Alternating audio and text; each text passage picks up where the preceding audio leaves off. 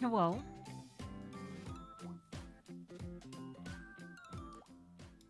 How's that?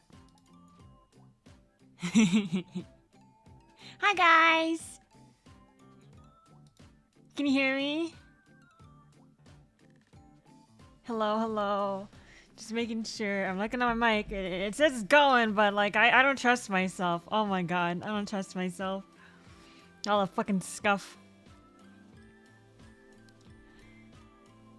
Grandma says, excited to hear Mishy's Ecchi Expo experience. The San Antonio con was better than the Denver one I attended in July. Alright, the Denver one was the first year? Was it? I don't know. There's Dallas and Denver. I don't know which one's the first year. Like I heard one of them started this year and then the other is gonna start next year. Maybe up the music a tiny bit? Okay. Thank you. Oh.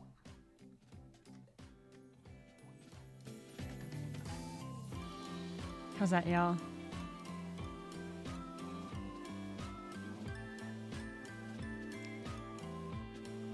I just woke up like a little over an hour ago. Catching up and work on shit after every stream. Music was fine, now it's a bit too loud.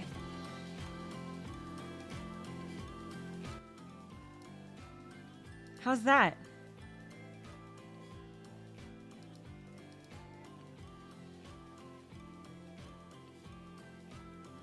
Honestly, the music being too loud makes it compete with your voice. A bit too loud. Okay, okay. It's all good. We're good. Okay, sweet. Thank you, Pug. Thank you, guys. The Denver Con location was just a lot smaller. Got pretty cramped at a few high traffic spots. I don't doubt it. How was it better? Asking because curious. Never visited the Denver one. This is my first time at Ety Expo. And as a perspective from an artist, I went to the San Antonio one, so I don't know how the other ones are. For context, for anyone who's unfamiliar, I came back from a convention called Ecchi Expo. The convention happened a weekend before my debut, so I was crazy fucking like shuffling to get everything fucking ready, not only for the convention but also my debut. And my debut suffered with how afraid I was. But it is what it is. I had a blast at Ecchi Expo. It's such a great time there. It's an 18+ convention. It's an 18+ convention. I don't know too many 18+ conventions. There was, I think, a convention called Hentai Con, I believe. I believe it's about the same people that ran, like, Anime California, which I did table at before. I did table Anime California. That was, like, my early tabling days when I had, like, jack shit merch.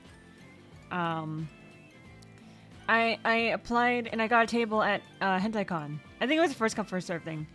But I got a table and then they canceled the con for some reason. There was some like weird like behind the scenes mishap. And then they canceled the convention. And I had to fight for a refund. They weren't sending out refunds to artists or vendors that bought a table. I don't know about attendees. I want to doubt attendees too.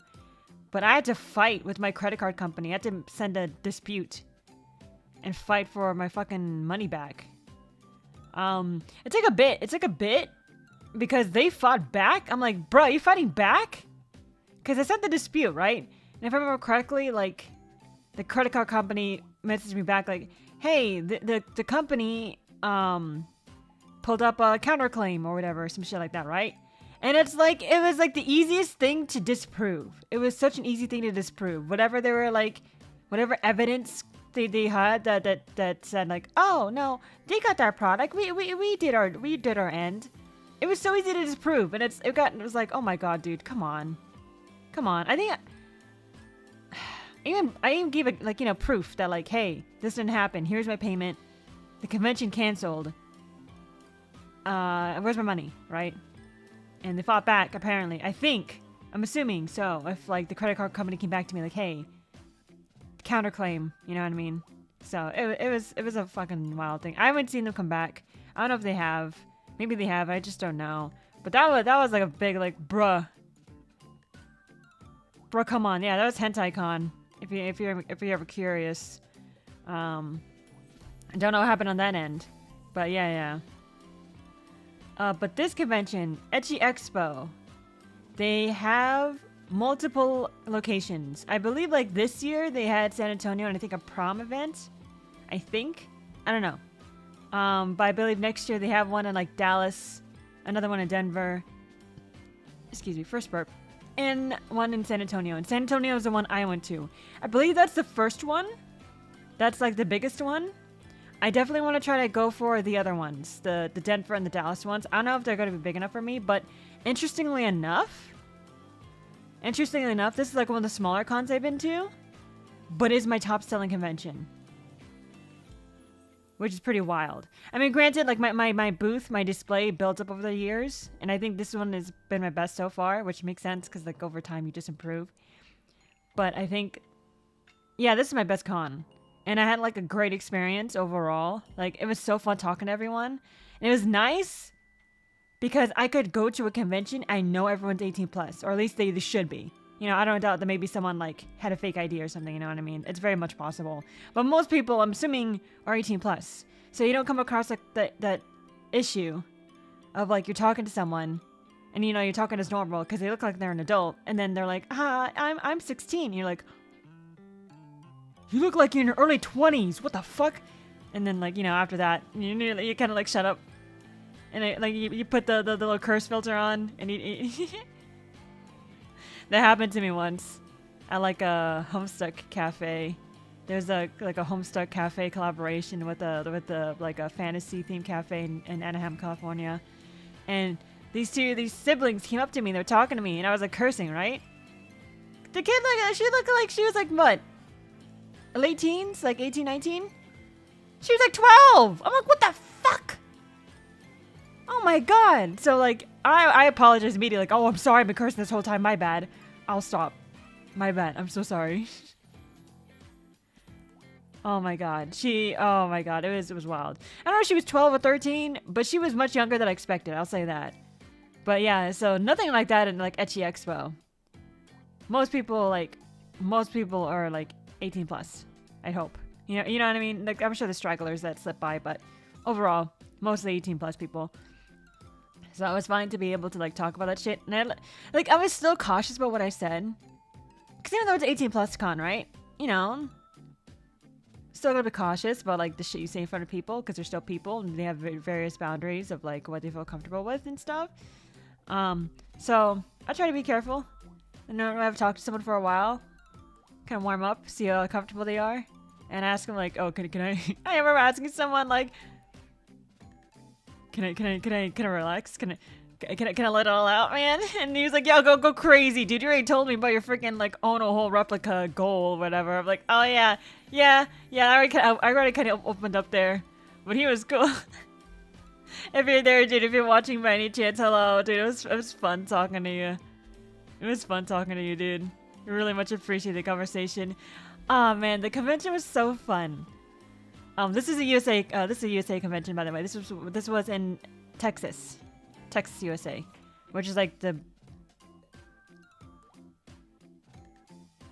middle of the states. Big old state on the bottom middle of the states. Yeah, big old state. Yeehaw! Yeah, baby, yeehaw! Oh, it was such a great time. I had such a blast there. Everyone, like most people are fine. I do have a story. Do you have a big old story? I don't know if it's big, but it's just like, you know, overall my experience was super fun. Would go there again, but there was one event that was like a little interesting, a little interesting of an event. So I guess I'll say, I think I booked this convention. The artist alley tables were like first come first serve. So every convention has a different method of like accepting artists. Some conventions they do like a portfolio based. They do a jury based, where you know they go through everyone's portfolio and based on that they hand select people to go in, right? Some of them are lottery, which is random pull. So you like artists submit their portfolio and information and shit and like by random number generator or whatever. That's how the convention selects them. Some conventions are like, we'll do half jury, half random poll, half lottery, right? This convention was first come, first serve. So as long as you got there early enough to snag a slot, you're good. So that was what happened for this convention. I believe a previous location this year was jury based. And I thought San Antonio would be jury based too, but that wasn't the case. I'm so glad I found it. I found the announcement because I didn't know. I thought it'd be jury based too, based off like the previous one. Because it's like once you kind of switch from first come first serve to jury, you kind of expect that to be a continuous thing, but it was not. So so I was not like actively keeping track of when the artist alley openings would be, because I tried to go for last year, but I missed it. I missed it last year. But this year, I happened to be on Instagram. I happened to be scrolling through Instagram, and I saw that Ecchi Expo announcement of like, oh, tables are open, right? And just I happened to be available at that time and go scrolling through Instagram. And I don't scroll through Instagram often. I'm mostly active on Twitter, cause horny on main. And thankfully I managed to snag a slot, and I'm so happy I did because it was such a great experience.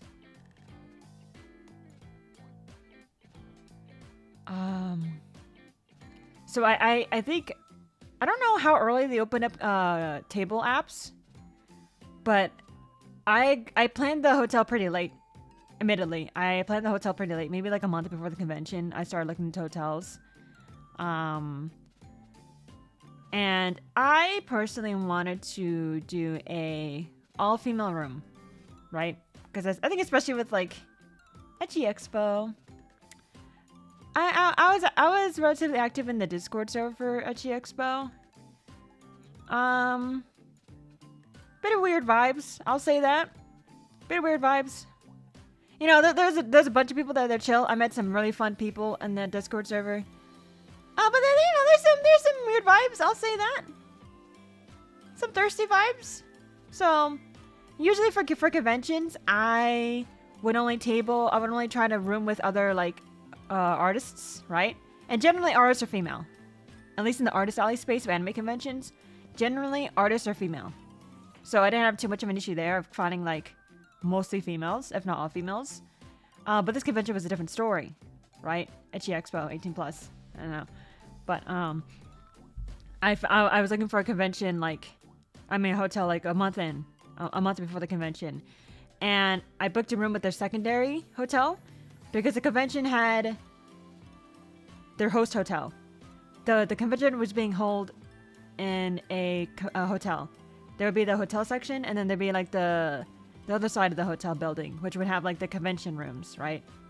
Like, you know, like a ballroom and shit like that, right? Which would hold like the vendors. And then there was a secondary hotel because the host hotel filled up. And I got the second one. I got a room at the second hotel, and I was asking around like, hey guys, females only, right? Preferably. It's also cool if you're like a couple, right? A couple with like a female in it. That was also fine as well. And I found one other person to room with me, but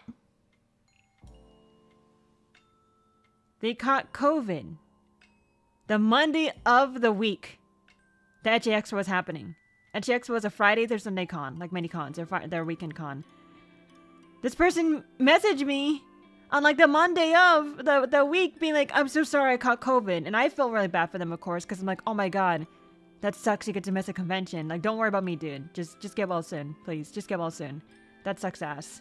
But also, now I have the hotel room all to myself. I'm not paying like $700 for like a 2-queen bed by myself, right? That's a lot of money. So I contacted one of the people that I was like, you know, decently familiar with from the Ecchi Expo Discord server. I remember he had a room, and I felt more comfortable with him because like I talked to him in call multiple times. He seemed like a chill dude, right? So I'm like, okay, well, do you have a room? And he's like, yeah, I have a room. We're only booked from the 8th to the 10th, was it? Friday through Saturday night, I believe. But he was generous enough to book another night, the night before, right? From Thursday night to, I believe, Saturday night. Because artists and vendors, they generally fly in a day before, or they drive in, they fly in. They come on the day before to set up, right? So like the Thursday was like the setup day for like, you know, all the artists and vendors. So generally we try to fly in the day before. But thankfully he was sweet enough to open up another room, or not another room, another night to accommodate me. He was really sweet. I was kind of worried because I'm like, are you doing this all for me? Oh my god! Like, is this a you know, inconvenience or a burden? But the dude was like, oh no. I kind of wanted to like come in the night before anyway, but like, you know, me asking about a room was like the final push for him to do it, if I remember correctly at least. So, dude was really sweet. The first night, the Thursday night, it was us, I believe. Did we do a Target run then or the morning after? I don't know. I think he came in pretty late. He had work that day, I believe, or school, and he drove over right after school or work. I think it was school. So he came in pretty late. He came in like 9 p.m. I don't remember exactly. You might have been safest if the couple was both males, honestly. You think so, Gapmeister? You think so? Probably too, yeah. And they're together. Yeah. I still want a female. I don't know, I just feel more comfortable with females. That's just me. Like, I'm sharing a closed living space. For a couple with female, with a female in them.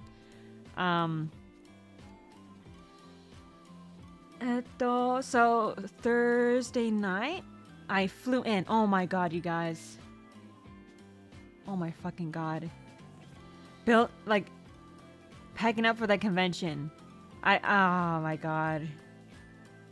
And this is usually the case of conventions, because I am very meticulous when it comes to packing for conventions. I have a checklist, right? I have a checklist of everything. And I also got to be super careful about how I package things. Because the airport, they throw shit around. They throw your luggage around. That shit's gonna break. If you have anything fragile in there, you don't carefully pack it in, that shit's gonna break, right? So, not only do I have to pack a whole bunch of stuff, I have to pack not only like personal goods, like clothing and like toiletries and shit, right?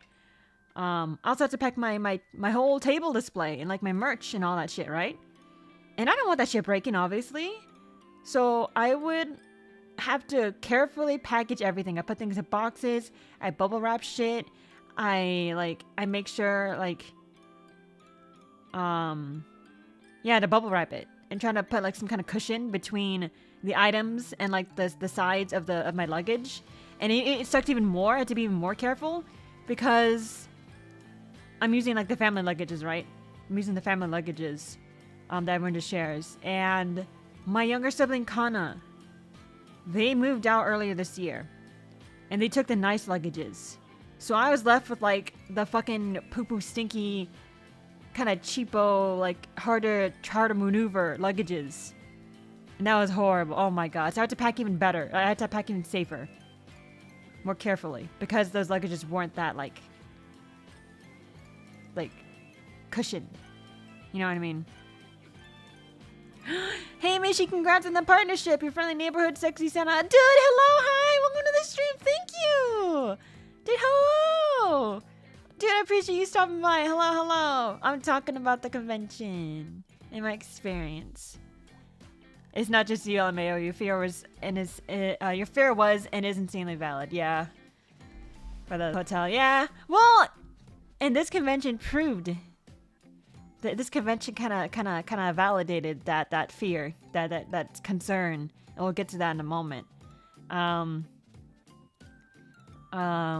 Where is I? Yeah, I was packing very carefully. Oh my god, you guys. Packing like 2 full suitcases of like, you know, all this display stuff, right? And also shoving in like my clothing and whatnot for like cushion for my stuff. And I basically stayed up the whole night before packing. Not to suggest I wasn't packing earlier. I didn't like wait till the last minute to pack, but there's like a whole bunch of like preparing needed before like putting it straight to your luggage. I had to count my merchandise. I had to count my inventory. I had to make sure I have everything packaged safely, because everything is like in a box, right? Everything's in a box, and I put those boxes in like my luggage. So I had to like prepare those, count inventory, package them carefully in boxes, you know, check them off my checklist, and then put them in my luggage and make sure those are properly like cushioned by putting like those air pillows you get from like online orders. I have a whole bunch of like air pillows and stuff from like my family's online orders. They give me everything, man. I'm like the hoarder. I hoard all the like freaking shipping boxes and like the padding material. And like I take all the batteries. Like I recycle the batteries at like IKEA, right? I take all like the egg cartons so I can recycle them. Unfortunately, that leads to like my room being full of shit. My room is very messy. It is crowded. There's not a lot of walk space, unfortunately. Thankfully, in my next living space, when I move out, I'm gonna have the master bedroom. I'm gonna have the master bedroom, thank God, so I can like spread out shit, have more shelving and whatnot to put stuff away. Dude, my closet is like half supplies, like half like artist supplies. There's a bunch of like shipping supplies in there. There's like my old art files and like some of my prints. There's like my sewing machine box and like my Cricut cutter, not Cricut. Silhouette? Cameo silhouette. Silhouette cameo. Like a cutter. I haven't used it yet. Kana has used it. My younger sibling has used the little like cutter machine, but I haven't. Damn, bitch, you live like this? Yeah, basically, right? That's basically it. Oh my god. I plan to take a photo of like my room before I move out, and after I move out, then I'll show everyone. Be like, this is what I was living in. This is the shit I was living in. Oh my god. Like there's some nice parts of my room where I can keep it organized. Like I have like my little like nice like shelf with like some like anime art books and like my figures and stuff. Like my room can be nice and like decorated when I have the space, when I have the means, right? My stuff is mainly like office stuff. My room is like mainly office stuff because of all like my inventory, like my shipping supplies, table supplies, you know, all that shit. The stuff I take, I had to collect. No, I don't have to, but I collect like goods, like material, so I can recycle them and reuse them, right? And I'm collecting like my donations. Like I'm very cautious about that stuff. I donate very specific areas. I donate my pet supplies to one area, to one shop, and then I donate specific items to like a local secondhand shop. And then I take the other items to a different, like, Goodwill, right? Like, there's specific items that, like, I know certain, like, thrift stores sell. So I bring those specific items over there. And I bring the other ones to other places, right? Like, I bring my nice clothes to, like, a Plato's Closet to maybe get some money. So, like, yeah, there's a lot of shit in my room. I'll just say that. I have to, like, I'm very, like, environmentally conscious, yeah. So that does end up leading to like collecting a lot of items, unfortunately, until I find a good place to like, you know, throw them, recycle them, reuse them, you know, all that shit, right?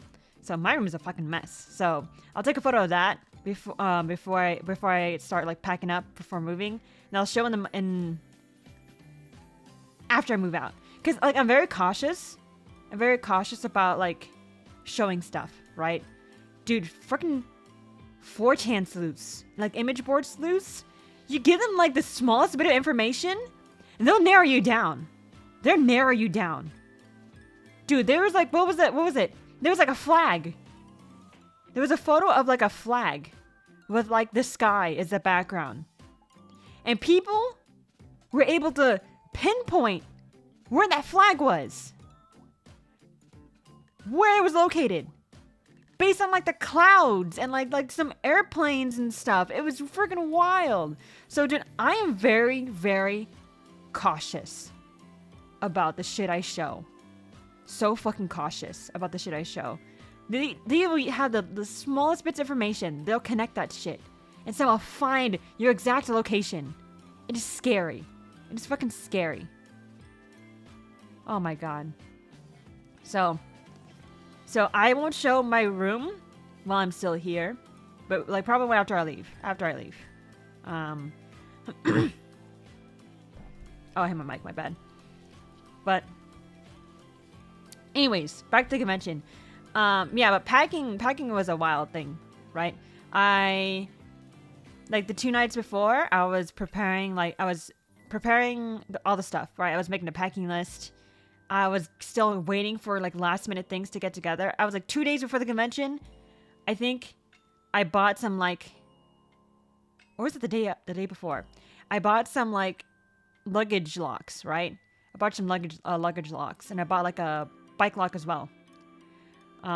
Because I put the luggage lock on the luggage itself, right? Because I leave that under my table.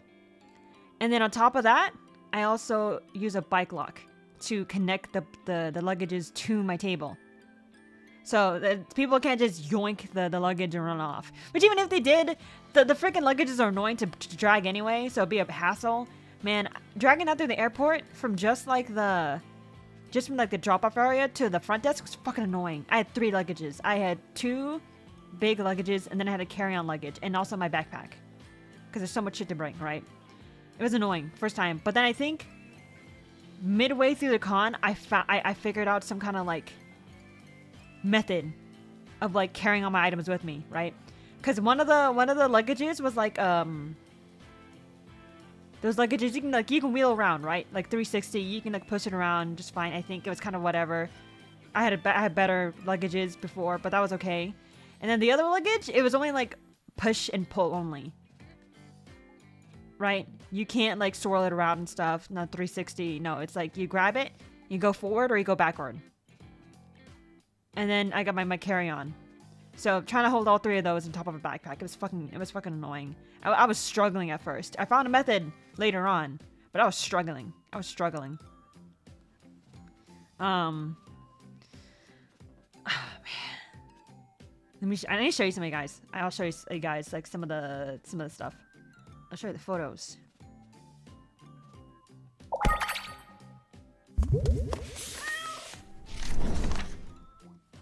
Let's see. Okay. I can show you some of the setup I did. Which honestly is just like one image. Where is it? Let me make sure this is a good... Let me make sure nothing identifying is in this one.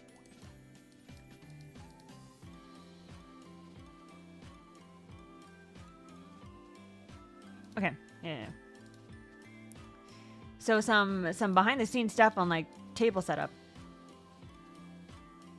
Whoop whoop. Come on. There you go. Hard to see. Kind of hard to see. Kind of small. But like, that was the night before, or the night before that, I think, of the convention. I was testing out my display because I didn't have any like nicely printed like pricing signs. I had all that shit was like handwritten because I kept like running out of time. Oh my, I'm fucking. It's like I get close to the convention, I start preparing, and I lose time to make the signs. And I always go with like handwritten signs I make at the convention, but this time around I finally prepared some like nice printed signs, nicely printed. And you can see like the black and white cutouts, or like me trying to get an idea of the sizing, because you can see something on screen, right? But you don't know how it actually prints out, how it is actually in person, until they actually hold the item. So I printed that out in like black and white, cut it out, and then got a vibe of like how it would look on the display. And you can see some of my comics. These are some of the existing comics I had. I had these for, I think, my last convention, which was, I think, SAC Anime, January this year? Winter. So those are the comics I had. And oh my god, I wanted to have more merch at this convention. I wanted to have a Dakimakura, and I wanted to have like a charm and a sticker, right? Some like new merch.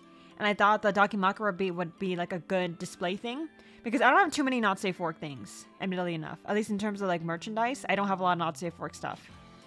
And I was like banking on like the 𝗭𝗭𝗧𝗦𝗨𝗏 because those take up a lot of space. So I was like, that will take up a lot of space and that'll be like my display, right? But I couldn't finish the 𝗭𝗭𝗧𝗦𝗨𝗏 on time. So I was like, what the fuck am I gonna do? So last minute, I decided, you know what? I'm known for my comics. So I'm gonna clean up some of the comics. I'll update the colors and stuff. And then I'll print them out. So I bought the comics and they were shipped over to my hotel. I don't think they would arrive quickly enough to my house. So I shipped them over to my hotel. And it was not the first time I shipped prints over to a hotel before. Not even just prints, not even just merch, but also other things I shipped to my hotel. Because I didn't think it would arrive soon enough for me before my flight. So thankfully I did get them in time. Interestingly enough, like remember how I said I was going to be at the secondary hotel, right? I booked a room at the secondary hotel. But then because my roommate or my hotel mate caught COVID, I had to switch over to the host hotel. But I still sent the package to the secondary hotel. So I was concerned about that. I'm like, I don't want to completely switch over to the host hotel, like end up not staying at the secondary hotel, but still have my package ship over there for me to pick it up. I felt kind of bad. I mean, they're employees. They probably don't give a shit, honestly. But there's still a part of me that was like, I'm taking advantage of like their mail delivery. I'm not even gonna be staying there. I didn't end up staying there though for like the last night because, like I said, the person I was rooming with, the new one, the guy, he only had a room from like Thursday to Saturday night. He checked out Sunday, but I flew out on Monday. I flew out on Monday, so I had to stay an extra night, and that's where the secondary hotel came in. I stayed the last night at the secondary hotel. So I got my, thankfully, I didn't have to Uber my way to the convention center when I got to when I got to the airport. Thank God that like, I imagine the Ecchi Expo like Discord server having some like weirdos, or there's some weird vibes, right? There's some weird vibes for some of them, but also like, maybe it's because I was interacting within like the Discord server as opposed to like other conventions. I haven't really done that. I haven't really like interacted in any kind of like community hub for the convention like people. But this convention was so nice. Everyone was so helpful and really, really sweet. One person told me it was like a Texas thing. Texas people are very helpful, which I'm like, you know what? Based off my experience, I'd believe it. But everyone was so fucking sweet. Thankfully, instead of having an Uber, someone was willing to drive me from the airport to the hotel, from the airport to the convention center. Really, really nice guy. I really appreciate it, dude. If you're watching this, thank you so much. Thank you so much. You're a sweetie. Thank you. That you know, and I still had to pick my prints, right? I flew in on Thursday. And thankfully, my prints delivered that same day, right? So the prints delivered that same day. So before I got to the host hotel, I asked the driver to, you know, stop by the other hotel so I can pick up my prints. And we're both. It seemed like we're both unfamiliar with the area. More so me. Like the dude. I mean, I'm sure the dude was familiar with the area to some degree because I think he went to that convention before. But not like super well, obviously, if you're not active, frequent in that area. So we were trying to follow the GPS, but that was also construction happening, so that also didn't help. We're trying to figure out directions, but we pulled up to a hotel.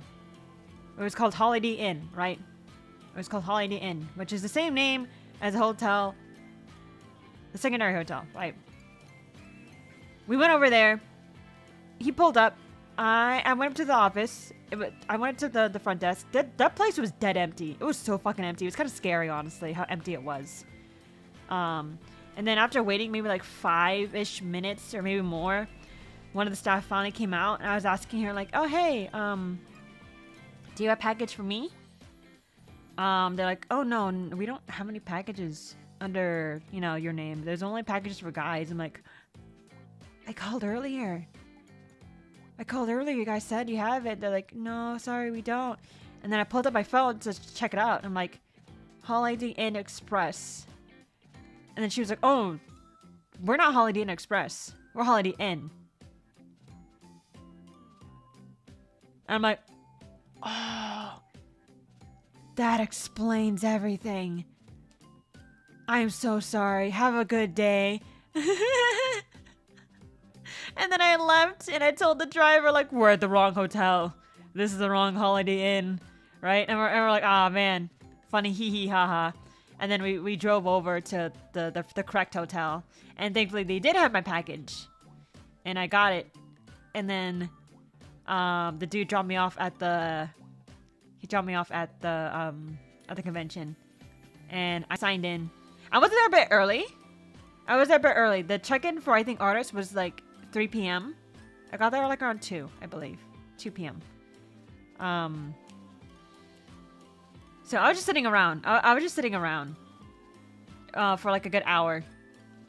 Just like vibing, just, you know, finally calming down after the whole trip. Did I mention I got like 2 hours of sleep? I stayed up the night before packing. The whole night before my flight packing. Did not sleep throughout that night. The only sleep I got was on the plane. Like the 2-hour-ish plane ride. And even then, it was interrupted. It was not a solid sleep. So I got 2 hours of sleep before that convention. Which is an ongoing pattern. Ongoing pattern. I can imagine over time, as I slowly build up and like slowly build up stuff, it'd be easier to streamline stuff. But I'm still building on my booth. It's still not where I want it to be, right? I want more prints. So it's not where I want it to be. But I got dropped off around 2 p.m. Check-in was at 3 p.m. So I was just vibing in like the little hallway. Ask like, is it okay if I hang out here with my luggage? And they're like, I mean, if it's just you, it should be fine. If more people pile up, then that might be an issue. But if it's just you, that's good. That's fine. It shouldn't be a problem. I'm like, thank you. Hee hee.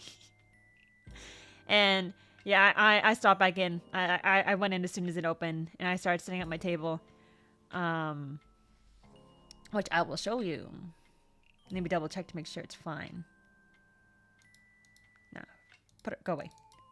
Go away, stinky, stinky. Where is it?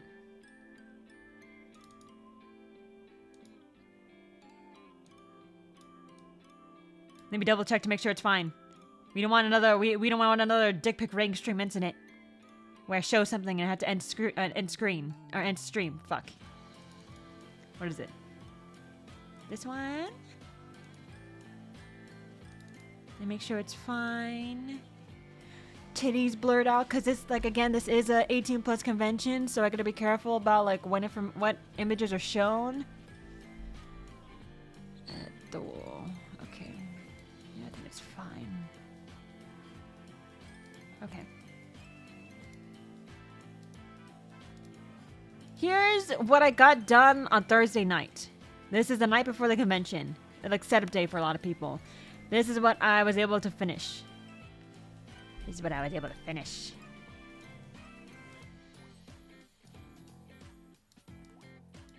Boop.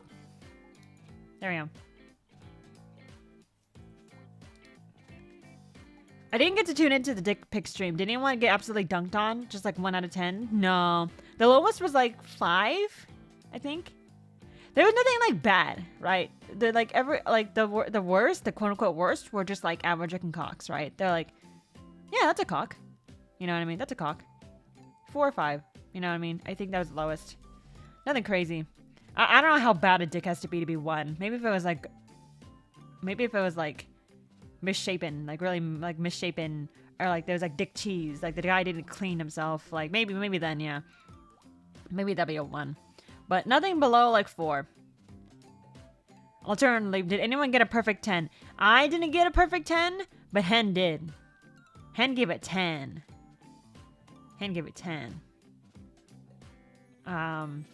He gave a 10 to like the one that was like the most like intimidating, the one that had like the most power. the most power. Like, it just seemed had a powerful aura, like energy. That's what Hen gave a 10 to. Yama shapen, smegma hella pubes. Even then, like, there was one cock in there. Their pubes were like nice. They didn't look like pubes. They looked like just chest hair. Because you know, pubes are like unwhirly and like very curly and they stand out, right? They're kind of like an explosion. But this person's pubes were like nice and kind of like kept. Like kind of like chest hair. So even then, like the pubes were nice. It wasn't trimmed. It didn't seem like it was trimmed, but it was still like kept. He got a straightener. He straightened his pubes. It's possible. I don't know. I don't know if the guy did, but could have, for all I know. That was fun. You know, scuff aside, it was fun. I think I did upload the full stream today. I rendered it like 3 times, like 2 or 3 times, because the first time I rendered the stream, it was overly saturated. And the second time I rendered it, it was not high enough quality. Finally, like the 3rd or 4th time, that's when it finally was fine. It was finally good. And it's not a very short render. It took like 3 hours to render because it's like a what? 3-hour stream, 3-hour video. So it takes a while to render. So imagine like being on a computer, waiting for it to render. I mean, I'm doing other things, but like it takes a while. It's done, and then I'm like, oh wait, this is shit. I do need to make more effort to like render out like a small chunk of it first to see how it goes. But it's like, man, I'm busy as fuck, man. I'm busy as fuck. Tomorrow is my last stream for the, well, not my last stream for the week, but last like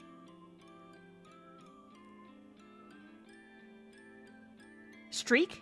My last streak. I don't know, because I've been streaming every day since my debut. Tomorrow is the last day, the last like stream to complete that entire like one after the other, right? I have a stream this Saturday though. Guys, your girl got accepted into YouTube Partner! Yay! Ah! I can now offer membership streams. I can offer membership content and like chat emojis, emotes. Thank you! Congrats on making partner mission. Thank you! Oh my god, I was like 200 watch hours away from reaching the minimum to qualify, right? All the other qualifications, I believe you need like 500 subscribers. Second burp. Was it 1,000 subscribers? And then like upload a certain amount of things per year or like something like that, right? You have to have like a certain amount of subscribers, a certain amount of uploads or streams or whatever, and a certain amount of watch hours. The watch hours was the hardest. I think it's easier if you have like, if you make videos. I feel like reaching the watch time hour minimum is easier if you make videos, but I don't make too many videos. I'm mainly a streamer at the moment. Hoping to be more videos now that I have an editor.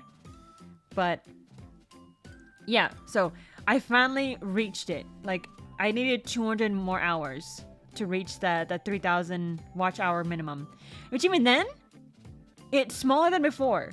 Because before it was actually 4,000 watch hours. But YouTube reduced it recently, within the past like half year. I think it was after one of the Twitch fuckies. I think Twitch did a fucky, right? With like their terms of service or like their partner program or whatever. They did a fucky, and then YouTube was like, "Hey guys, you reduced our partnership requirements." You know, to kind of pull in the Twitch streamers. I don't know if that was on purpose, but the timing was, oh my god, the timing, dude. It was like right after Twitch like did a fucky, right? So thankfully, I managed to reach the 3,000 watch hour minimum. Originally it was 4,000, and actually it was a lot less like strict. Ages ago, and like long ago YouTube, I got partner on YouTube in like 2014, and like my personal YouTube account back when I was like middle school, high school, right? And I was just like uploading videos like rarely here and there. I would throw in a video, right? Oh, here's like a 16-second animatic I did of like a Skype call I did with my friends, right? Here's like a re-upload of like a Vocaloid song cover that I found off of Nico Nico Doga, if I pronounce that Nico Nico Doga, that was not available on YouTube. So I re-uploaded it with like, of course, credit and stuff, right? Because that's a thing on YouTube where people would find covers and stuff off Nico Nico Doga. Doga. I don't know how to pronounce it. And they've uploaded on YouTube, so it's easier to access for like, you know, the English-speaking Western audience. So I had some of those. But it's like it's not a serious YouTube channel, right? It's like a personal channel. I throw in some stuff here and there, whatever. And I got YouTube Partner. That was like 2014. 13, 15-ish, like around that era, right? I was able to qualify.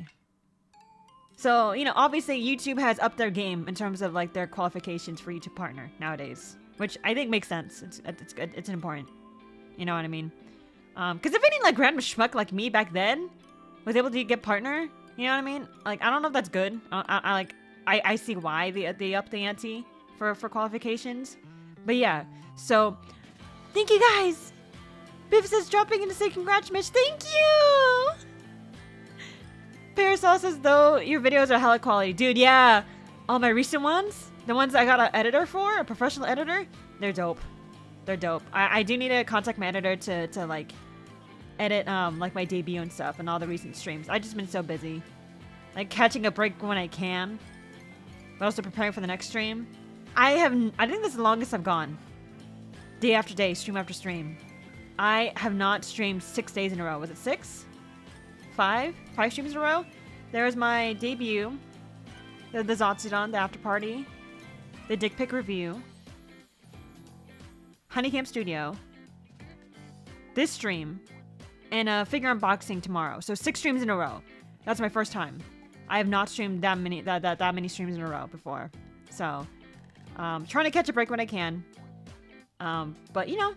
It's a good busy. It's building up. I have a YouTube Partner now, so I'm very excited about that. We're gonna have a celebration stream this Saturday. I'll open up memberships then.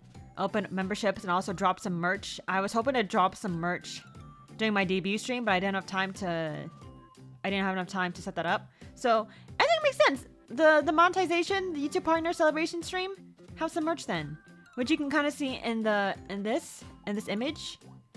Some of them are blurred out, but I have some new products in there. There's like what? How many new comics? 1, 2, 3, 4, 5. 1, 2, 3, 4. Like 5 new comics in like medium size. I also have them in small size. So like I have new comics as prints now, which I'll have available during Saturday's monetization YouTube Partner celebration stream. At least I'm aiming to. And then I have a desk mat. I have a desk mat that has my ending screen art that I commissioned someone for. And I've already made desk mats of that before. I have my sample one to test out the print and product quality. And I sent out another one to someone, my top donator, my top tipper during my 12-hour donathon to help raise money to help recoup from my cat's vet bills. So only two exist. Only 2 existed so far. But with the celebration stream, I will have like pre-orders up for the desk mat to see how many people want it, and I'll order based off that how many people want it then. But yeah, releasing some merch then.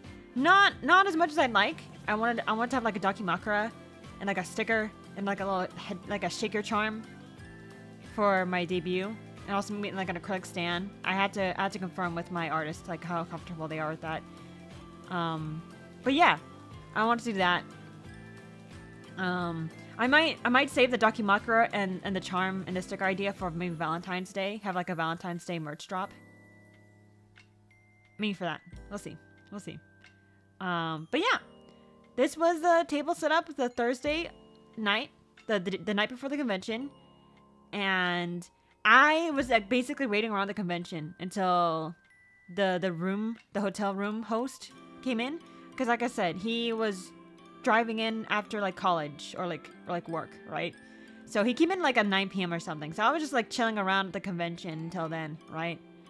Thankfully, we were staying at the host hotel, so it was easy for me to just like, you know, stay in the same building, walk over to the hotel, and you know, not go outside. Versus the secondary hotel, which you had to cross like a freeway. You had to cross like an underpass where there's like so many cars. And no, I would not be able to fucking like drag all my suitcases to the hotel. No. And also at nighttime, it's kind of scary, you know what I mean? Like, I don't want to go by myself to my hotel. And cross like a underpass of a freeway and all that shit, you know what I mean? So being at the host hotel was really, really nice. Like, it's extra. It is quite a bit extra, I will say that. The hotel was like pretty significantly more expensive than the secondary hotel. But if you have the means, the convenience is really nice. Thankfully, it was nice for me for the host hotel because the hotel was split among 5 people. There were supposed to be 5 people in that room. Do you want to know how many people were there by the last day? There was 5 people split. The hotel was split among 5 people. You want to guess how many people were there the last day? No, even the last 2 nights, even. I think it was the last night. You guys want to guess? 2. Maxing out says 2.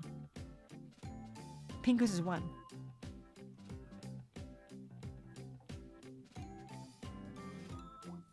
One person. One person. One person was left in that room. Which I'll explain to you in a bit. But yeah, so I was, you know, hanging out at the hotel, like thankfully I think the adrenaline of like setting up and being busy kept me awake. Cause I was living off 2 hours sleep. 2-hour airplane sleep to be exact, right? So it wasn't the best quality sleep, and it was interrupted, so I would wake up in the middle of it. So I was somewhat surviving off adrenaline alone, right? Of sitting at my table, and then that's when the host of the room showed up, and I met him at the hotel lobby and stuff. Oh my god, it was funny. It was funny because I think we didn't know how he looked like. I saw like a bit of him, like a video on call, but I haven't seen his face. Right? And I told him where I was sitting, and he was pulling up, right? And I haven't heard anything from him, right, for a bit. And I saw him, I think, in line, but I didn't know it was him. I saw him in line at the front desk, and I was just sitting. I told him like, I'm sitting here at this specific location. It has like this, and that, right? And I was just waiting for a bit. I'm like, what's going on, right? And then he's like, are you wearing this, or are you this, and that? I'm like, oh yeah, I'm doing that. And he's like, turn around, and then look around, and then that was him. I'm like, oh, that was the guy. That's him. I saw him in the front desk line a moment ago. We're sort of waiting around for like 5 minutes, just kind of figure out like, is that him? Is that her? Right? Oh man. But so I helped him like bring some of his stuff to his room, right?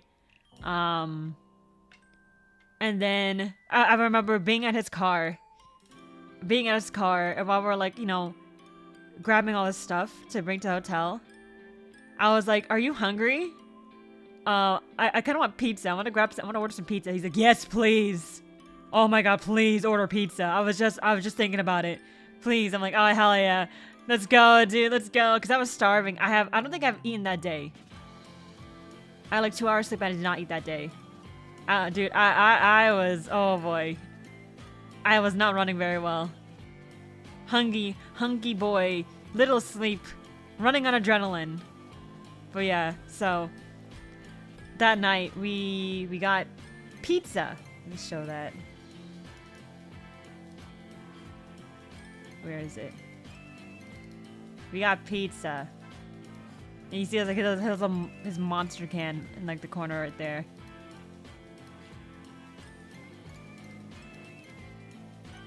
We got pizza. Oh my god, yeah, I was thinking about what pizza place was open. And I'm like, is Pizza Hut around? I haven't had Pizza Hut in ages.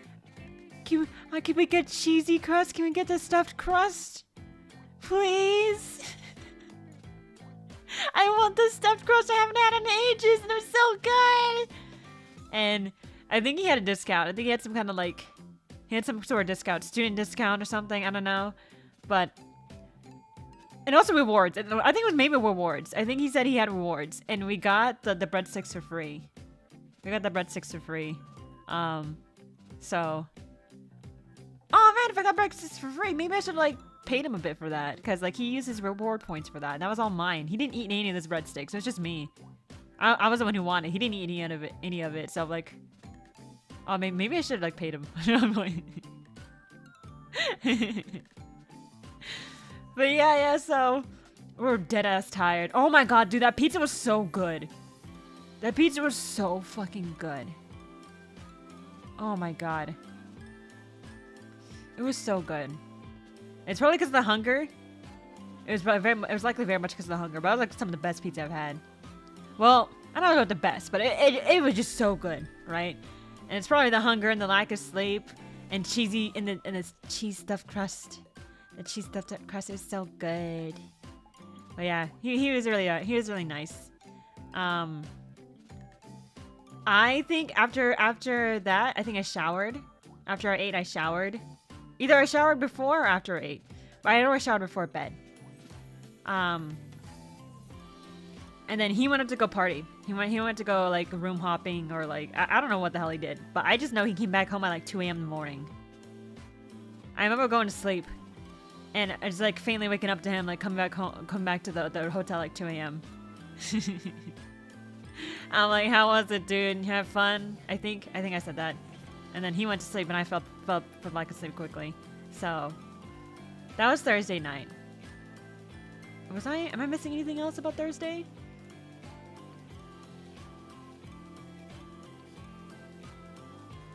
I don't know. I'll probably remember later on. I probably will. Oh wait, I think I know why now. I hung out around the hotel after the con. Shit got wild. Oh, like after the convention ended, like on Sunday. I was thinking about it.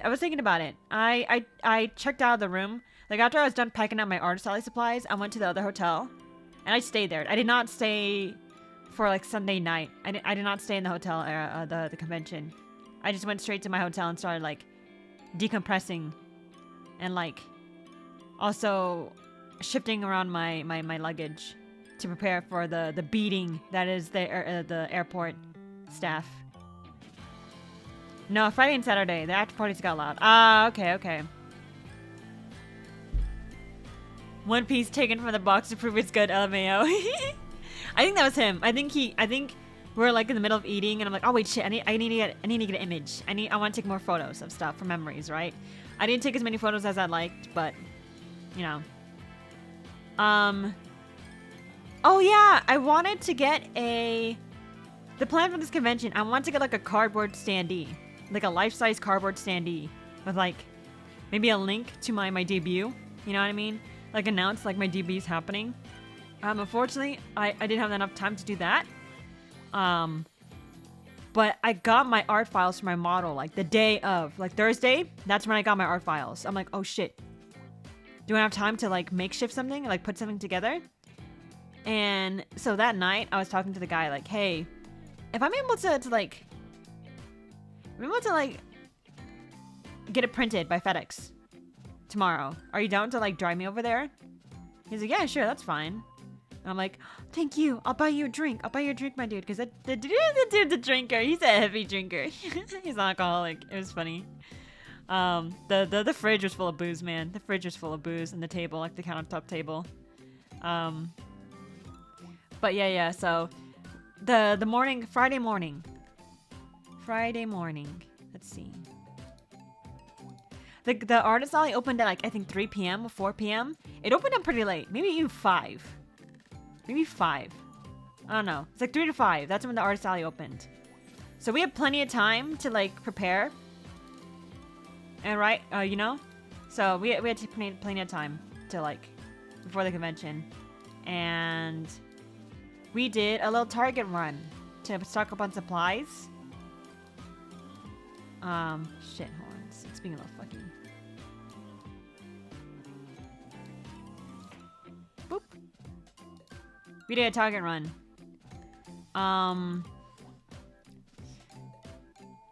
We mainly bought like water, like 2 things of water, and then the dude, apparently the host of the room, he forgot to bring clothing. I think he forgot to bring like personal clothing. He brought like his cosplay. He brought his cosplay, but he didn't bring like regular clothes. So he bought clothing at the Target. He bought clothing at Target, bought like jeans and like some shirts and stuff, which I thought was funny. So he bought some like jugs of water, you know, and then he bought some like, I think, monster drinks and whatnot. I don't remember buying anything else. I don't remember. But yeah, dude just stocked up on clothing at the Target like the Friday morning. What the fuck, LMAO says enzymatic. Yeah, it was great. It was interesting. That felt like the con experience. Oh my god. Oh, I forgot to bring clothes. Let's go buy some real quick. But that happened. Did we get breakfast? I think we got breakfast that morning too. I think before we went the Target run, we got breakfast. Dude, that hotel's breakfast was good. Oh my god. That was like the best breakfast I've got. The free breakfast. They had like a whole like island, like a long island of like bacon, scrambled eggs, like those square potatoes. I forgot what you call them, but like, you know, those potatoes that are like stir fried and they cut into like squares, and they had like variety of breads, like, you know, like those breads with like the small little black seed looking things in it, and like maybe like a swirly bread with like chocolate and like vanilla or something like that. And they had like fruit. They had like melon and cantaloupe, and they had like an oatmeal area, right, with all the toppings and shit. And they had like they had like a soda machine, and they had like, you know, like the standard like orange juice, cranberry juice, you know, shit like that. They had that machine, right? Or, you know, the stuff for the breakfast. And then they had like a freshly made like egg omelet place, right? Can like stand. No, it was a stand. It was like a wall. Like there was like, you know, you go to like the wall. They had like a little opening window, and you ask them. You can make like omelets and stuff. You tell them what you want. And you had pancakes. The pancakes were already made though. I didn't like the pancakes. But I got like an omelet that morning, and I got some like cantaloupe and stuff, and maybe some bacon and like a little like potatoes, like little square potatoes. And it was good. Dude, it's pretty good. Oh my god, there's so much selection. I got like Sprite, and it tasted like ass. That Sprite tasted horrible. No, it wasn't. Lemonade. I got lemonade. Because I'm like, maybe not soda. It's the morning. I mean, that hasn't stopped me from getting soda in the morning, but I got soda in the morning before. But that particular day, I had lemonade from like their soda machine, right? They have like, you know, the Coca-Cola company lemonade. I forgot what the company's name is, but Minute Maid, I think. Minute Maid. So I got that, but it tasted like fucking ass. That lemonade tasted horrible. So I tried to finish it, like, you know, try not gag, and then I got Sprite. I got Sprite. That was a good Sprite. Maybe because I had some like shitty lemonade before that, but that was good. We had a Target run. We had like a little Target run. We got some stuff, and then we came back. I think I went to go. Did I set up my table a bit? Did I go set up my table a bit? And then at one point, we still thankfully had time.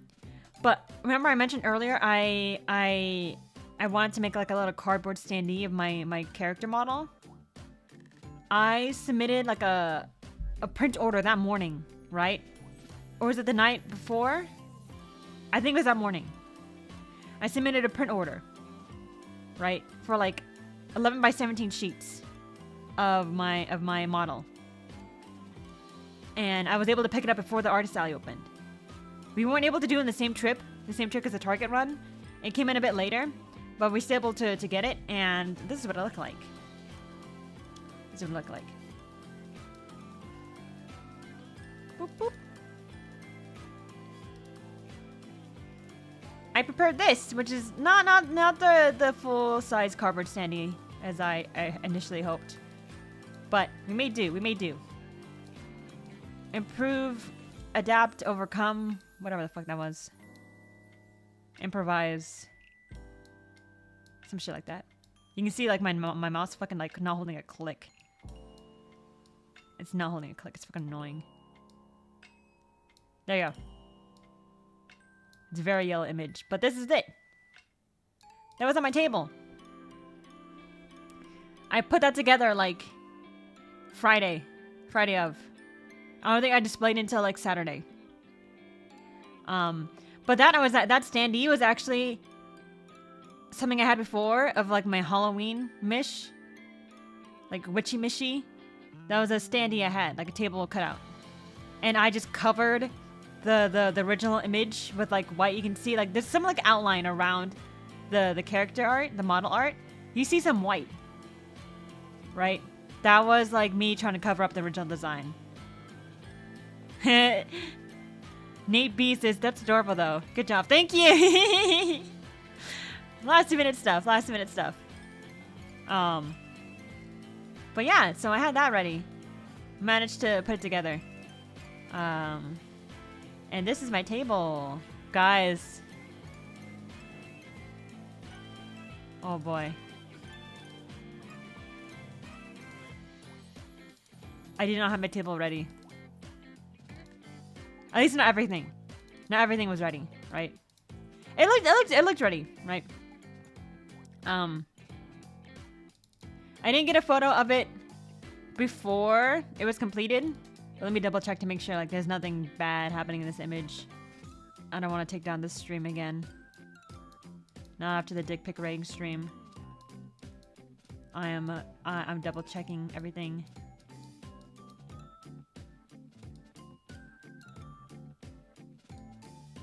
Okay, I think it's good.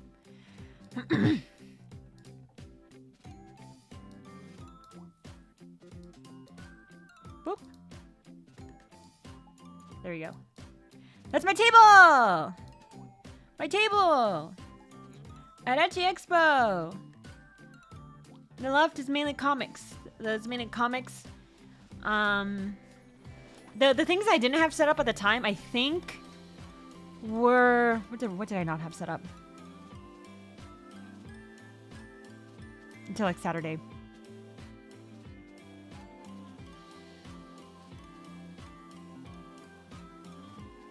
I think the standee. And I think my wooden charms. The area on the right. The area on the right. Above the little mini print stand. You see like 4 charms. I believe I didn't have that available on Friday. I didn't have that showing on Friday. And I don't think I had the stickers. The stickers and the magnets. You can see it like next to my little model standee.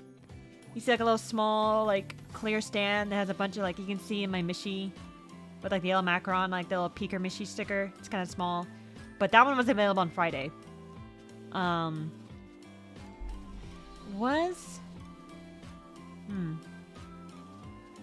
no. But I remember the whole Friday. That whole Friday, which I think was like maybe like 4 hours of like Artist Alley. Because I think that the vendors in the Artist Alley area was only open for like 4 or 5 hours. I think maybe less than that. I basically spent the whole time still setting up. Right? I had most of my items there, but like all the extra things, like the stickers, like some of the signage, I was still preparing. I was still cutting out and preparing. So... Oh my god, and also like my prints that I got in like the day before, I also had to like prepare those as well. I had to like trim the corners to like round them out. And also just set it up. Oh my god. Enzymatic says that sign is the whole reason I'm here. LOL. Thank you, dude. Yeah, so it did the job. It did the job. It was a good last minute decision to do.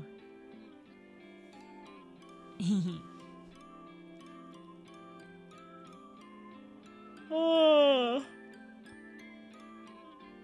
Oh. Hinai says Saturday morning after 9. They ran out of apple juice. It was just basically badly flavored water. I heard about that. I heard about that. I think. Or maybe I'm making it the fuck up. But a faint memory of like, I think someone, yeah. I was waiting for my food, right? I was at the little like, the little area where they're making omelets. And I remember a lady, I think she had like her cup, and she's like, oh, the apple juice is kind of weird, right? She's telling the staff that. Oh yeah, I think so. Okay, I remember hearing about that. Yeah. Hanai says, I'm here because the debut site suit. Oh, thank you. It worked. It was worth it. It was worth it. It was worth extra work. Oh man. Yeah. I'm glad. Thank you guys for being here. I appreciate it. Oh, but Friday. What even happened Friday? I'm trying to remember what was happening on my table during Friday, but it was all blur. Because I was so busy, like trying to still set stuff up. Like most of the table was there already. But it was like the extra things, like the signage and stuff that I was still preparing. Neko Boy, thank you for the sub! And also like the little like table standee, I was also preparing that, so.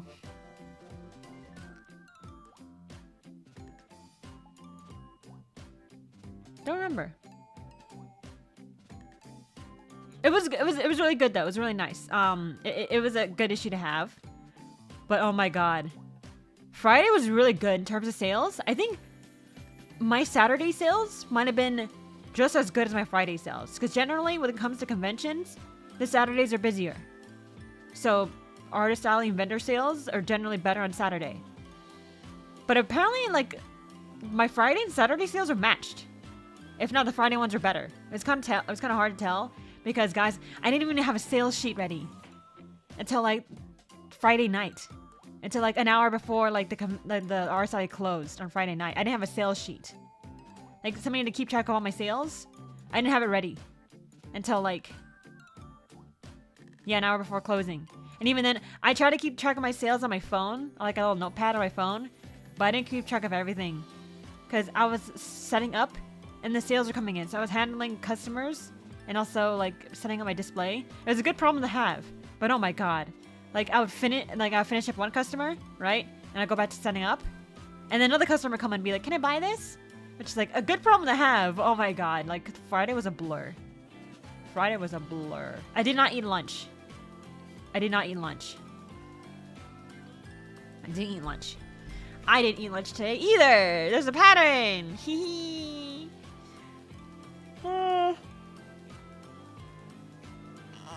I'm so tired, man. I'm so tired. I need water. I got a little cup of water over here. Oh man, dude, I woke up with a tummy ache today. I woke up with a tummy ache. I think I also woke up with a tummy ache either my debut stream or like the after party. I think it was the after party. I woke up with a tummy ache. You need an assistant. Fly your BFE in. Easy. This is enzymatic. Oh man, if only it was that easy, that cheap. I would love to. I would love to fly him over. Maybe if I get bigger. And have more financial stability, I'll fly in my boyfriend. Support me, guys, so I can have a helper. I mean, it'd be easier just to fly in my younger sibling, because my younger sibling's in the States. They helped me at conventions before. They helped me at like maybe a handful. But generally, I'm tabling by myself. It's a matter of like if they have the means to table with me, because you know, flight and hotel costs, they aren't cheap. You know what I mean?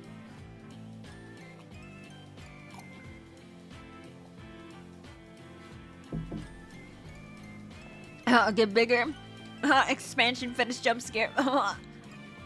Oh, imagine. Did I already have inflation art made of me?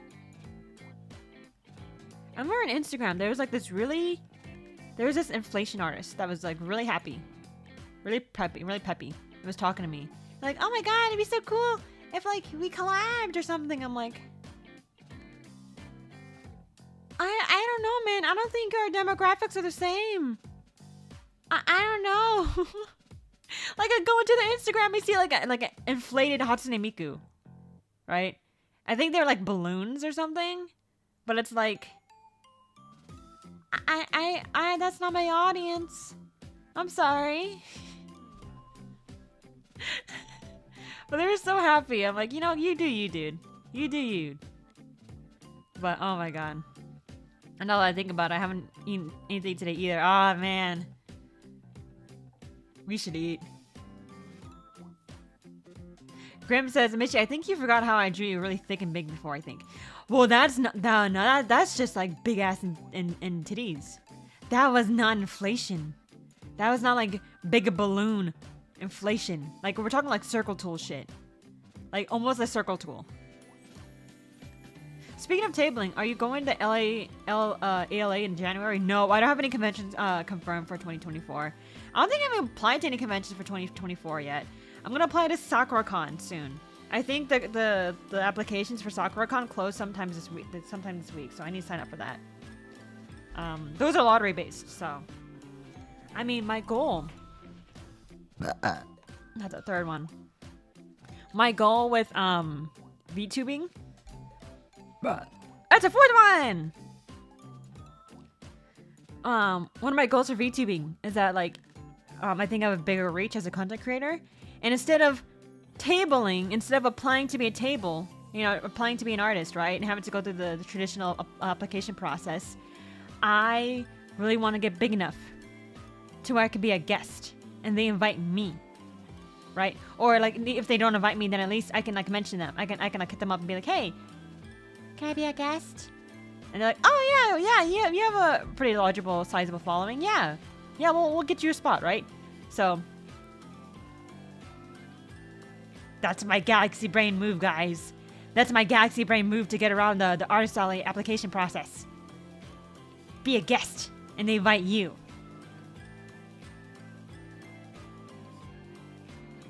Big brain. Big brain. Galaxy mind. Oh yeah, guessing would be an upgrade. Yeah, right? Yeah! Get big enough, and you know, if they see you as like someone who be willing to like who can bring people to the convention, like your presence alone is willing to bring more attendees in, yeah, they're probably willing to accommodate you, right? That's my goal, baby. That's my goal. I think I mentioned that in my debut stream, in my bingo card of goals that didn't say goals at the top, it said bingo, and 2 slots are empty, and there are 2 of the same goal in there, the freaking Onohole one. Which, you know what? It got 2 slots. I'm fine with that. It's a very high goal for me anyway, so it's fine if it gets 2 slots. But the 2 empty slots? Oh my god. But that is the goal. I want to guest. I want to guest the conventions.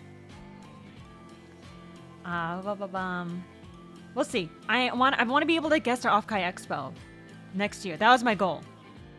That's my goal. I attended there this year.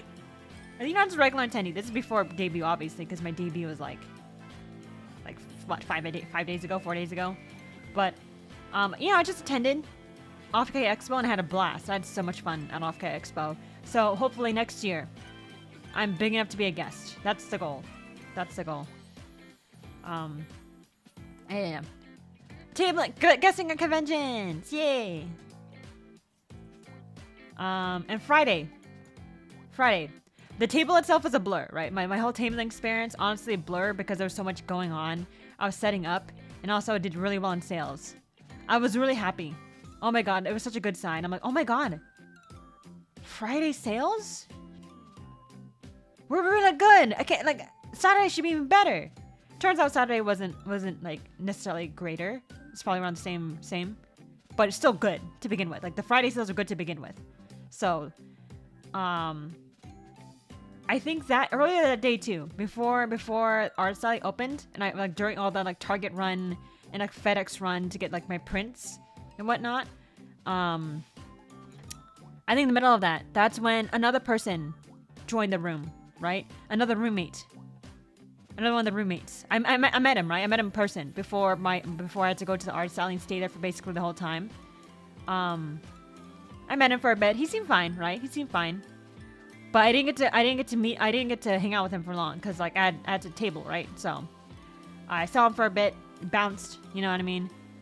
And you know, I did the table thing, Did you go to the rave on Friday? No, I did not. I didn't go to the rave at all. I was too tired. Every night there was something happening, and we'll get to that in a moment. So Friday sales, great. So great sales. Oh my god, for me at least, my experience, my past, great sales for me. Especially for like a convention that small. Oh my god. I mean, one could argue like if there's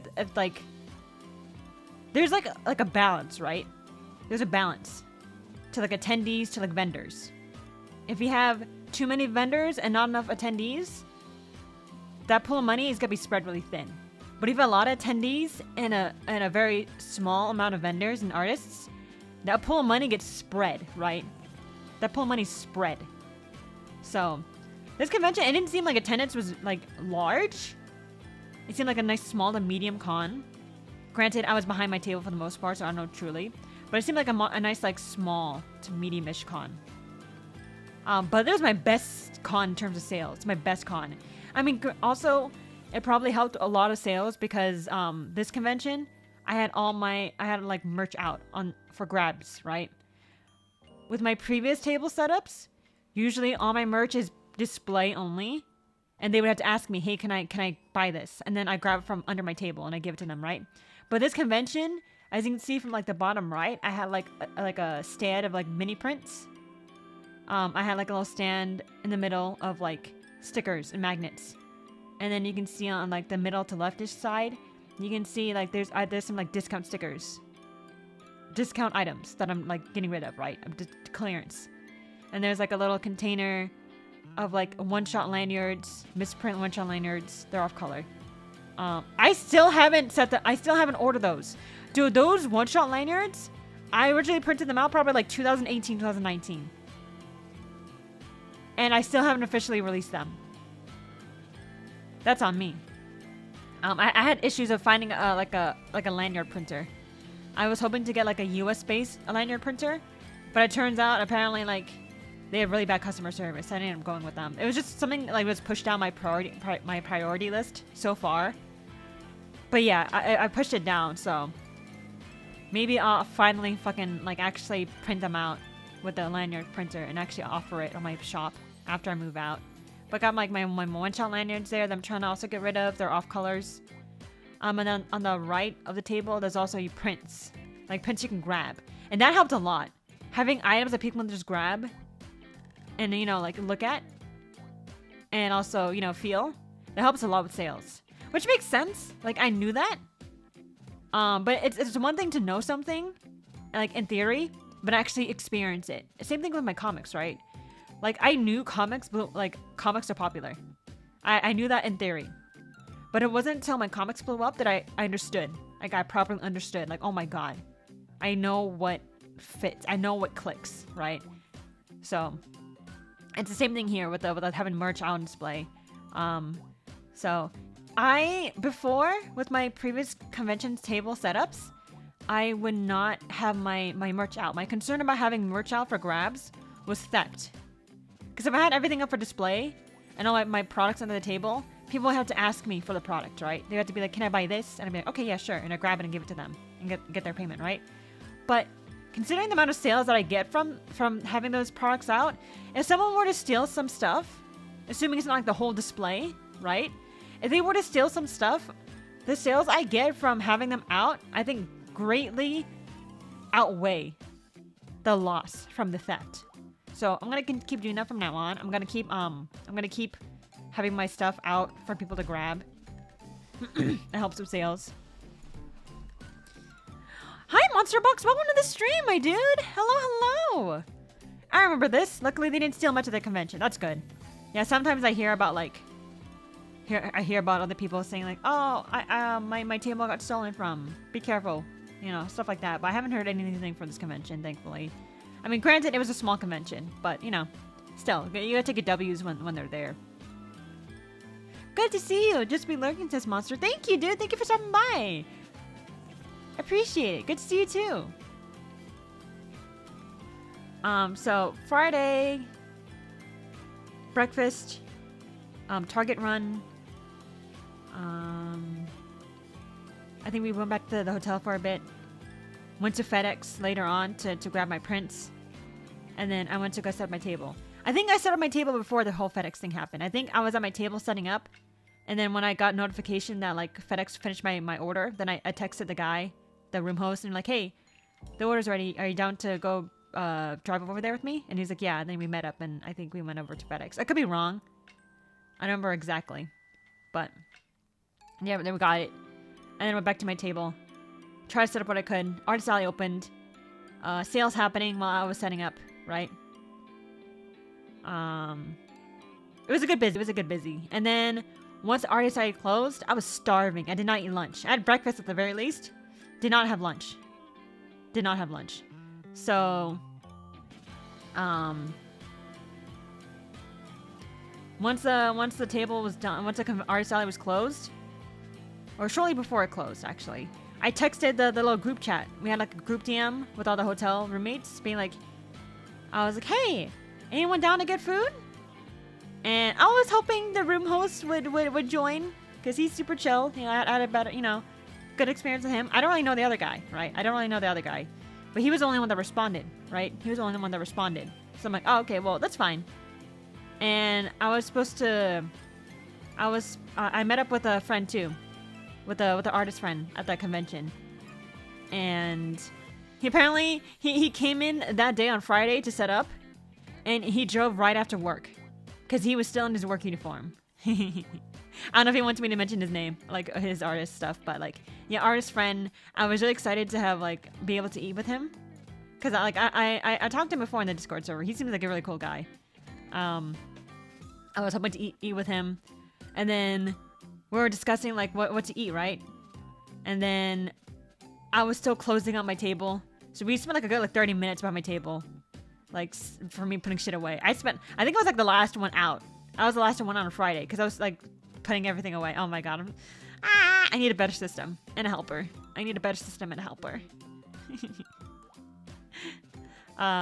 But yeah, we left pretty late. Like I think I'm the last ones to leave the room. And then I met up with the roommate. Not the host one, but the roommate that came in that day. Met up with him. He had some of his friends there, and we're figuring out where to eat.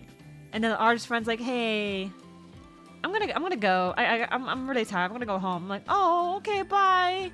I was really hoping to be able to have dinner with him, but like, it is what it is, And part of me was wondering if he felt the weirdness from that group of people. Not to dunk on them, but maybe they seem like maybe a bit, not the most excitable, not the most like extrovert people. A little bit shy, you know what I mean? Kind of introvert, a little awkward that you expect from like weebs at a convention. Like they're just weebs, you know what I mean? That's kind of what you get at a convention full of like nerds, you know what I mean? You're gonna get socially awkward people, right? So it is what it is, Monster Box says, oh yeah, lots of introverts. I get it. Right, yeah, right? So I thought maybe like the artist friend maybe got those vibes and was like, hey, I'm gonna leave, right? I don't know if I want to be in this group. It might be kind of awkward talking to them. But I talked to him later, like the next day, and he said like, oh, no. I generally didn't want to go home. I was really tired. I'm like, oh, okay, dude. And yeah, I asked him, I was like, did you feel the weirdness from those guys too? Right? And he was like, no. I generally wanted to go home. I'm like, okay. I unfortunately I was not able to have dinner with that guy, unfortunately. But hopefully maybe at a future Ecchi Expo, I'll be able to hang out with him a bit more. But anyways, so that Friday night, this is where the story gets interesting. Very interesting first night. Well, day one. A very interesting day one. Because Thursday is day 0. Thursday's day 0. Friday's day 1 of the con, right? So, interesting day 1. Very interesting day 1. Met up with these people, right? Get the vibes that they're introverts, And introverts, maybe they're probably not gonna be the most talkative. I'm probably gonna have to hold a conversation, which, it is what it is. There was 3 others, right? There's 3 of them. And one of them being my hotel roommate. The other guy, he wasn't there for long. I think he was cosplaying someone, but he wasn't there for long. He was waiting for a ride, and the roommate wanted to go grab a hot dog, right? He wanted to go grab a hot dog. And then there was a girl with us too. There was a girl with us. You know, the friend of the guy, friend of the roommate, I'm assuming. So the dude wanted to grab some hot dogs before we forgot the dinner plans. I was like, hot dog? Are we go grabbing dinner? He's like, oh, well, I can eat a hot dog and have dinner too. I'm like, oh, okay, yeah, that's fine. That's fine. So we, on the way back to the hotel, we got hot dogs, right? All three of us got hot dogs. And then we went up to the hotel. And then, you know, I'm decompressing, right? Like, I just did a whole day of vending, right? You know, running around, doing errands, and also setting up my table. And finally, you know, getting a breather after all that. Like, setting up my table and also handling customer sales and customers. Finally get a breather. So I'm like, you know, decompressing at the hotel. I like to clean my phone. I like to clean my phone with rubbing alcohol. That's what I did. I cleaned my phone with rubbing alcohol, I think. Put stuff away, you know. Put like all my con stuff away, like my badge and shit, and anything I need at my table. So I don't have to bring it with me when we go get dinner.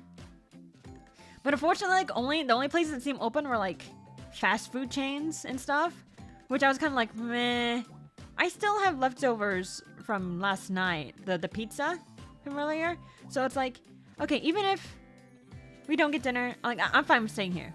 I'm fine with staying here and eating. 5, baby. 5 burps. Then at one point, so it's just me, the roommate guy, and a girl, right? His friend. At one point, his mood shifted. His mood shifted really quick, right? And the girl was like, oh, hey, I'm just gonna go talk to some friends downstairs in the lobby. I'm like, oh yeah, go, have fun, dude. We'll talk about the dinner plans, right? Talk about the dinner plans. And then she went down, right? She left the room, so it was just me and the guy. And I know, he was kind of awkward, right? He was kind of awkward. And I'm like, he's just an awkward guy, you know? It's just introverts. It's an anime convention, whatever, you know what I mean? Fine. He felt kind of moody. I don't know if he wasn't feeling well. Because, you know, anything can happen. You know, especially with conventions, it's pretty, like, overwhelming. It could be, like, overstimulating to some people. So I give him the benefit of the doubt, you know what I mean? But he, like I said, his mood shifted. His mood shifted fast. Or at least from what I noticed. Like, maybe it shifted before, but from what I noticed, it was like a quick shift. Very obvious body language. He was, like, in the chair, like, slouching. Like, kind of head down, right? Kind of sighing to himself. Very obviously not in a good mood. And I was trying to play it off. Trying to play it cool, right? Like, whatever. I was gonna heat up the hot dog. Because the hot dog was cool, right? It wasn't... By the time we were at the hotel... But by the time I were at the hotel, the hot dog was no longer, like, warm. It was, like, room temperature. So, I was just gonna heat it up in the microwave, right? And I opened up the microwave. And the little glass spinny thingy. You know, like the little tray? That you're supposed to put the food on? It was not there. And, you know, make conversation. I was like... Oh, whoa, why isn't the glass thingy there? The microwave is missing... The microwave is missing the tray. You know, making conversation, because it was kind of quiet. You know what I mean? And... The guy... Granted, like, he was kind of quiet, right? So, I don't know if this is, like, 100% what he said. I didn't 100% hear him correctly. But, if I remember correctly... What he said was something along the lines of, what are you going off about? I was asking where, like, the microwave plate was, the microwave tray, and I was just trying to make conversation. Like, where did it go? He said something along the lines of, what are you going off about?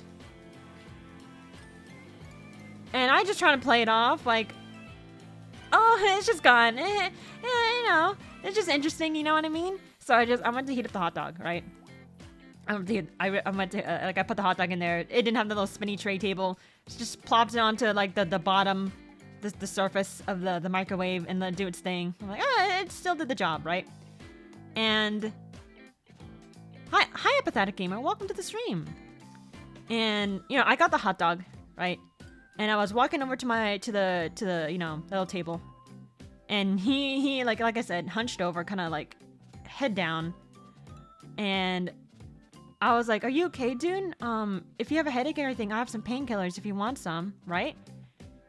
And again, dude's quiet, so maybe I misunderstood what he said, misheard. But if I remember correctly, he said something along the lines of, "Don't give me any of that shit." He said something like, "Don't give me any of that shit." And I'm like, I'm alone in the room with this man. This man I just met today. I'm alone in the room with him. Yeah, right? Damn, okay then. Yeah, bruh. I offered painkillers. I offered to help. And you give me this? You give me this attitude, dude? I did not feel comfortable. I felt very uncomfortable. So I sat down with my hot dog, and I was on my phone. I had my little mini can of Coke.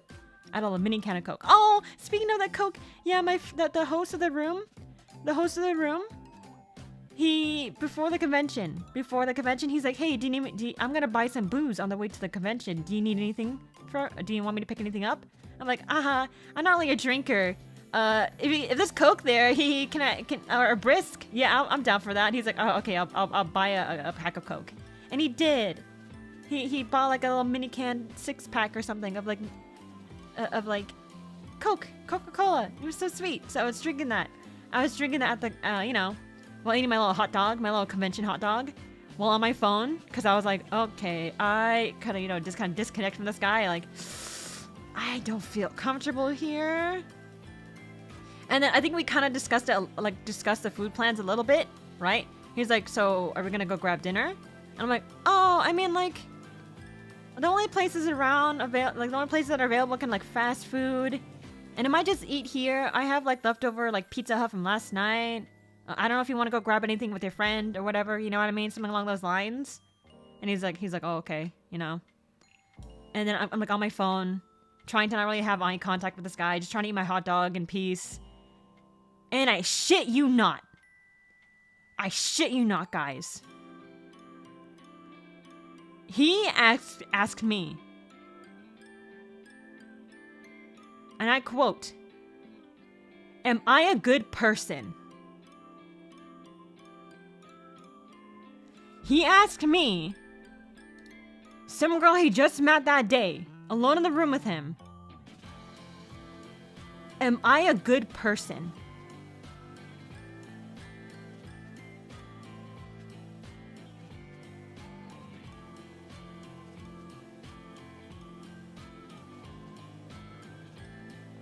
Me!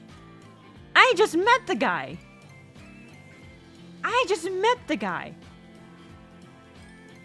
And I'm alone in a room with him. I'm like, just trying to eat my food. Like, "Sir, this is a Wendy's. I just met you today." And I was trying to play it off, right? I'm trying to play it off. Try not to, like, aggravate him or anything. Send him off, right? That's how it's like being a girl, guys. You're basically scared of every single male you come across, right? That's the female experience. Oh man, we're just overly cautious. And, he asked me, quote, "Am I a good person?" I barely spoke to him. I met him that day. And my response, trying not to aggravate him, trying not to set him off, I was like, I mean, I don't know, man, are you? I just met you today. I don't know. And he said something along the lines of like, "Oh yeah, you don't know me, huh?"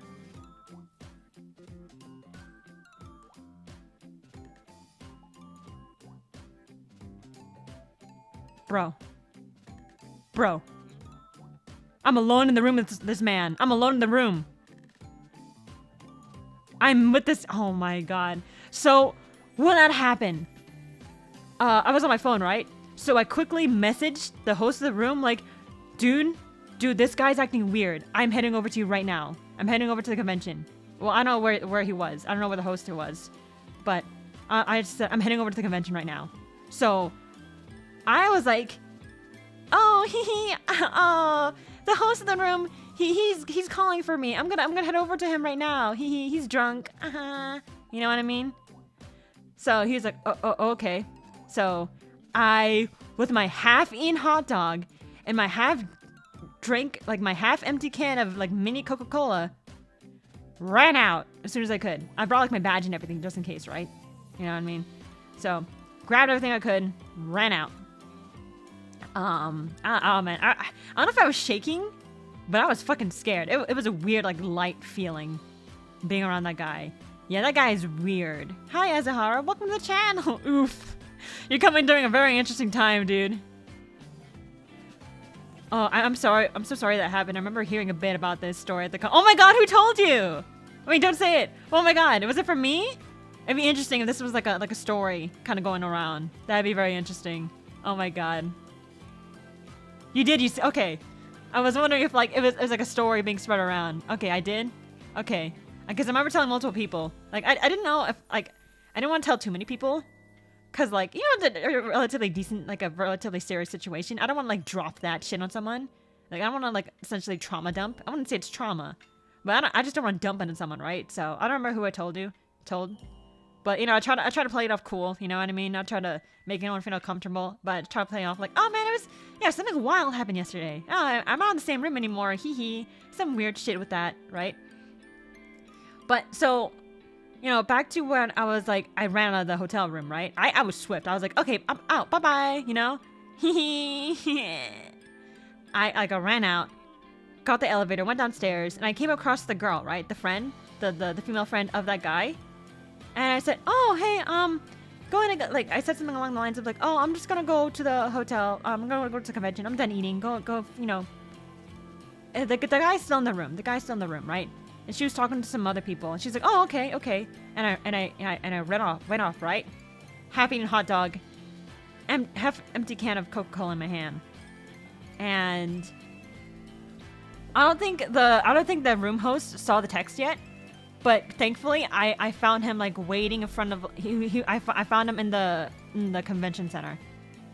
I found him there. I found him there and I spoke to him. I'm like, oh my god, this dude's weird, dude. This dude's weird. And he was like, what happened? And I told him the situation, right? And he's like, oh my god, well, if you want me to, I'll take care of him, right? I'll kick him out if I have to, right? And bless this guy. So, oh my god, the room host is so sweet. Like I forgot to mention it earlier. But before the convention, he was like, hey, you know, just before we confirm that you're staying with us, this room is full of guys. Are you comfortable with that? If anything ever happens, please let me know. I'll do my best to take care of it, right? And I'm like, oh my god, this dude's such a sweetheart. I didn't expect it, but he's such a con mom. I didn't expect it, but he took such good care, right? He took responsibility. I don't know if responsibility is the right word, but, you know, he was, like, very caring. And very, like, accommodating. Yeah, that's the word. Accommodating. He was like, if anything happens, if anyone makes you feel uncomfortable, please let me know. I'll take care of it. And, hey, do you need anything? I'm going to stop by the liquor store to grab some drinks. Do you want anything? I know you don't drink, but do you want anything? And that's when I was like, oh, can I have Coke? Right? But this dude's such a sweetheart. And, you know, I met him at the convention. And he's like, oh, shit, well, I mean, if you want to hang out here, go ahead. I told him, I don't know if I told him straight up, but I was kind of hoping, like, if I go back to the hotel room, I want him to be there. I don't want to be alone in the room with, like, the other guy, right? So, I hung out with the host guy for a bit, and then, you know, he went off to go do something else, right? He said, like, oh, you have my Discord, you know what I mean? If you need me, just let me know. And I'm like, yeah, sure, I'll hang around, right? I'm gonna hang around the convention until you go back to the hotel room, right? So, I believe I first went to the speed dating event, and I'm already taken, but I was curious how the speed dating event goes, because I had a feeling the guys would outnumber the girls, and sure enough, that was the case. I went outside the speed dating, right, and I met one of the people I met in a Discord call.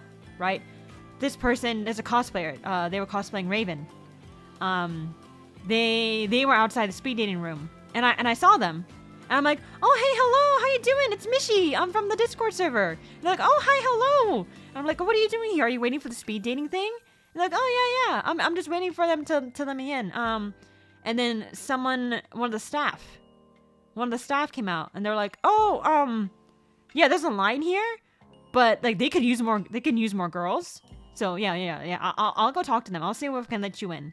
And I ask him too, like, hey, I don't want to participate, but can I spectate? He's like, oh yeah, I'll go ask, right? So he goes in for a bit. I continue talking to the Raven cosplayer. Dude comes out and he's like, yeah, you guys can come in. You guys can come in. I'm like, ah, sweet, right? There's like a line of people outside, right? A line of guys. And I go in. It was really loud in there, which I guess makes sense when you got like a whole bunch of people talking to each other. But, you know, I sat in the back. You know, I had my little cuck chair. You know, I had my little cuck chair in the back while like everyone was like, you know, talking. The whole speed dating thing was happening. And then the staff that let me in, he was sitting in the back with me, right? And we were just talking. We were having a nice chat. He was really cool. He was a really cool guy. if somehow you're watching this dude, that girl he spoke to in the speed dating thing, right? The little Filipino Asian girl. That's me. Hello. The dude was really nice. And then he had to leave like midway through. Bellflower says, I'm setting something up with this in the background. Cuck chair? Question mark? Oh yeah, the cuck chair. It's not actually a cuck chair, dude. It was just a speed dating event. It was just a speed dating event, and I wanted to spectate. I wanted to see what was going on because I thought it'd be interesting. But I don't want to actually participate, especially because it's a sausage fest, right? I think it'd be pretty messed up, or like it'd be a downer, if like I was one of the contestants, right? I was one of the handful of female contestants. I don't know if contestants are the right word. Female participants. Only for people to find out, like, oh, I'm not actually available. I'm not actually, you know, open to date. I'm just having fun. I'm just here for the experience. Like, I don't think that'd be fun for like the other guys. You know what I mean? To find that out, I feel like maybe they feel like it's a waste of time. You know what I mean? So a waste of social energy. So I don't want to be that. I don't want to be that person. So instead of like being in the game, being in the speed dating game, I just sat in the back in that little cuck chair. Right? There's like a handful of empty chairs in the back. I'm just spectating. Haha, funny cuck chair, right? So I would so do that for the laughs, says Bellflower. Yeah, dude. Honestly, like it was kind of tempting, but like it was very tempting. It was like, oh, I could do that. I could totally do that, but I was just like, nah. I didn't want to do that. I did not want to do that. I didn't want this. I don't want to let these guys down. Like they're probably like hoping to score a girl. You know what I mean? I didn't want to do that. Like. I know, I say some weird shit, right? I say some weird shit, right? But I don't want to be a bother to people. If I can be, you know, if I can avoid being a bother to people, I won't do it. You know what I mean? I think for me, it's mostly a matter of like finding that level of comfort someone has with like the shit I say. You know, how comfortable, like, what can I curse? How many, can I say cock and ball, right? Yeah, that's my phone. Maybe I should mute it. But that was the thing, right? So I was in the back, you know, just you know, sitting there watching it. It honestly, it wasn't that remarkable. It is what it is. It's basically like a line of chairs and people just switching chairs, you know what I mean, and talking. It's honestly nothing like fancy, nothing crazy, nothing like visually speculating, right? Spectacular. I'm sitting in the back talking to like the staff that let me in, and then he had to leave halfway through. I forgot his name. I forgot so many people's names. I am not good with names. I'm good with faces. I see your face, and I'm like, oh, I can recognize you in the future, right? Names? No. You tell me your name, that's gone in 2 seconds. I'm sorry. That's just how it is. I mentioned that too. Like, I want to be outright genuine and be like, oh, yeah, I'm Mishi. Yeah, what's your name? You know what I mean? And they're like, oh, I'm this. And I'm like, oh, I'm so bad at names. I'm going to forget that. Like, I'm so sorry if I forget that in like 2 seconds. I'm so sorry. And they're like, oh, no, you're good. You're good. I'm like, just letting you know. Just letting you know. Just letting you know. So,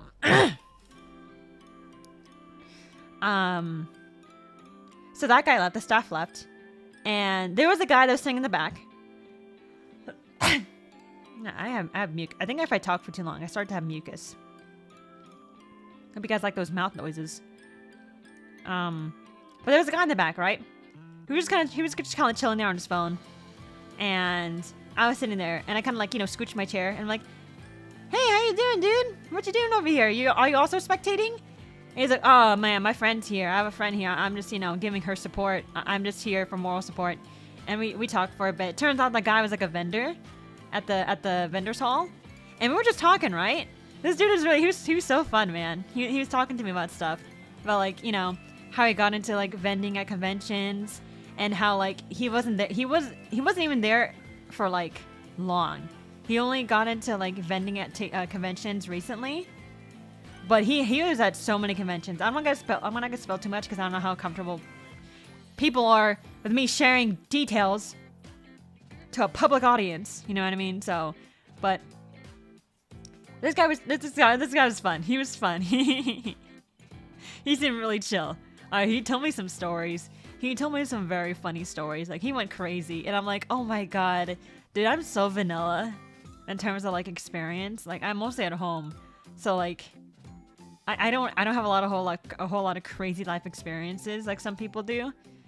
So I remember he told me something along the lines of like, if you see a vendor at a convention, very likely they drink. If they vend at a convention, they drink.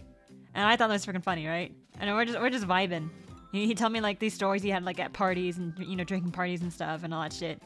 And I told him like, oh man, I got the craziest thing that I want to do is just make it like an 𝗭𝗏 replica of my cunt, right, and my pussy. And he was going crazy. Like, he was like, huh? You're what? Say that again? I'm like, and I said it again. He's like, okay, I'm just making sure.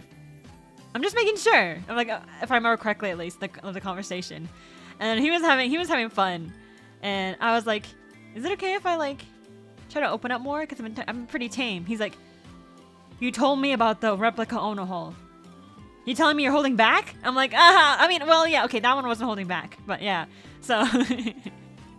That wasn't holding back. But yeah, so it was funny. The dude was so fun. He was getting photos of his friend in the speed dating thing. He was getting reactions. Like he was getting photos of like his friend reacting and stuff. It was fun. He was a blast. But like the speed dating thing ended, right? So the speed dating thing ended. He met up with his friend, right? And then we walked out of the room, and like a little group formed of like his friend and him and like the friend's friends and me, and the guy was like, oh yeah, I'm gonna go off and do something else, right? It was nice meeting you, Mishi. I'll see you around at the convention, right? I'm like, oh bye. And I think I told him about the room situation too, and he's like, good luck with that, right? And I'm like, thank you, right? I don't know if I did tell him that, but so I'm continuing to hang around the convention until the host goes back to the hotel until I feel comfortable. You know, I'm not alone with that other guy, that weirdo.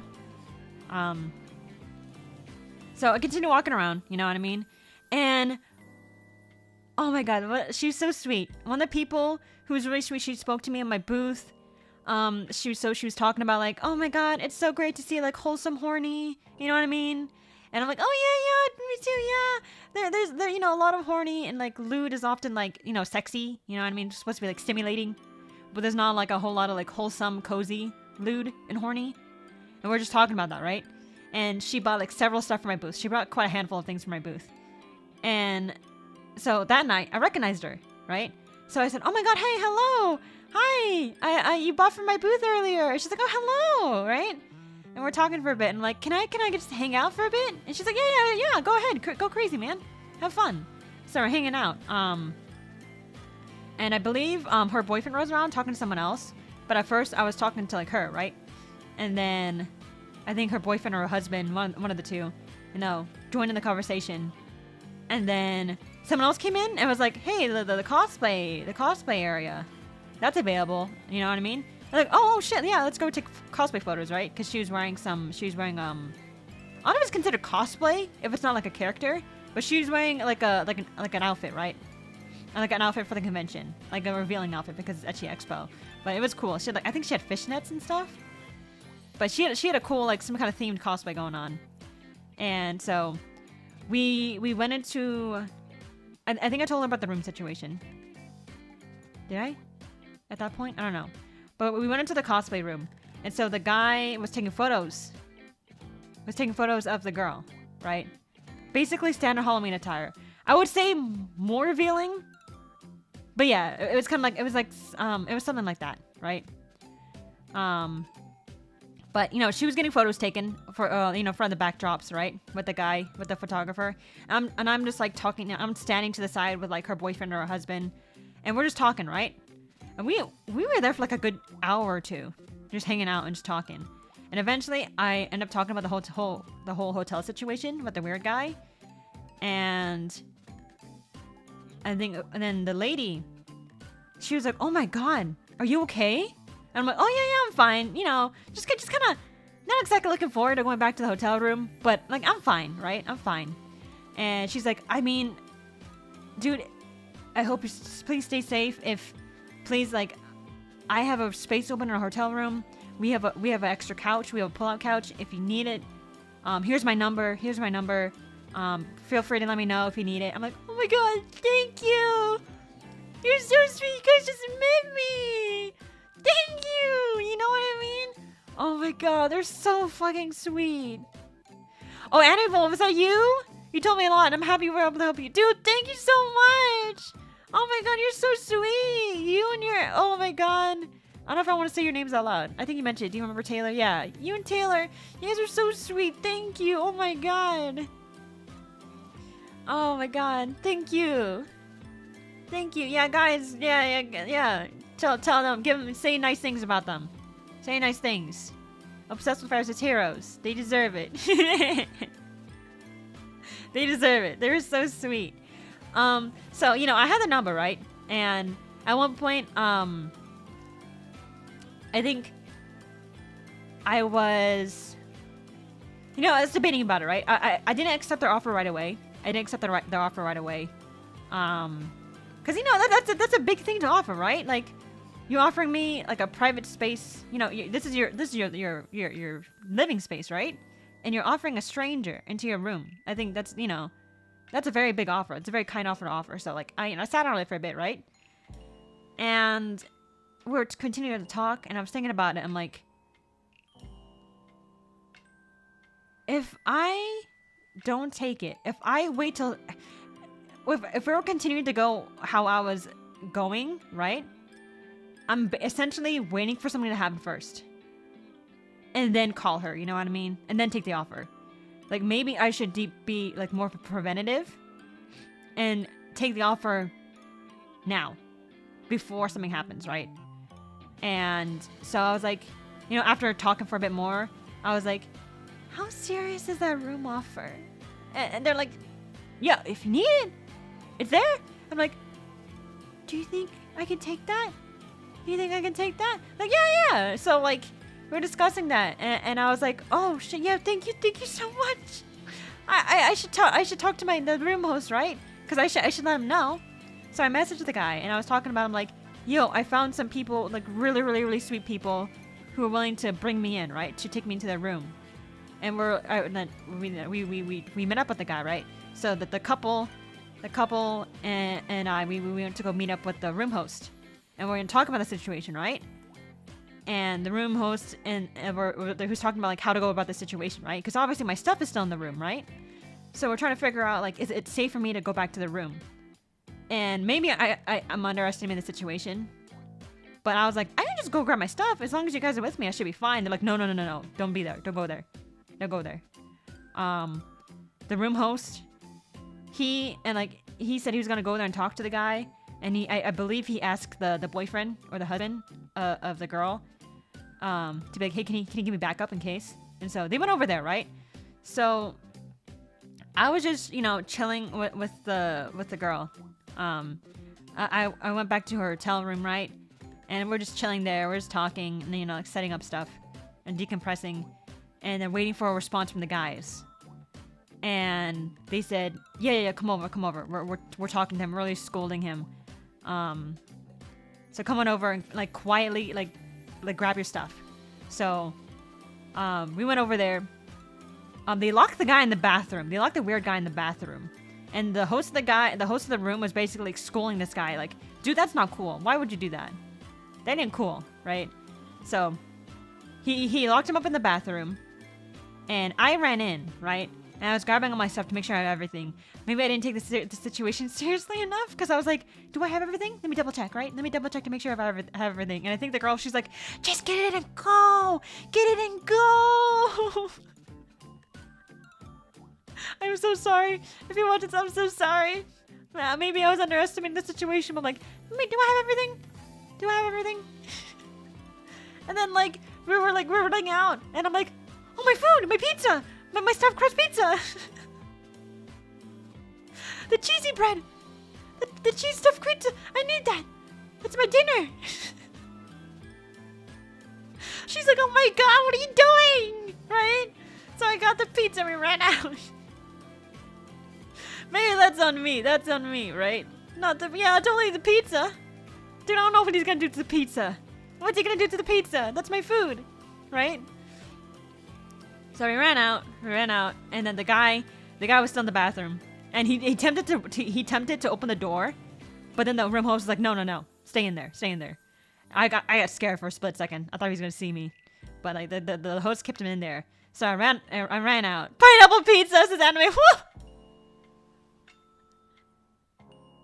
Can you imagine if you and Taylor, you know, we went through the trouble of like bringing me over to your guys' room, and then I open up the box of pizza and you see the pineapple pizza, and you guys look at me dead in the eye like, get out of here. Get out of here. We know. That's not acceptable. That's atrocious. Get out. Find another room. It was pineapple. You guys want to see it? You guys want to see it again? You guys want to see it? Here you go. If you look closely. Oh no! Okay. Anime Wolf loves pineapple pizza. Okay.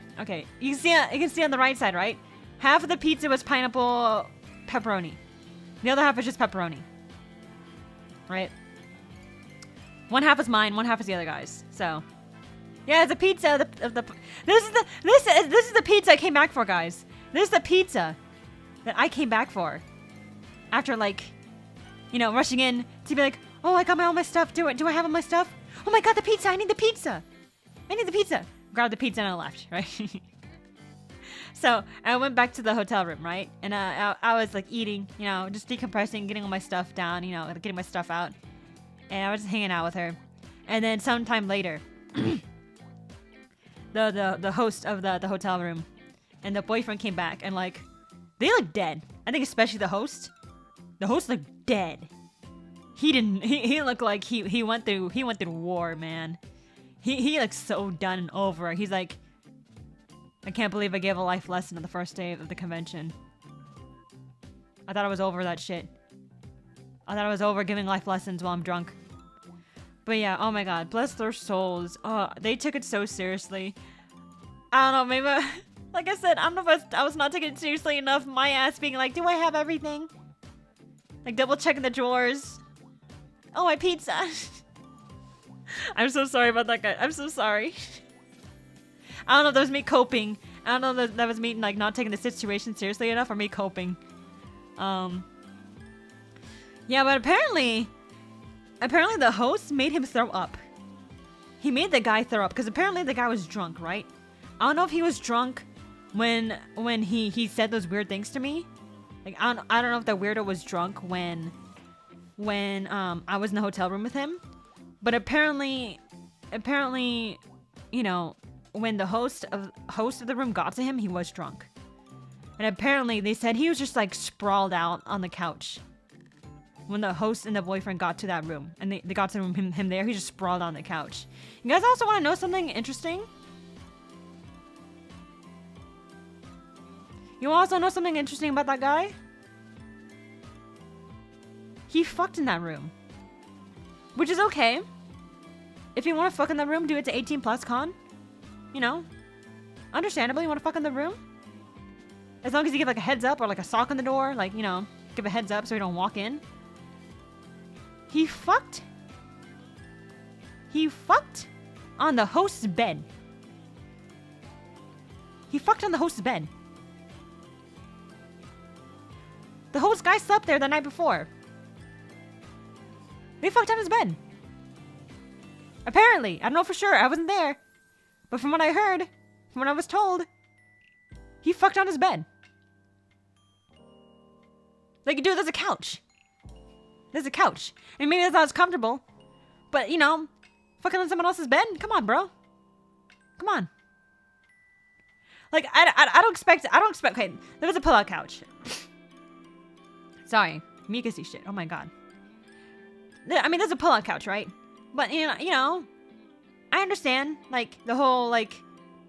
You guys are not gonna get like you know, frisky. You guys aren't gonna go all over each other and then be like, hold up, babe. Let me pull out the couch bed. I don't want to fuck on their beds. Let's pull out the couch bed. Like, it's gonna ruin the mood, right? Like, I understand that. But that's a couch, man. That's a couch. Like, don't fuck on the bed. Don't fuck on the bed. Pull out couch. Wink, says Nate B. Yeah. Oh my god, but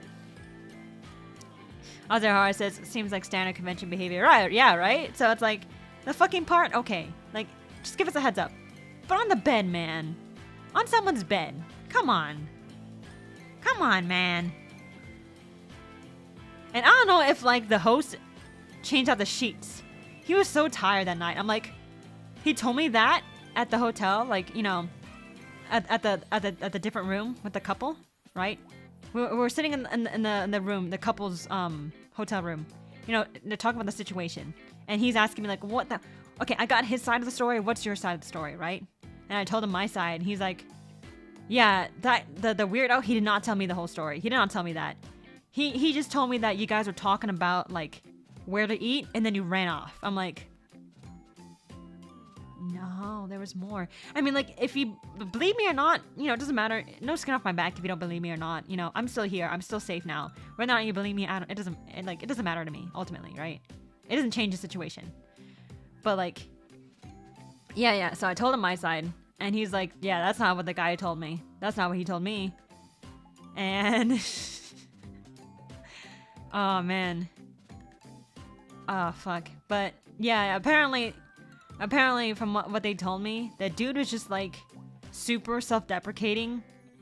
Wait. Is that shitting yourself? Or like... no, defecating. Defecating is shitting yourself, right? Defecating, shitting yourself. Self-deprecating. Yeah, talking down to yourself. Not defecating. Yeah, so this dude...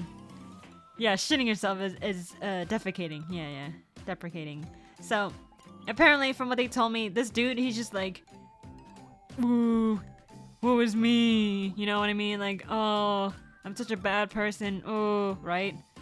And apparently, he was like in the middle of drinking while all that was happening. While he was like in the bathroom, going like, oh, fuck my life. You know what I mean? Like, not to downplay the guy's situation. Like, I don't know what's going on in the guy's life, right?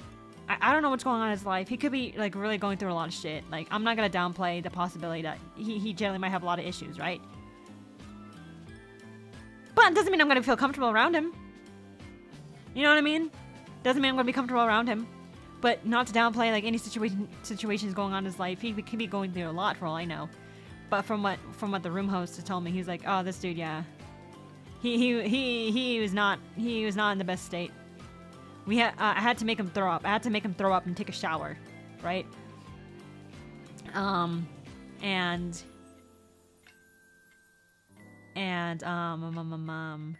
what else happened? So yeah, the room host was talking to me in the couple's hotel room, and I'm like, "Are you gonna change your bed sheets out after he fucked in your bed?" He's like, "No, I'm too tired for that. I'm way too fucking tired for that shit, man. I just want to go the fuck to sleep," or like. Not go to fuck to sleep, but he wanted to be out, right? Like, I think he might have just continued and like room hopped that night, right? I don't know what he did. But but yeah, it was a wacky thing. It was a wacky night. Oh man, Hanai says making someone take a shower at a con is hard.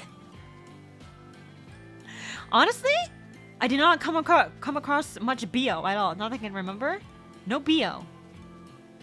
Which is really interesting, especially with a convention that's like that, like skin. That had that much like skin. No BO. Not that I smelled. Right? It was a small convention. But you think 18 plus con, a lot of people wearing skimpy outfits, revealing outfits. No BO. So, thankfully. I can't say that's the case for every convention. I mean, maybe some experienced it, but that was my experience. I'm not saying that's everyone's universal experience. So, so I stayed up that night. we stayed up pretty late that night. I don't know if I got any work done, but you know, I took a shower that night. You know, ate some leftover pizza, and I went to sleep. Right. And then, what happened Saturday morning? I don't know what happened Saturday morning. Woke up. I think the couple they went out to get breakfast earlier than I did, but I kind of slept in. And I think they probably tried to be quiet because the couch bed was in the common area. It was in the common area, so they probably tried to get out. I think I remember faintly waking up to that. But yeah, so I think, you know, I think I got some work done that morning. I think I got some work done. Was it that morning or Friday morning? I think it was that morning. I was working on my VTuber debut trailer.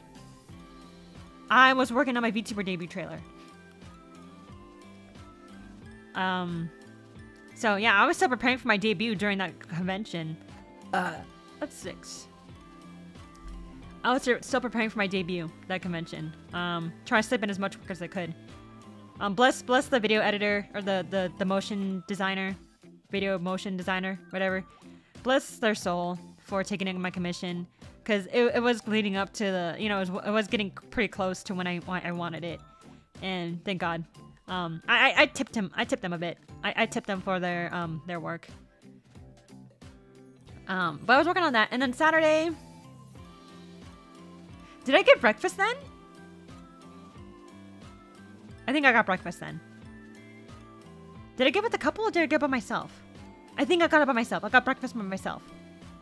I got breakfast by myself. I didn't have much time though. It was pretty late. So I tried to quickly eat and run over to my table before opening and set up a bit. The thing about this convention and some other conventions is that the vendors area opened like 30 minutes earlier for VIP attendees. If you had a VIP badge as an attendee, you can access things earlier, right? So, and the vendors area was one of that. But it seems to be a common thing among conventions, in my experience, that like the vendors and artists would still consider that as setup time. Because this isn't my first time at a convention where artists would still be setting up their booth, or like they're not at the table yet when the VIPs come in. They only really get up and ready by like they're only there and have their booth ready by the time that the general audience comes in. Anime Wolf says, we woke up before you and went to get breakfast and we tried not to wake you up. Oh, thank you, dude. That's so sweet. I think, I don't know if it was Saturday or Sunday morning, but I remember faintly waking up, but I went back to sleep easily. But thank you, that's so sweet. You like friggin' like shimmied your way like between like the bed and like the table to get to the door. Thank you, guys. It's so sweet. Saturday table. Not much crazy. Like I said, same amount of sales as Friday, roughly. But I had my sales log ready, and my table was ready by then, right? My table was not fully set up on Friday. It was only fully set up on Saturday. Oh, here's some close-ups too. Get some close-ups as well. Let me double check the video or the photo.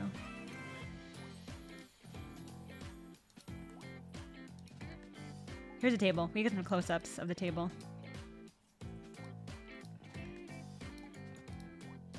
So, oh, the signage. Dude, all the signage I got printed the night before the flight. I got the signage printed the night before the flight of the FedEx. And that's what I was preparing at the convention. I was cutting them all out. So like you see like the little print sign on the right above the mini print stand that says like prints. It has like my little character peeking out. I cut that out at the convention and I printed out the night before. The little misprints print sign on the bottom of the small print display. The yellow one. The yellow sign that says misprint prints. Also printed last minute. Find me online. The QR code because they didn't have business cards ready. Yeah, that was all printed like the day before. The model, the model standee printed Friday morning, I believe. Friday. Day 1. I finally went to sleep around 7 a.m. so I didn't make breakfast Sunday morning. I didn't have breakfast Sunday morning either. What happened Saturday? I don't remember much what happened Saturday night or Sunday morning other than I got breakfast quickly, ran over to my booth, trying to, you know, quickly set up because, you know, my stuff's in the luggage. You know, I put away most of my stuff. I'm very paranoid. I put away most of my stuff. There's some things I leave on the table, like some plastic baggies for like the plastic sleeves or merch. Like I leave some of that out. It's like, that's okay. Someone steal it. It's not the end of the world. But so most of my stuff's put away. I got to my booth, opened up, and I don't remember much what happened during Saturday in terms of sales. You know, I did that. I did the sales. I talked to a lot of people. I talked to a handful of people. Met a guy that flew all the way from Austria to Ecchi Expo because a friend of his wanted to go to this convention. A friend of his who was also overseas, not from the States. Both of them flew from like Europe, right? I believe the guy was from Austria. I forgot where the other guy was from, but they both flew over from Europe to attend this convention. So I talked to him. Right, did you give him... No, I did not give him the stuff. I'm so sorry. I did not. I did not. I'll mail it to you, meant to. The main character says, hey, I saw at the con. Dude, hi, hello! Thank you for stopping by my booth. I'm assuming you saw me at my booth. Thank you. Saturday, I talked to plenty of people. It was really nice. They can't, like... Oh, there's this one guy. There's this one guy that apparently worked for... He worked, as some kind of elevator person, right? He worked with elevators. And I think he came to me on Friday. He spoke to me about elevators on Friday. And I asked him some questions. And he says, well, if you have any questions, I'll come by your booth in the future, right? If you have any more questions, if you think of any. Because I couldn't think of any more at the time. And dude, I shit you not, this guy came back every day. Asking me, you have any more questions about elevators? I'm like, that's so sweet, dude. You pulled through. That's so sweet. I'm like, oh no, I did not think about it. I was so busy. I'm so sorry. Thank you for coming by though. I appreciate it. Oh man, so dedicated. But he was sweet, right?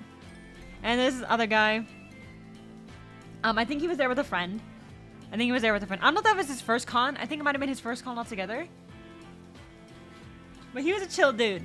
Right? I think his friend there was like, his friend was there for like Project Melody. That's my 7th burp. Main character says, yeah, I saw you at the booth. I was dressed as 𝗭𝗔𝗧𝗦𝗨𝗗𝗔𝗡. Oh, I don't remember that. But dude, Godspeed, dude. Godspeed. Godspeed, 𝗭𝗭𝗧𝗦𝗨𝗗𝗓. Vegeta's whore arc, man. That's great. But yeah, I spoke to someone. There's another guy that I spoke to. His friend there was, I think his friend there was for Project Melody. He seemed really chill. He seemed really chill. So like, I was like, dude, you want to sit behind my table? I have an extra seat. You can just sit to the side of my table. He's like, you okay with that? I'm like, yeah. He's like, you just met me, bro. Like, when we were talking, I'm like, well, you seem cool. Maybe I'm too trusting. Maybe I'm too trusting of people. I might be too trusting of people. But, yeah. I'll send a pic to you to Twitter if you want. Congrats on your debut, by the way, says main character. Thank you, dude. Thank you. Yeah, go ahead. Feel free to. Can't promise I'll reply. Oh my god. I still have so many things I had to like catch up on. I still didn't reply to some people about like the debut. I still need to catch up with some people I worked with. Oh my god. My hands are so full. But yeah. So Saturday, I don't remember much. Good sales.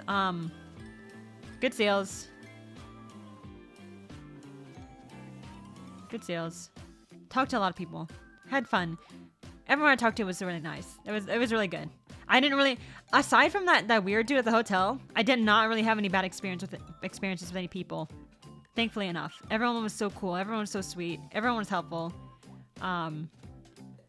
Saturday night, I wanted to go eat out with a mutual on Twitter on Friday night, but by the time I messaged them and said I was down to eat, they already went out to go eat. So they're like, oh, we'll try again tomorrow. I'm like, okay, dope.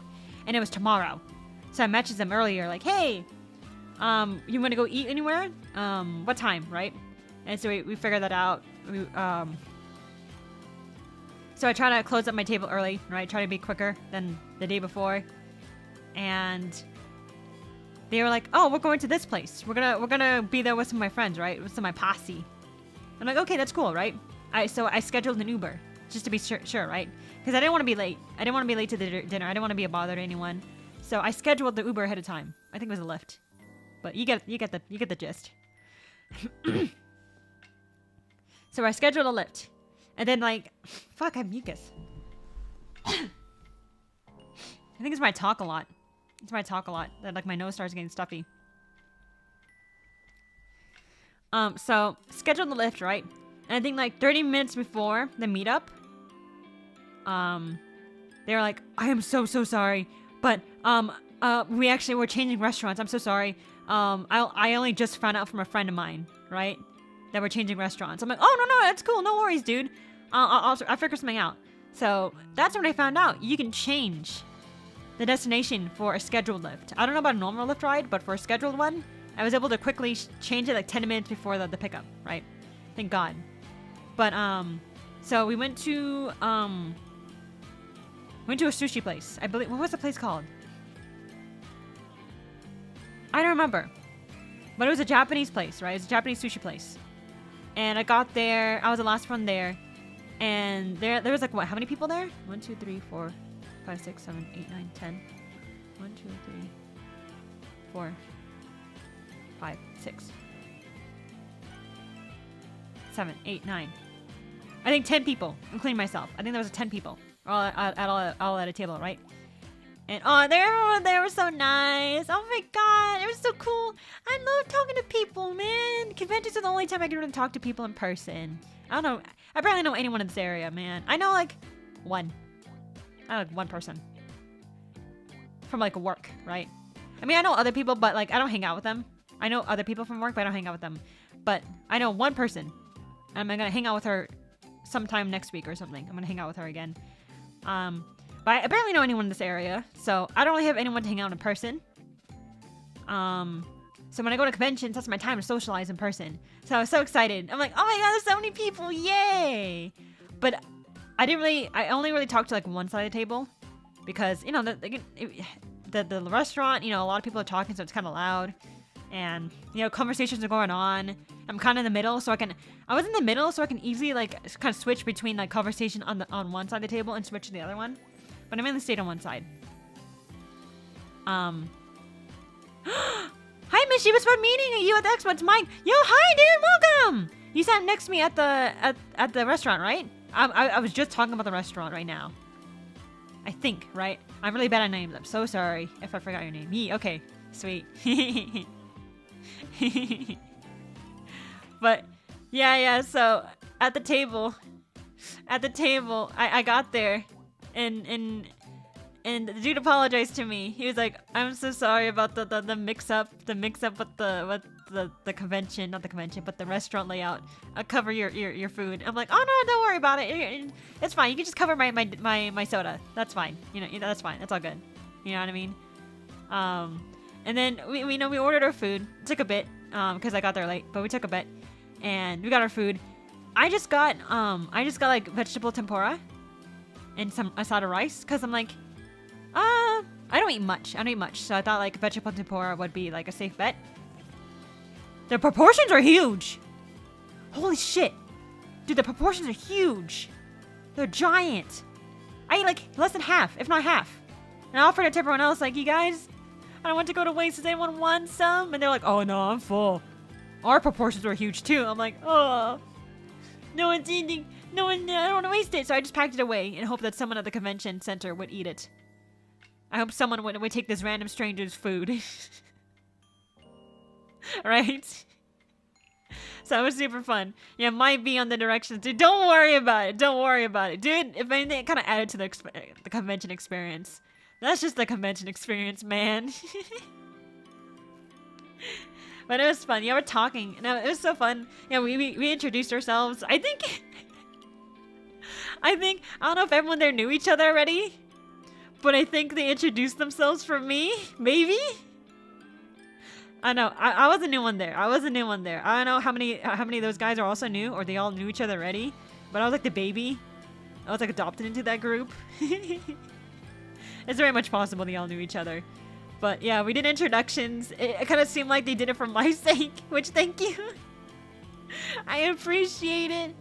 Yeah, so I was just like, yeah, my name is Mishy. I mean, you might know me by just by seeing an artist on Twitter. We all introduced ourselves, and it was really fun. Everyone's so sweet. We kind of shared food and stuff. Like, I loved hanging out with people, man. I love hanging out with people. Yeah, it's all good. We enjoyed vibing with you. Oh my god, thank you, dude. It was so fun being with y'all. Thank you so much. I was so excited when you know, the person that brought me there. I don't know if they want me to say their name, but the person that brought me there, when they proposed the idea of like adopting me into your guys' little friend group, I was so happy. Cause I don't know them, right? This is the first time meeting. So I just suggest the idea of like, oh, do you want to hang out by any chance? Like, go grab food or something? And they're like, yeah. I mean, if you want, you can go, like, you can hang out with me, my friends, and my little group. I'm like, if you're okay with that, if you're okay with that, if you're comfortable with, you know, I'm a rando, you know what I mean? Thank you. It was super nice. It was super nice to smell. It was so nice. I had a blast. It was so fun. They were so nice. And then after we ate, they offered for me to, if I wanted to go to arcade, right? Oh, sorry, my nose. I'm mucusy from talking.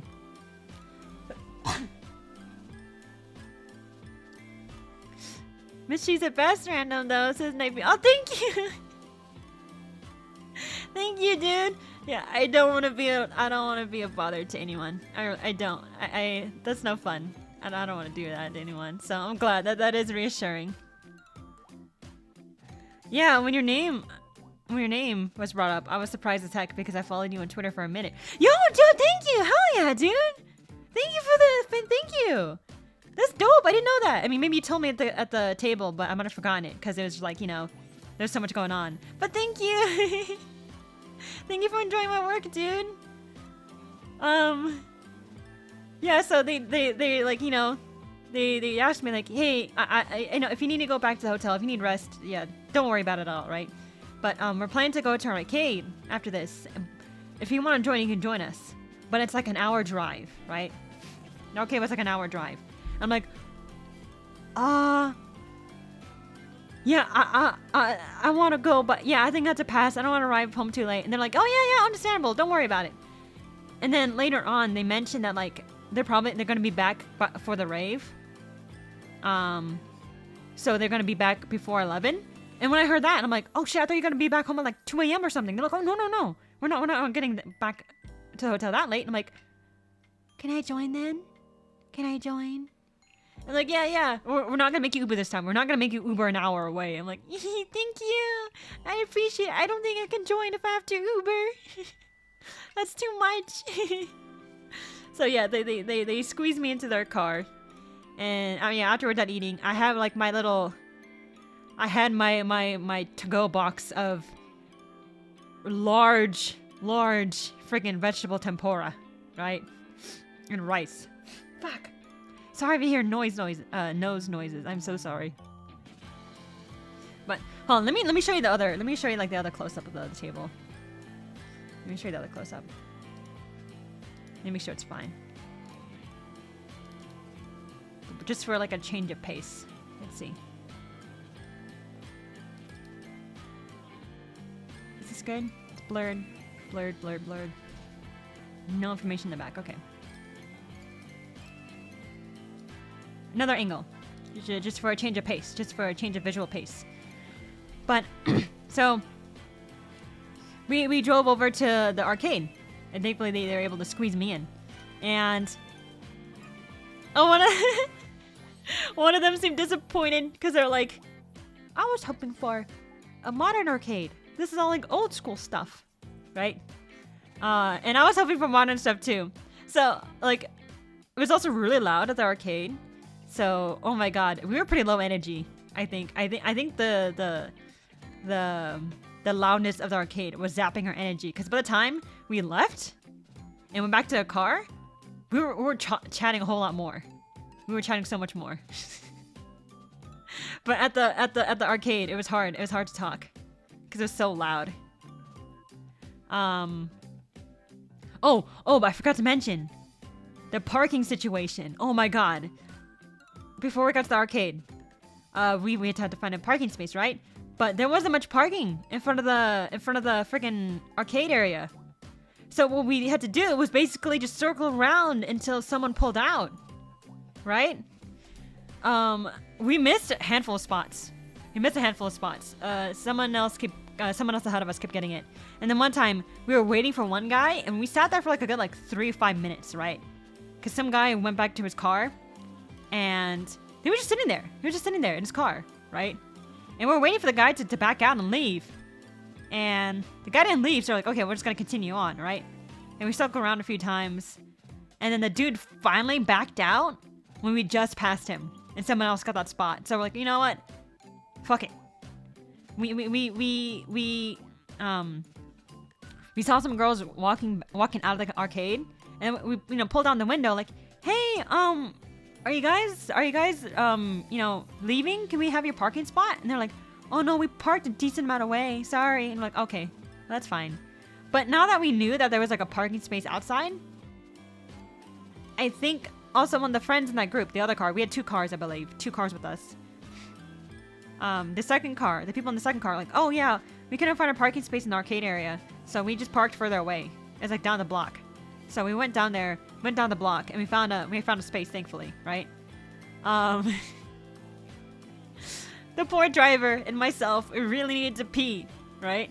But I think it's probably even worse for the driver because he's like driving, right? But like, it was pretty cold. It was pretty cold that night, dude. I was wearing like thigh highs. Like I was wearing a jacket, right? But I had thigh highs, so like, my thighs were bare, like exposed to like the elements. They're exposed to the cold air, and I was like shivering, like huddled, and like, yeah, I was such in pain. Yeah, Dai says, how do you pronounce your YouTube name? Nerve Dive? Nerve Die? NVR Die. I don't know. But yeah, the dude, he was like huddled. Never die. Okay, never die. Okay. That makes sense. Never die was like huddled to himself, like shivering. And I was shivering too. And then his friends, like, oh my god, like, I think they said that he looks like a penguin or something. He's like, oh my god, guys, I gotta piss real bad. Dude, guys, I gotta piss and I'm freezing. Don't make fun of me. It was funny. Yeah, you remember that? That was good. Did they call you penguin or was it something else? I forgot. I don't know if that was it. But it was fun. It was funny. It was funny. And I'm like, dude, if you piss your pants. If you piss your pants, you could probably sell that at the convention. You probably could. I could do that too. If I piss myself right now, I could probably sell my panties at the convention. Dude was like, no. Like a no. Like, fuck no, I'm not doing that. I'm like, could though. You totally could. This is the convention. If there's any convention to do it, it's this convention. Like, you're probably not gonna be doing this in any other convention. But we got there, right? We got there. And we got like a wristband. Because I think you had to be like 21 or older. Because I think they serve drinks. So you had to be 21 or older. So, we paid. We got the wristband. I went straight for the bathroom. As soon as I got in, I think there was someone else waiting behind me. Like someone in the group. But I don't know if they waited for each other. But I didn't check. I dashed for the bathroom because I had to piss from like the restaurant drinks, right? And then I walked out and I was walking around. I didn't know where they were. I couldn't find them. So I was just kind of walking around getting a vibe of the idea. I'm like, I'm not interested in most of these arcade machines, right? And it probably added to it because I went to like an old-fashioned arcade when I was visiting my boyfriend earlier this year. We went to supposedly marketed as the largest arcade of like old school games, right? The largest still going arcade. So I, relatively recently had my fill of old retro arcade games, right? I mean, that was months ago, but still. So I was just kind of vibing. I played one game of, was it 𝗏𝗏? I think that there was some modern games like 𝗏𝗏. I think I played it because meant to suggested I play it. And I saw it there. I was like, oh, I'll play it. I didn't realize it was a two-person game. I didn't realize it was a two-person game. So I went up to one of them, right? And there was, like, I think, a couple to the right of me, right? And I was trying to play it. One of the buttons was broken. But, like, I was pressing, like, the menu and stuff, right? And then it was acting on its own. I'm like, oh, is this two-player? Is the other person playing? And then, like, you know, it's kind of awkward of, like, I looked over at it and I'm like, I think this is a two-person game. He's like, oh, is it? And I'm like, oh, okay. We're just kind of, he was like, I'm just kind of pressing buttons, right? And so we kind of went for a song. And I think he was there with a date. And I was like, if you want to play, that's fine. I thought it was just, I thought this was a game just by myself.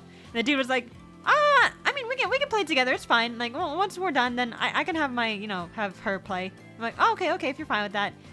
And I didn't get to fully enjoy the game. Because I was like, I couldn't really find a song that I liked. And I don't want to take too long. Because, like, you know, it's a random guy. I don't want to, like, I don't want to wait there. Be that one person like, huh? No, I don't know this song. No, let me scroll on for like another minute. I need a song that I like, right? So I just kind of chose whatever. And we played the game. But one of the buttons was broken.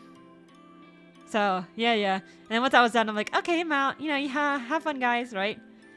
And then I found the other friendo, the other group of friendos, right? And one of them had a drink.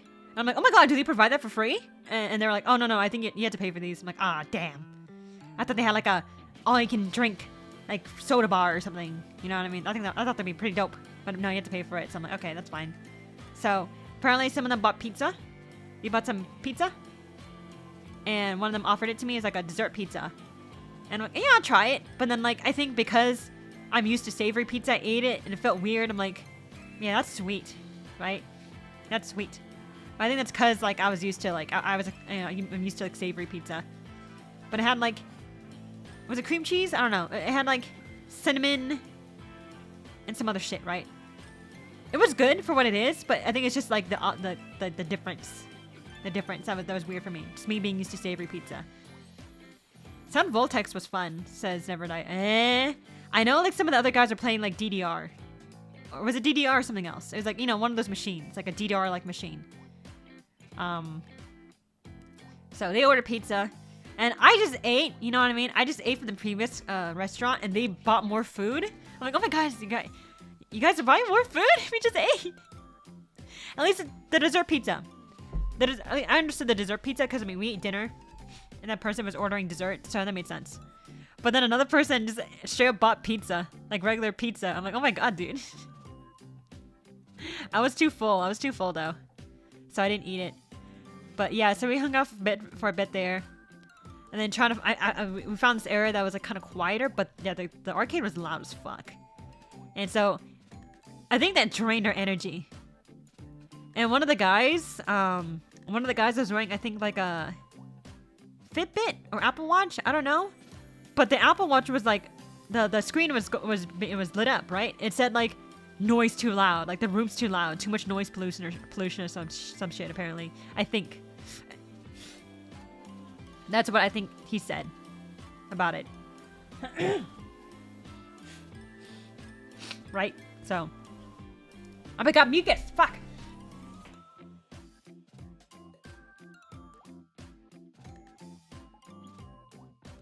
Spit some of that shit out. Sorry, no mucus noises for you guys. No, I coughed that shit out. But anyways, so I think his watch was going off. And if I remember correctly, I think he said something along the lines of like, yeah, it was too loud in the room. Fuck, my nose.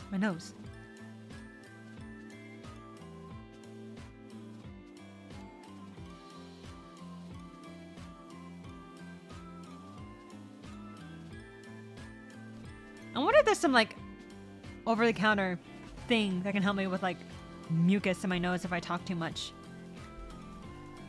Never Die says they were playing in the Groove/DDR. Yeah. They were having fun at that. I was kind of tempted to play it, but like it seemed like a lot of people wanted to do it. So it's like, oh, that's fine. If they want to play it more, that's fine. I don't want to play it that badly. I don't want to take the spot away from someone else. So we just hung out for a bit there. I only played like 1 or 2 arcade games. I didn't play much. But then we left, and then like we split up in 2 cars. So 2 groups split. And yeah, like I mentioned before, once we got back to the car, we were so much more talkative. Because it's no longer loud. We no longer had to like scream essentially for the other person to hear us. Oh, even at the same table, we could not hear each other unless we were like kind of like yelling, right? So, yeah. So once we got out, it was fun, and then we drove back to the hotel. Where the con was hosted at, and no, then we split. Like we got everyone got dropped off, and the driver probably went to go find a parking space. But I said bye, and I went back to my room. Eat with the couple, right? I went back to the room. I don't know what time I got there. I think I got there like around 11 to midnight. So I went back to the hotel. You know, like setting up my bed and stuff, right? Just getting ready to go to sleep. I was gonna shower soon, and I was still kind of full. Oh wait, no, I didn't mention. There was stuff happening before that. Hold on, my bad. I didn't go straight to the hotel room. I didn't. When I got back to the hotel after the arcade, I went to the convention center area, right? And I met up with the host of the room, right? And I was even asking him like, how was that? How did the room situation go after last night? He's like, oh, the guy left. The guy stayed for 1 night, packed up his stuff and left, like Saturday morning, right? Or Saturday like afternoon. So the guy stayed there for like 1 day. He was supposed to stay there the whole weekend. And apparently the 2 other guys, because like I mentioned before, this was supposed to be a room of 5 people, including myself. 5 people. The weird guy that I felt unsafe with, he apparently bounced. He bounced on Saturday, early Saturday. And the other 2 roommates, apparently they were there, but they didn't stay for long. I don't know if both of them were there, but apparently one of them was there. He had some kind of back issue and then left. So I didn't meet the other 2 guys. I only met like 2 of the 4 guys that were there. So the weird guy left. The other 2 guys, I don't know if they stayed at the convention. But at the end, it was just the host of the room by himself for the remaining like 2 nights. No wait. The remaining night. Right? Yeah, cause he stayed one night. He stayed one night at the hotel Friday night with the weird guy. Yeah, well, that's awkward. I mean, I don't know if like everyone gave their split, cause I gave my split, right? I paid him. I'm assuming the weird guy paid him. I think the guy that with the back issue paid him. I don't know about the 4th guy. I don't know if he paid him, but I'm assuming if everyone paid, the host of the room, Duke got a whole room to himself. The whole big old space to himself. And like 1/5 the cost. That's wild. Yeah, everyone dipped. Yeah, everyone but the host. He was the only one left. But dude, I mean, hotel room by yourself? I mean, if you maybe want to socialize, it's not great. But if you just like want to go back, you know, relax after the convention, yeah, might have been great. Might have been great for him, for all I know. But yeah. So I talked to him. You know, I was talking to him in the convention center, or I guess convention area, because it's not really a center. It's not a convention center. It's a hotel. But I was talking to him, and he was about to go to the rave, right? And I had my food, right? I had my leftover vegetable tempura and rice that I was like offering to the dude. I'm like, do you want this? I don't want to go to waste. I'm way too full. And it's tempura, so it's not going to be good when it's microwaved. So if someone eats it tonight, or it's getting thrown out, right? And he's like, oh no, I'm going to the rave. I'm going to the rave, dude. I'm like, oh shit. And thankfully, there was a guy there. That was like next to us. he was like, oh my god, where'd you get that food? Where's everyone getting food? I'm like, oh, this is not from here. I went out to like a restaurant some time ago, like hours ago, to go get food. He's like, ah, shit, I'm hungry, man.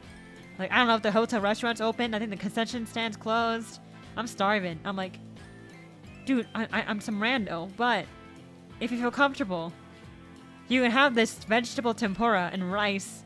There's so much of it. I couldn't finish all of it, right? He's like, you sure? Really? I'm like, yeah. I mean, it's gonna get thrown away anyway if you don't want it. I don't want it to go to waste, right? He's like, oh my god, thank you. And then he's like, oh, dude, I was getting hangry.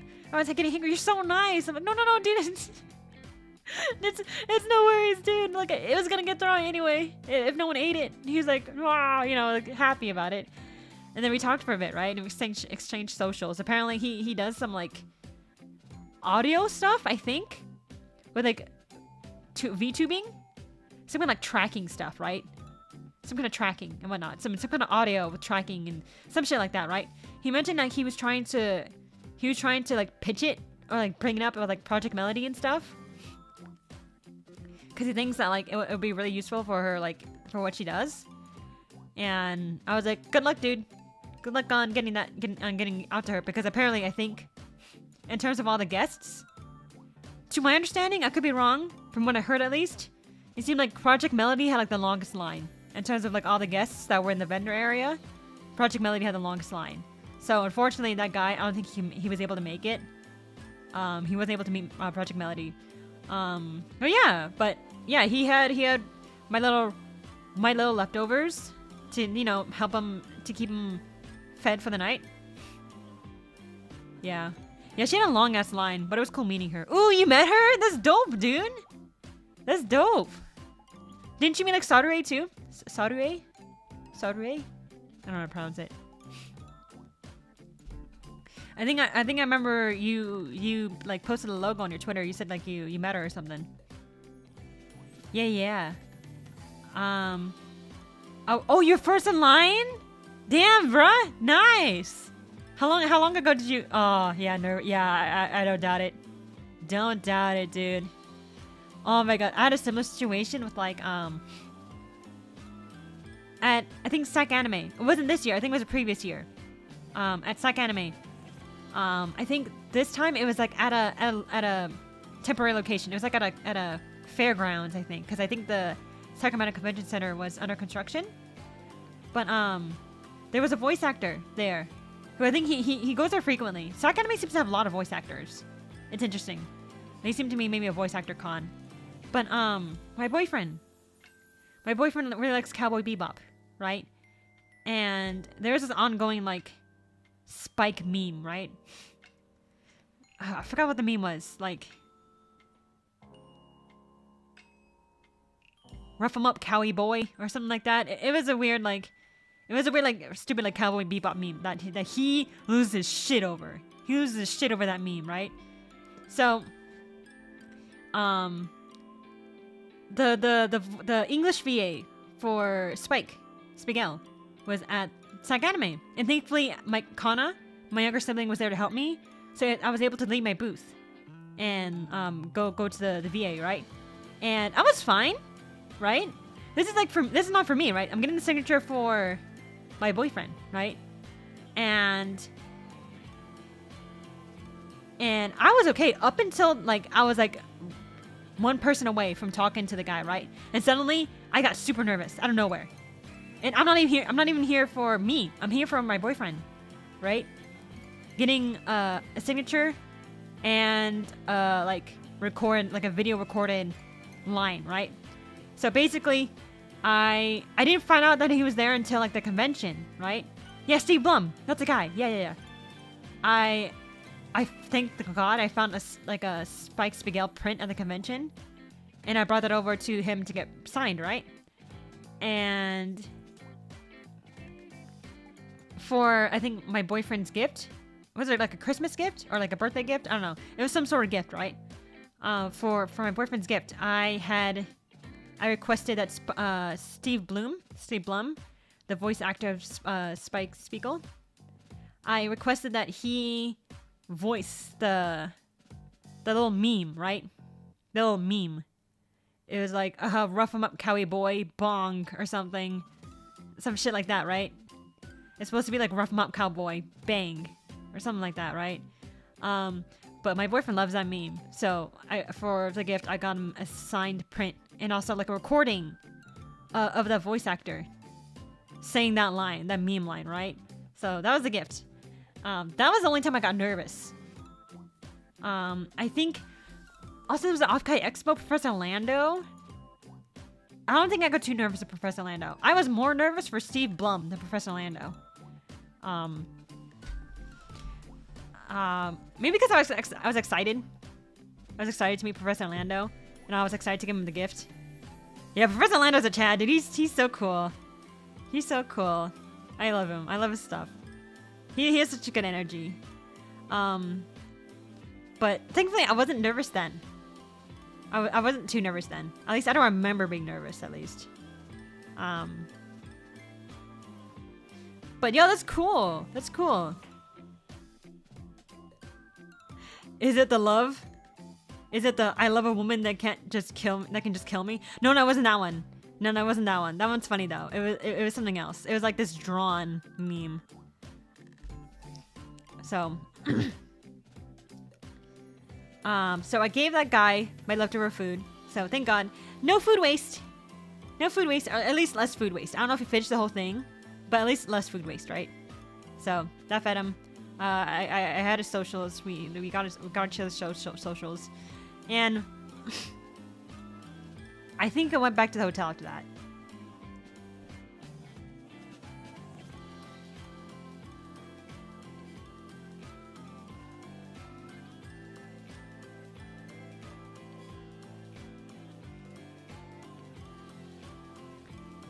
Sorry, this fucking nails of mucus is getting fucking annoying. Jesus Christ, I just want to talk to guys. I just want to talk. But my body's physically telling me not to. But I think after that, I think I went back to the hotel. I think. So leftover food, thankfully distributed. Successfully distributed the leftover food. Went back to the food. I went back to the hotel. I think I was getting the bed ready, right? I was gonna go shower, but then the boyfriend, the guy in the room, he had a midnight snack. He had a midnight snack, right? And I was looking at him like, I could go for a midnight snack. So yeah, I heated up some leftover pizza. I'm glad I took the pizza, guys. Like, maybe in the moment, it wasn't a good idea. Maybe in the moment, they're like, dude, Mishi, what are you doing? Get out of here. Get your stuff and run. But I wanted to get my leftover pizza from the hotel room. That's food. It's good food.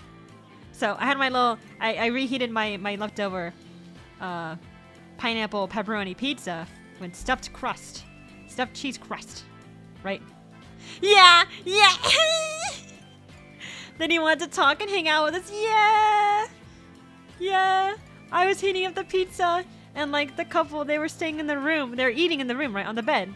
And I was like, you know, like, hee hee, can I hang out in there with you guys? Can I hang out and talk with you guys? And like, and they were like, we can go out into the, like, you know, the dining area if you want. We can eat there. It's probably better than here. And I'm like, yes, please. That'd be nice. I want to spend time with you guys. And then, yeah, we spent like a good hour or two maybe, but we spent quite a bit of time there, like hanging out, eating. I think we're talking about like anime. We're like mainly talking about anime. I remember talking about like romance anime and stuff. And there were like 2 hours? Was it 2 hours? Oh my God. Guys, I got back to the hotel like around like 11. And I spent some time in the convention center to give away my food. And I got back to the hotel, got a midnight snack. And we talked for like 2 hours. I still have to shower. So we were talking, right? We were eating. And I think we're talking about like anime. And like a good half of the conversation was like romance anime, right? And like manga. And I was talking about how like I love romance anime. It's like a very hit or miss for me, right? I think most anime are misses for me. Most romance are hit misses for me, but when they hit, right? They hit. I love certain romance. Lovely Complex. I love Lovely Complex. Oh my god, I love Lovely Complex so much. And Taylor, the girl, she was gushing about Lovely Complex too. yeah. Anime Wolf says you needed to do your homework. LOL. Yeah, we had to actively like stop ourselves from talking after I finished my food. I'm like, okay, after I finish my food, I'll get to work, right? And so like, yeah, I was about to finish my food, and they're like, no, you need to get to work. We're leaving. We have to stop because otherwise we're gonna keep talking. I'm like, yeah, that's probably a good idea. That's probably a better idea. So I said goodnight and everything. I don't know if I showered yet by then or not. But I don't know if I showered before or after. Might have been after. But they went to their room and I was working on, I believe, the debut trailer, the VTuber debut trailer.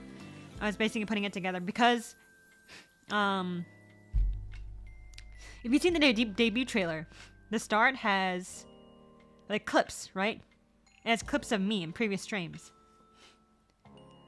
And I was basically cutting those up together because when the video and the motion designer got the video back to me, they didn't clip the clips, right? And maybe it might have been a language barrier, but also it makes sense if it's like, I don't know if they can properly get good clips because different senses of humor. Because I believe this person was like in Southeast Asia, right? So it didn't seem like English was their first language, and also probably a different sense of humor. So I'm like, oh shit, okay, maybe I should cut these videos myself. So, which you think wouldn't take a lot of time, but it does. You have to find the right clips, and you have to like time it too. You have to, like, sometimes, like, even if you find a good clip, if it's too long or too short, like, okay, I have to switch out for a different clip. That's the right amount of length, right? So I stayed up basically trying to put together those clips and send out the revisions to the motion designer artist to make my trailer. So I finished that, sent it to the guy, and went to sleep, right? I don't know if I sent it that night or sent it another time, but I think I sent it that night. But yeah, basically, yeah, I had to do my homework. As Anime Wolf said, I had to do my homework. And then I went to sleep, right? I don't know if I showered before that or before the work, but yeah. And then, I also, that night, not only did I have to like finish up my work, but I also had to like pack my stuff, right? I mean, thankfully, a lot of my stuff was already kind of packed up already because like, I switched from one room to the other. So there wasn't much packing needed, but like toiletries and stuff, right? I had to pack because, I use them for the shower and like brushing my teeth and shit. So I had to pack that up and I had to be prepared to leave the next morning because they were checking out, right? They were checking out. And yeah, so woke up, getting ready. I think I didn't manage to get breakfast then. I don't know if the couple managed to get breakfast, but I sure as hell didn't. So, we all checked out together. I said bye and see you at the con if you come by me come by my table at the con. I believe at least. I feel like I would have at least. But yeah, I rushed over to my booth. Yeah, we did? Okay. Emmy Wolf says, yeah, we did. Okay. But we checked out. I brought my little carry-on in my backpack, right? To my booth. Did the Sunday thing. I believe on Sunday I didn't eat at all. I didn't even eat breakfast, and I didn't have lunch. So I remember, I think last night, someone I talked to at the convention messaged me on Instagram. He was a chill dude. I don't know if I asked him to like sit next to me to talk on Saturday or Sunday. I definitely did on Sunday though. But yeah, he basically was like, "Hey, it's nice talking to you. If you ever need anything, if you ever need help at your booth, let me know, right? And I'll hop over." Which is so sweet. So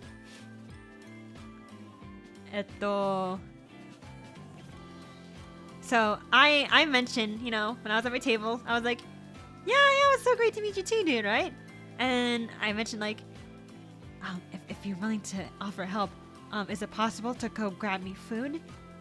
I did not eat breakfast today.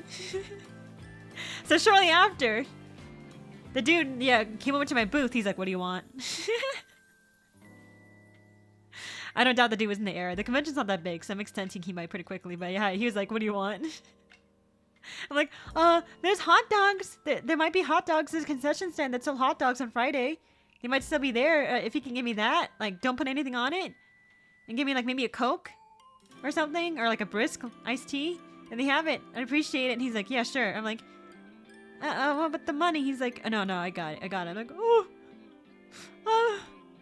they're so nice to me. Wait. Everyone's so nice to me. Everyone's so nice to me. It feels off. I'm like, it's too good. Everything's happening too well. Everything's too nice. What's gonna go wrong, right? What's gonna go wrong? I guess if we're thinking about balancing shit out, fuck. It'd be like that weird guy at the hotel that I moved rooms from, but I guess that's one weird thing to help balance it out. But yeah, he came back and he was like, the concession stand's not there. I'm like, oh, is it not? He's like, no, it's not. I'm like, oh shit, right? And he's like, and he sat next to me. I asked him like, oh yeah, I guess sit behind the table, right? So it's not like, also so I can talk to him better, and also so he's not blocking my booth from other customers. So he sat behind on my table, right? And we're just talking. He's like, he pulled out his phone. He's like, you want anything from Uber Eats? I'm like, I'd appreciate that.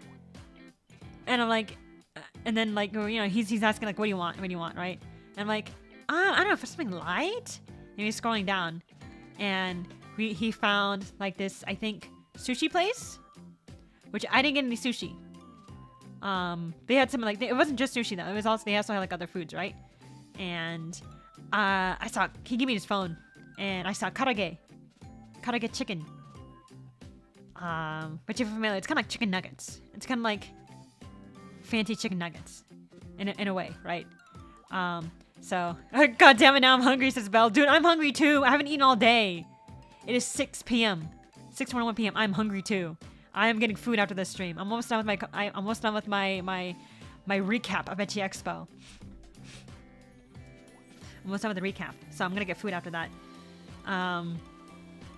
But yeah, so the dude was so sweet. He was so sweet. Oh my god, I was like reaching for like my money, right? I was reaching for my money, like the money I have for like my table. And I was like, I can pay you. I can pay you. Like slowly reaching over. He's like looking at me like, no, you don't have to. You don't have to. Oh, it's good. I'm like, you sure? I'm like reaching, like almost there. He's like, oh, you're good. You're good. It's okay. I'm like, okay. If you say so, if you're gonna be, you know, if someone's offering, if they're really insistent, I'm not gonna, like, if they really want to, then I'll take it. You know what I mean? Feels like I'm kind of rude. It's like the weird level, right? There's a certain level of fight back you have to give, right? If they offer something, you give like initial like, no, it's okay. But if they insist, then it's like, well, if you really want to, you know what I mean? You know, if they want to, you kind of want to respect it, right? But also genuinely, yeah, I can. Yeah, if you're down to cover my food, yeah, fuck yeah, I'll take it, you know? So he covered the food. So he, especially because it's Uber Eats, right? It's like DoorDash or whatever, right? Ordering. So you gotta pay for like the freaking fees, right? So it's even more of a crazy thing for him to do. But I have a photo of the food.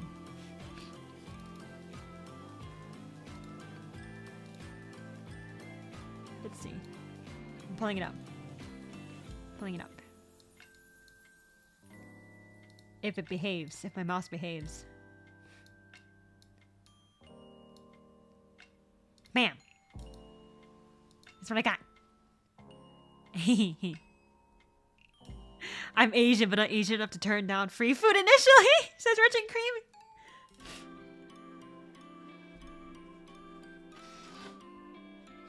Oh, shit.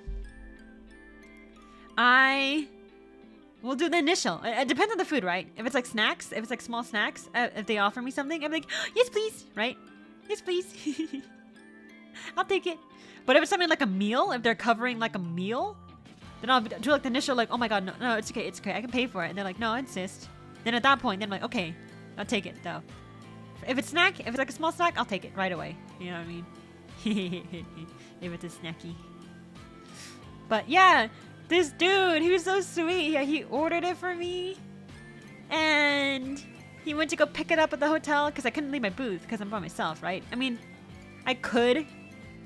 There was someone behind me who's tabling. He was so sweet. I believe he was like the partner of the artist because there was an artist and then I think he was a partner of the artist. So he was helping his partner. He was so sweet. He reached out to me like multiple times when he got up. He's like, "You good? If you need to use the bathroom, run behind you. If you need me to watch your table, just let me know." I'm like, "Thank you." And like sometimes he would get up and like, you know, he put his hand on my shoulder, I think, or like tap my shoulder or something like that. But he'd be like, "You good?" I'm like, yeah, thank you. I'm like, he's so sweet. Everyone at this convention's so sweet, guys. Oh my god, I would love to go. Oh, of course I'm coming back. Holy shit, if that experience is like common or like general for Ecchi Expos, I'm hella coming back, dude. Everyone's so fucking sweet. My best convention experience, minus the hotel thing. But yay.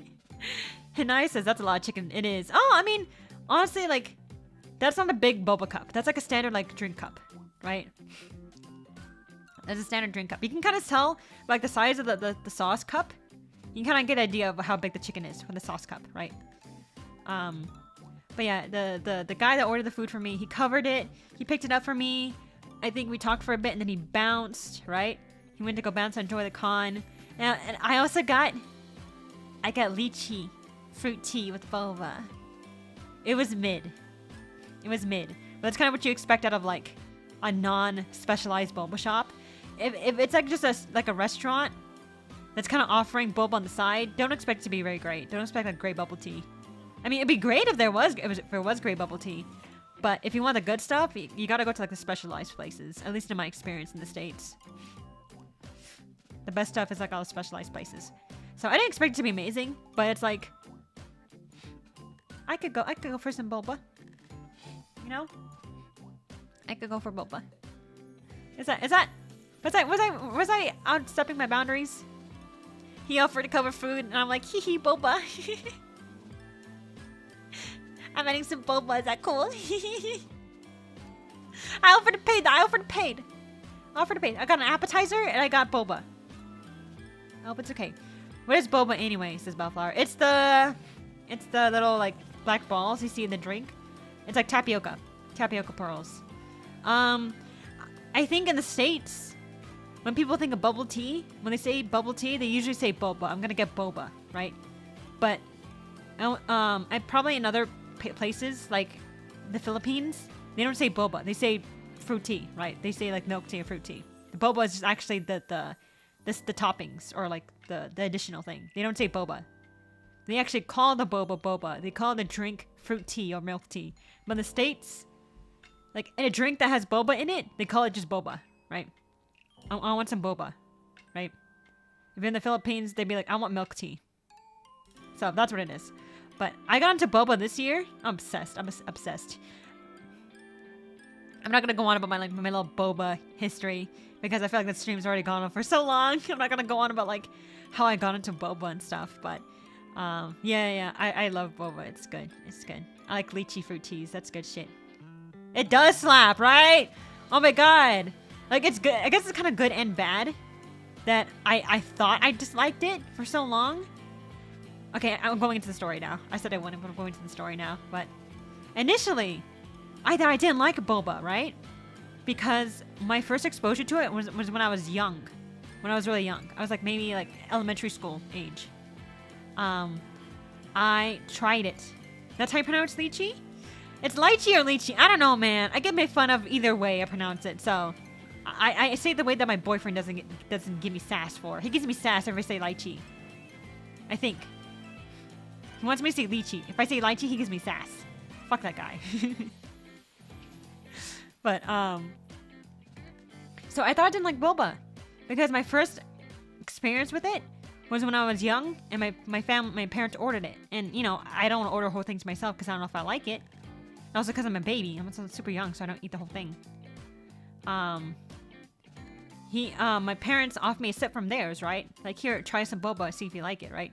And I tried it and I didn't like it, right? But I feel like it was a matter of me not liking the flavor rather than not liking the boba, because now I like boba, right? Cause yeah, maybe it was that association of like, oh, I don't like it. I don't like that taste, right? I don't like the taste, so I don't like boba. But in reality, it's probably just me. I don't like the flavor of the drink. So I went for years and years and years not thinking I didn't like boba. And back in college, my friends often would get boba, right? Every time we hang out, they get boba. And I guess it saved me money, because every time they get boba, I would pass on it. So, but it wasn't until like early this year, like January, where I was at SAC Anime, right? SAC Anime Winter. And Connor was there with me, and I was there with some friends. One actually I met at college, right? One I met in college. And I had an artist friend, and we all got together. We got together and we're like, let's go get some boba. I'm like, yeah, sure, yeah, hell yeah, right? I didn't really like it. I thought I still didn't like it. But I'm not gonna miss out on hanging out with friends, right? I'm not gonna miss out on hanging out with people. So of course I went. So I'm standing there in the boba shop. I see that I'm looking at the menu, and I'm like, maybe I should try boba again, but with a flavor I like, right? And they're like, go buy yourself something. I'm like, hell yeah. Yeah, it's a treat for myself. I worked hard today. I'm getting a treat, right? So we got like something, probably like lychee, whatever. And I got it. I think you guys can tell what happened after that. I think you guys can imagine what happened after that. Yeah, getting a tea that tastes good and matches the boba helps a lot, says Never Die. Yeah. But I guess now I know. Now I know the magic of boba.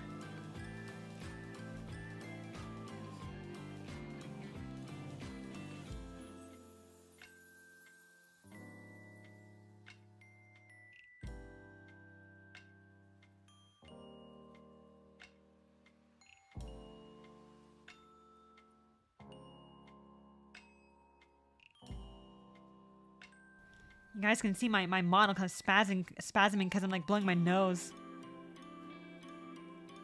Yeah, Mike's meaning a lot because I'm trying to blow my nose because the mucus is not going away. It's freaking cringe. It's cringe, guys. It's cringe.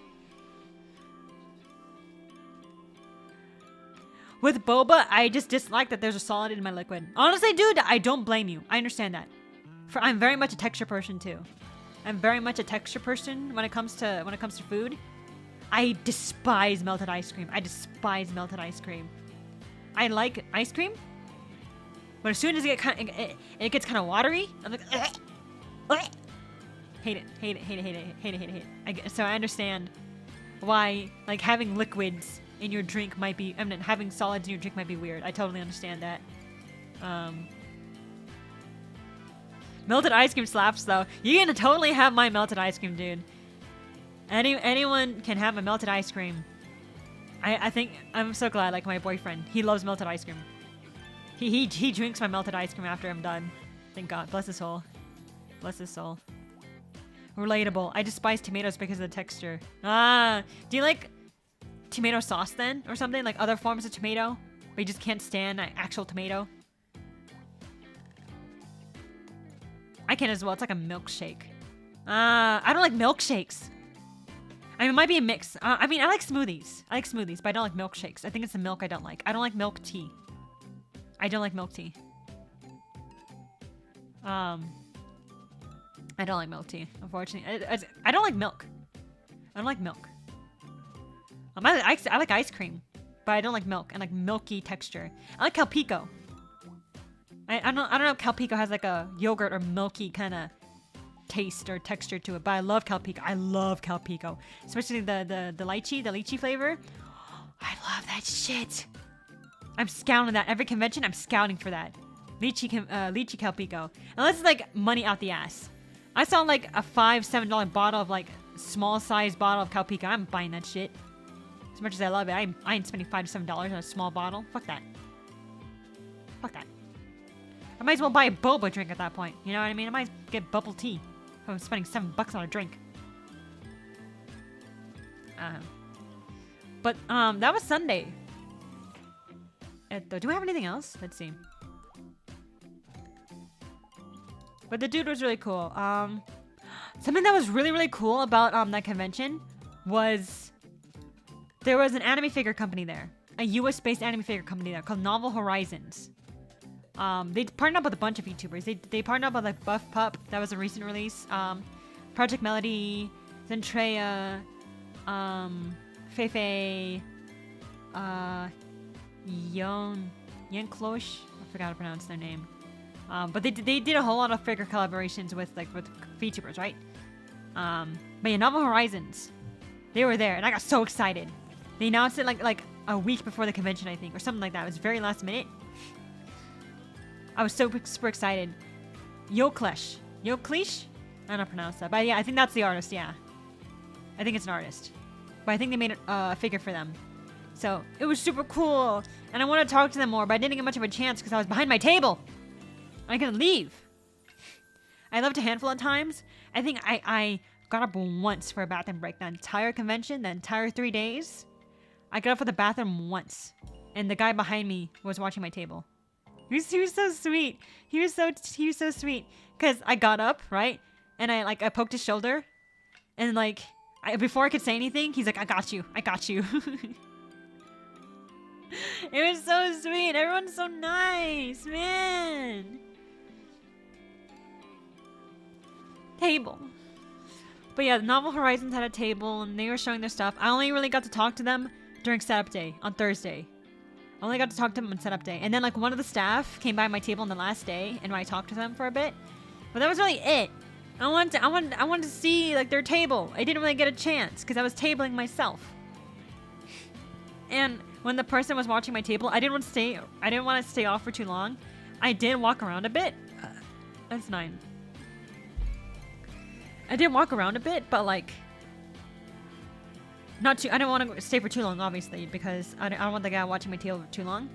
I mean, even if it was fine, like he didn't handle sales, right? If anyone asked for something, I don't know. Maybe he would have been like, "Oh, the artist is not here at the moment," right?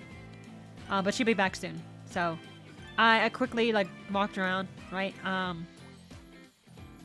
And I got the table. I got my table. You know what I mean? So the only really chance I got to talk to like the Novel Horizons staff was like during setup day for a little bit, and also that one last day where one of them passed by my booth and I had a little conversation with her.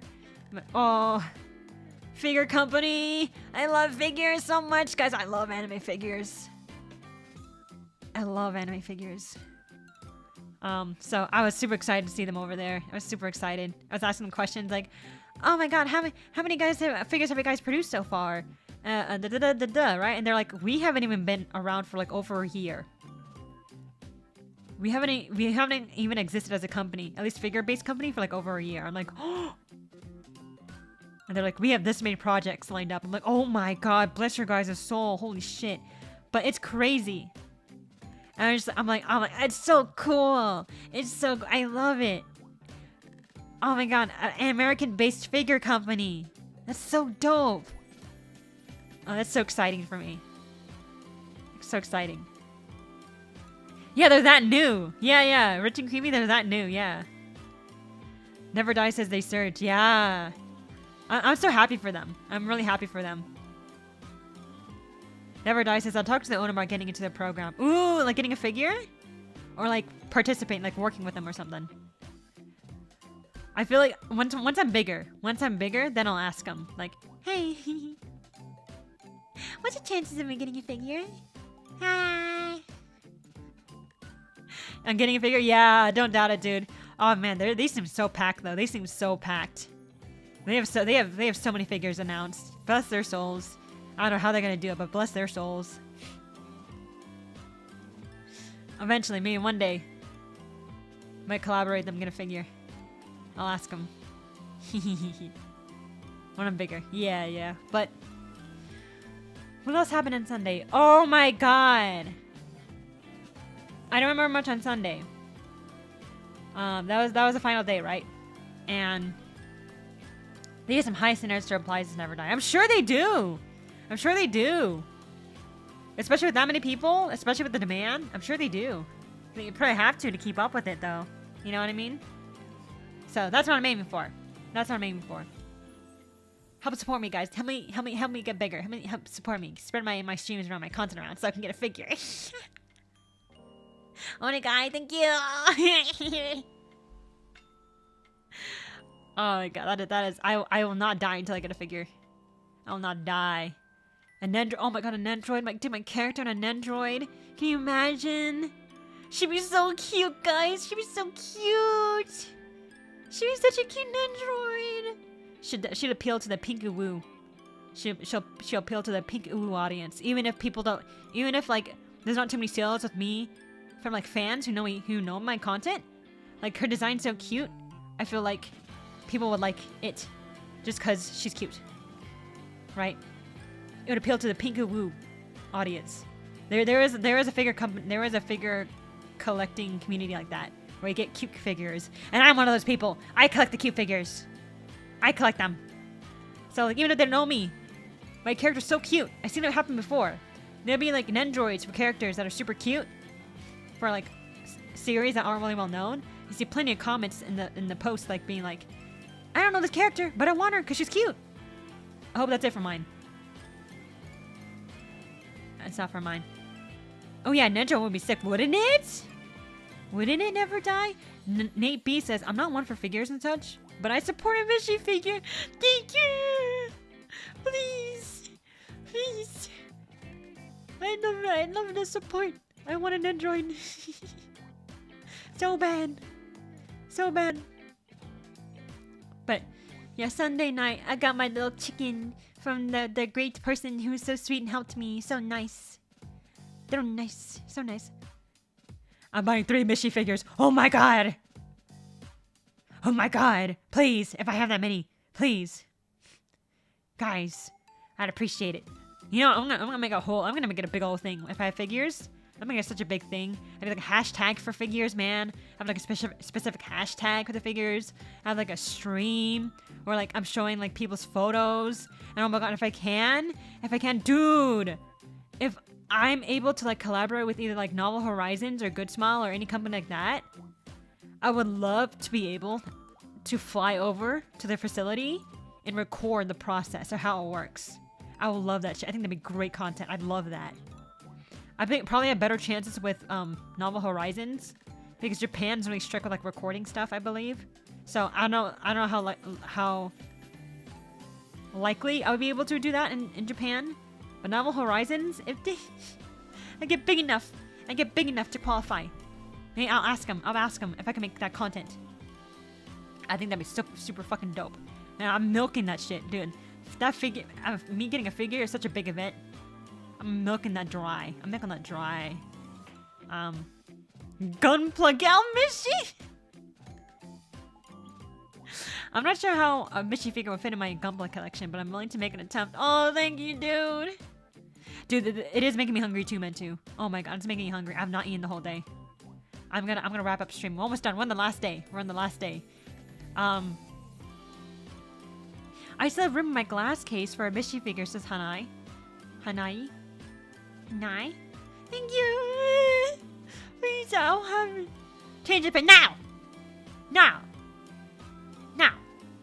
It's staying. Oh wait, we can change it to me. Actually, we can change it to me. You guys can see my fits.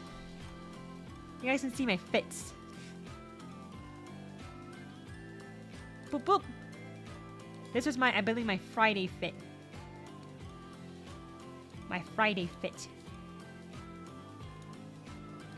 Oh, dude, I was kind of embarrassed. I didn't want to be seen like posing in front of a mirror and taking selfies while other people were there. So all the photos it took, someone else was in the room. And I tried to take it as quickly as possible. Not gonna lie.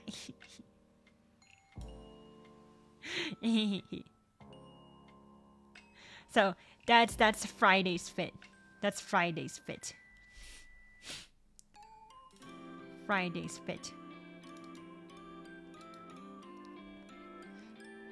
Saturdays. My unintended Saki from Emergence cosplay. Emergence / Metamorphosis. Y'all know the fucked up anime. The pretty depressing manga, hentai manga. That's her. Do I have a photo? Yeah. It was unintentional.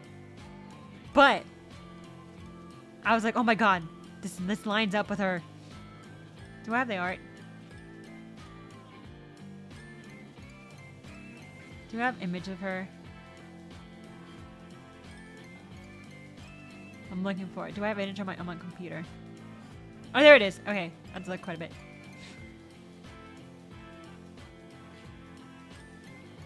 Azahara? What? What? They're adapting it? No shot. On God? Don't lie to me. Don't tell me that. Don't get my hopes up. Oh my God. Don't tell me that they're adapting Emergence.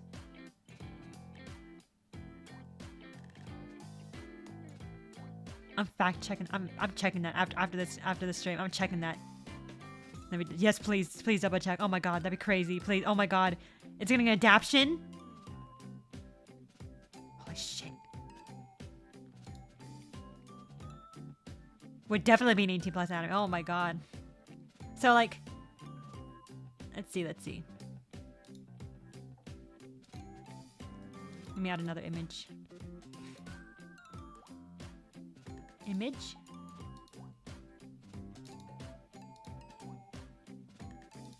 Image 2. Let's put that on. Just so you can guys see the comparison.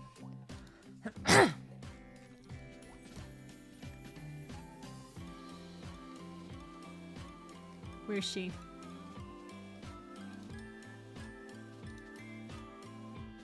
I believe this is an unofficial render. This is not legit. But it matched.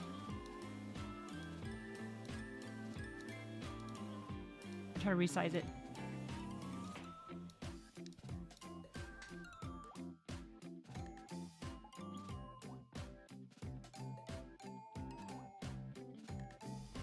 Espera more amigues.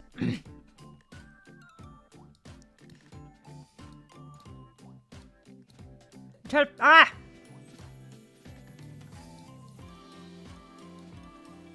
Bam. Bam. That's an unofficial coloring, unofficial render. It's not official, but the unintentional cosplay.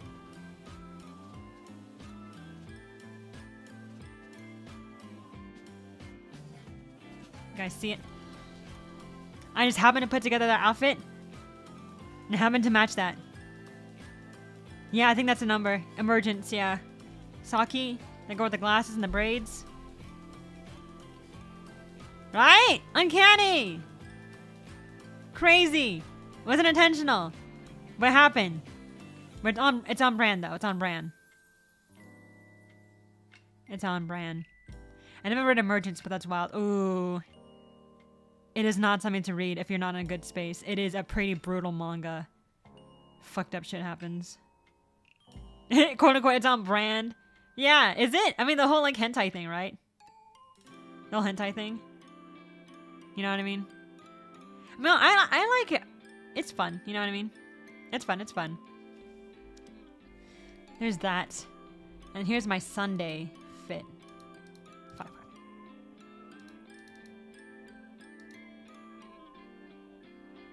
Was this my Sunday fit? Sunday fit? Maybe?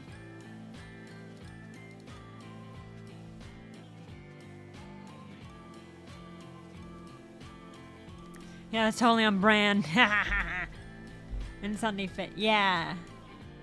Yeah. A little bit tummy. It's this outfit's nice, but like the cold that hits my stomach area, my waist. Basic white girl mish? Is that what I look like?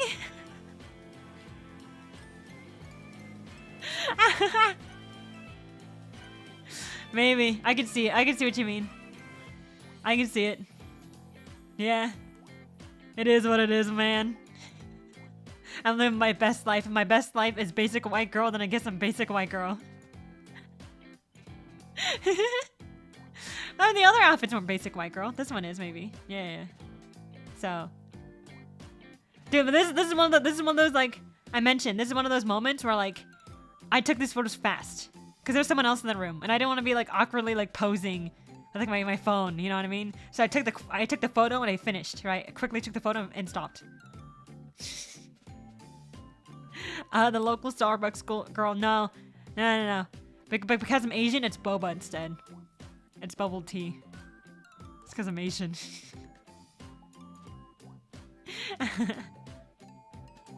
Yeah. Let's see. Do I have any more photos?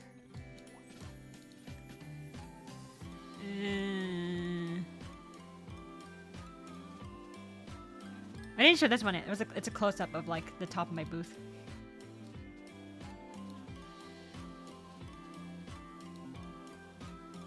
Boop.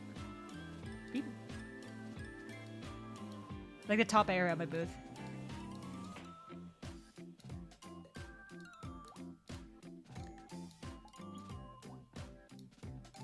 I didn't even check if it was censored. Oh. I'm glad I censored it. Oh my god. I didn't double check. I didn't double check that time.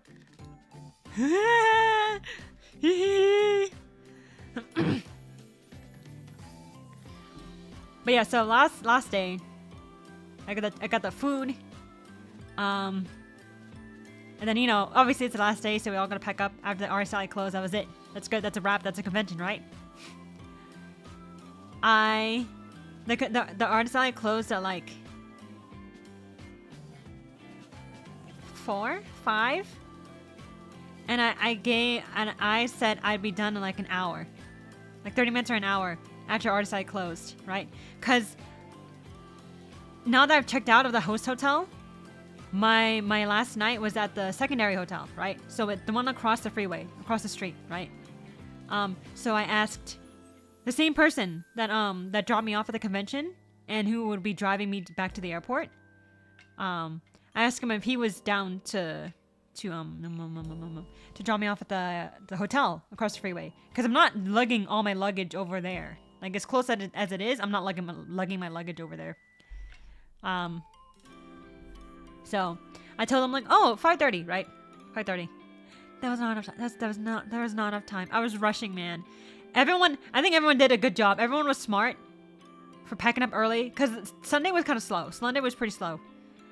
So everyone's packing up early. I didn't, which kind of worked out in my favor ish, because I got sales like near the end, like last minute sales, right? I got last minute sales, but I underestimated how long it took me to pack everything away, and I was rushing, and I pushed back the times twice, right? I was like, originally 5:30, and I'm like, oh, can we push it back to 6? I'm so sorry, right? And the person's like, okay, that's cool, that's fine. I'm like, can we push it back to 6:30? I'm sorry.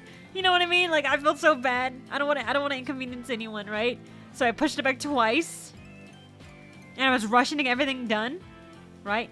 And like, I was very visibly like rushing, because the guy was tabling behind me. He's like, you good? I'm like, yeah, I'm good. He's like, you sure?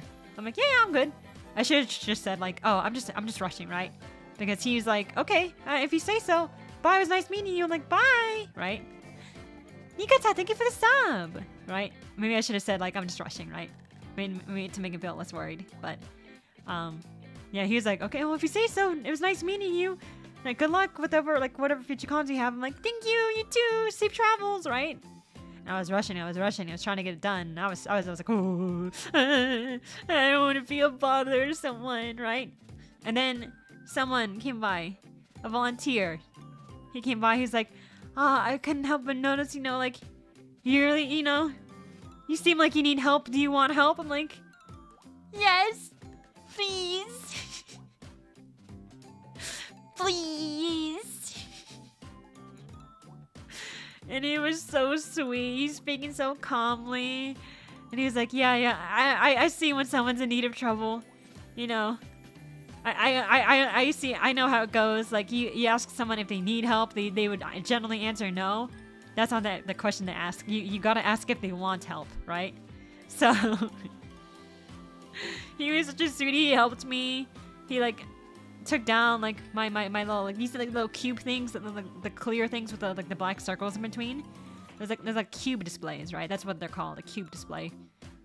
He was taking that down. He's putting them in the box. And he taped the box out for me. He did some other stuff. He was so sweet.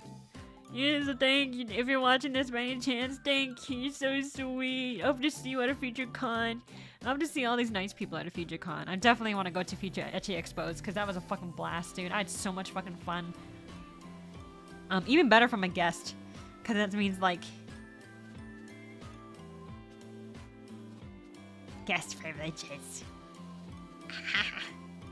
Guest privileges. Not gonna lie, that shit sounds pretty dope. No? Get a table, maybe? Give me a table instead of me having to apply for one. And maybe there's like a staff, like a VIP, or like staff and guest only area where like all the guests can chill. I'm like, I like that. I want to talk to people. I think like I know it's considered networking. It's considered networking, right? Just being at this event and talking to all these people in the industry and talking just regular people, quote unquote regular people, you know, attendees. But it's like, yeah, it is technically networking, but I have so much fun talking to other people, like especially in the industry, because I think it's so cool. I think this industry work is so cool. So like anytime people get to like I get to talk to someone about it, it's just I'm genuinely interested. Cause I don't know, I find a lot of things cool. The guy that was talking to me about his elevator job, I think that's cool. Elevators are important. We use elevators, right? That's cool. We have elevators because of this guy works on it, right? So like, I don't know. I think I know some people are like some people tell me like their career. I'm like, oh, that's so dope, dude. I'm like, it's nothing special. I'm like, I don't know, but like that's needed, right? That's needed. That's needed. We need those. You know what I mean? You help put that together. It's needed. So like, especially at this convention, when it's like industry people within my industry, I'm even more excited, right? So I love talking to people.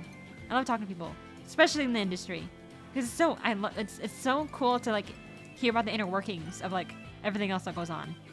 So even if I'm winning because of networking, but also winning because I'm genuinely enjoying the conversations and talking to people.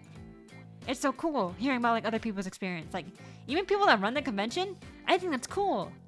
I love hearing about it. It's dope. So if I get to guest and like there's like guest only areas like staff and stuff, like Rich and Creamy said guests get to go to a VIP party. Yeah, so if stuff like that happens, I think it's so cool. It's so cool. I love being in the industry. It's so fun. I love creative people and business. It's generally fucking dope, dude. It's nice to meet people IRL that you see online. Yeah, that too. That's so fun. Hanai says, I was a semi-last minute, so... Oh, thank you, dude! 10. And that was an excited burp. Thank you for the support, dude! Oh my god! This convention was so fun. Not only was it super fun, but also my best convention in terms of sales. Like, overall, Ecchi Expo was just fucking dope. It was so fun. But, Emergent says Metamorphosis adoption seems to be a rumor, not confirmed. Nah! Like, who would even animate that? Like, would that be a movie? I feel like it would be a movie, if anything. You know what I mean? It's really fucked. Like, you have to find a animation company that's cool at animating something that fucked. Interesting, very, very interesting story, but it's pretty fucked. Crazy shit happened there. It's pretty depressing, but it's a very captivating story. I really like it. Well, I don't know if really like it is the right way to describe it. I am intrigued, interested. It's a very interesting, captivating story. Yeah. Powerful media. I'll say that, yeah.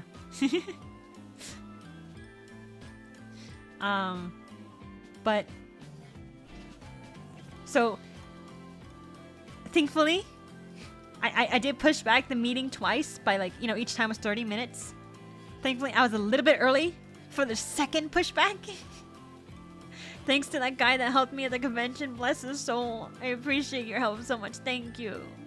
Thank you for watching this. He was a volunteer. I asked him like, yo, dude, are you gonna be at any other future conventions and stuff? It'd be so cool to meet you again, right? And then he helped me drag like all my luggage to like the front entrance of where like, you know, the loading area where the exhibitors are. He helped me like bring all my stuff there. He's like, is there anything else you need? And I'm like, I just like spread my arms for like a hug. Just to thank him for all that help. I think I sat on it for like a second or two. I thought about it. Right? He was like, you need anything? You need anything else? And I sat there for like 1 or 2 seconds and I stretched my arms out. Cause you're so sweet. Like, oh my god. I was a little stress ball. I was a ball of stress at that time because I didn't want to inconvenience anyone. I mean, I feel like the guy was in the area, right? I don't know if it's too big of an issue that I was pushing it back, but still, you know what I mean? I don't know if he was like, I don't know if he was holding him back from doing anything because of me, you know what I mean? I don't want to hinder that, so. I would assume the worst studio says that's Sahara. Queen Bee. Oh, is that a hentai animation studio? I'm not familiar with like 18 plus, like H anime, like studios. I'm not familiar with them. I'm familiar with some anime studios, but not like hentai anime. Hentai anime as like hentai, just like say hentai studio, yeah.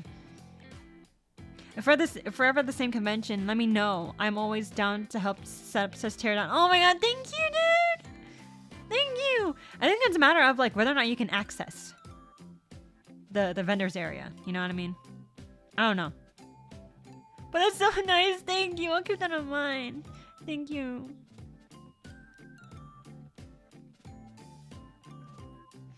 I'm glad to hear about your con experience, and it went well overall. Thanks for keeping me company for the last part of my shift at work. Also, hope the rest of your stream goes well. Gotta run.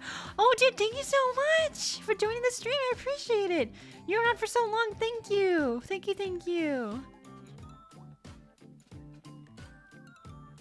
Never Die says, our group normally leaves like the day after the final day, after the con, so we don't rush our departure. Yeah, same thing.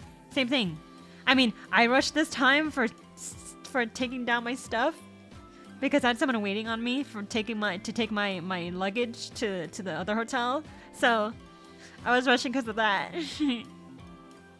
And then like so I checked, yeah, so thankfully the guy that gave me a ride from the airport to the convention hotel, whatever, he drove me from the convention to the hotel across the street, right? On the other side of the freeway. And then, you know, I checked into my hotel. You know, I brought my luggage back to my room. Oh, but it was annoying. Because I'm like a little, like those carts. Those luggage carts. With my luggage on it. And I try to, you know, push it into the elevator. And squeeze my way into the elevator. Because, you know, the cart was blocking the entrance. Like a huge chunk of the entrance. So I squeeze my way in. Push it out, go to my room. Use the card key. The card key didn't work, both of them. I got 2. Neither of them worked, so I'm like, oh my god. So I pushed my cart of luggage back to the elevator, went back to the lobby. I at least pushed the cart in front of the elevators and kept an eye on it because there's barely anyone around, so I didn't think anyone would yoink it. So I just left my luggage cart in front of the elevators and went up to the front desk, like, and kept looking back to my luggage to make sure no one was touching it. And then I got the cards updated, and then it worked that time. But so you know, I brought my shit to my room. Finally relaxed. You know, got some of my stuff down. You know, put the luggage cart back to the downstairs, right? Go back to my hotel room. Go to the bathroom. My period started. And I didn't have any period products. It started early! It started like a week early! RIP, yeah, right? Oh my god, it started early. So, I went to the lobby, right? I went to the lobby and asked them like if they had any like complimentary or like available for sale, like tampons and pads. And they had tampons, right? Regular size tampons. They didn't have any pads. So my ass, through that whole night, had to rely on regular tampons, which the first 2 days of my period are the heaviest, right? So, regular tampons ain't gonna cut it. And I had to wrap my underwear with toilet paper. I like layers and layers and layers of that shit rolled up. there was no pads. And thankfully there was a Target nearby within walking distance, but it was already nighttime. And I'm gonna walk it by myself to the Target. So I'm wrapping my underwear with toilet paper and using like the tampon, right? So like tampons are enough. There sometimes there is a bit like a leakage. So it's good to have some like small some kind of small pad on your panties. That's what they call a panty liner. I use panty liners. That's what they call it. That's like the small thin pads. It's usually just as a catch for any like leaks, right? So yeah. And then while that was happening, I got that settled. You know what I mean? Wrapped my freaking underwear with like toilet paper, layers and layers, and rolled that shit up. And then I was rearranging my luggage. Because when I was at the convention taking down my stuff, the luggage, like I didn't have time to like carefully put it away, right? So I just shoved it in my luggage, right? And then when I got back to the hotel, that's when I would carefully like pack everything together to make sure it's ready for the airport abuse, right? For throwing that shit around. So that night, I packed a bit, and then I think I took a break by watching some anime. I still had some like leftover chicken, that 𝗭𝗧𝗦𝗡 from earlier, from lunch that the guy bought me, the really sweet guy. He Uber Eats it or DoorDash. I don't know what app he used, but he ordered it. So I had that leftovers, and I just reheated it in the microwave and ate that. And I bought like a lemonade from downstairs. I bought like a lemonade from the lobby, and I just ate that. No, what was it? Lemonade or iced tea? Might have been like strawberry lemonade or something. It was like a special flavor. It's not a flavor I see often, but it's either lemonade or tea. It was good. It was good though. So I had that, and I had my heat up 𝗭𝗧𝗦𝗡, and I had my phone. There was 2 new episodes. There was a new episode of Free Ren, an episode of Spy Family. Cause like Free Ren's a Friday anime. Spy Family's a Saturday anime. Because it was like Sunday night, I wasn't able to watch those episodes because I was busy. I had 2 anime to watch lined up for me to watch while I was eating, which is so fucking nice. So nice. And originally I pulled it up my phone, but I'm like, wait, I have my iPad. So I pulled up my iPad. I'm like, oh fuck yeah, this is the fucking life, man. This is the fucking life. Like eating 𝗭𝗧𝗦𝗡 with like my little lemonade or like iced tea. I don't know what it was. In my hotel room. It was kind of lonely, not gonna lie. It was a pretty lonely hotel room. The hotel was dead. There was like maybe one person and like a family came in, but it was dead quiet. Like when after you come back from like that like, you know, like hectic, crowded convention area where I was rooming with either like at least one other person, going back to my hotel room, it was empty. It was kind of sad. It's kind of lonely. You know what I mean? And like it didn't help that like the room was more like cool colored. The host hotel, it was like warm colored, right? I think the walls were kind of yellow, if I remember correctly, and the carpet was like, there's like a dark brown with some patterns on it. I don't know, but the whole hotel room in the host hotel was very warm, right? And then I go to the secondary hotel. Cool, lots of cool colors, right? I felt lonely. Ozahara says, Billy Mays recommended flex tape to stop leaks. Fucking flex tape my coochie. Oh my god. Oh, that sounds horrendous. Oh, especially if you have pubes.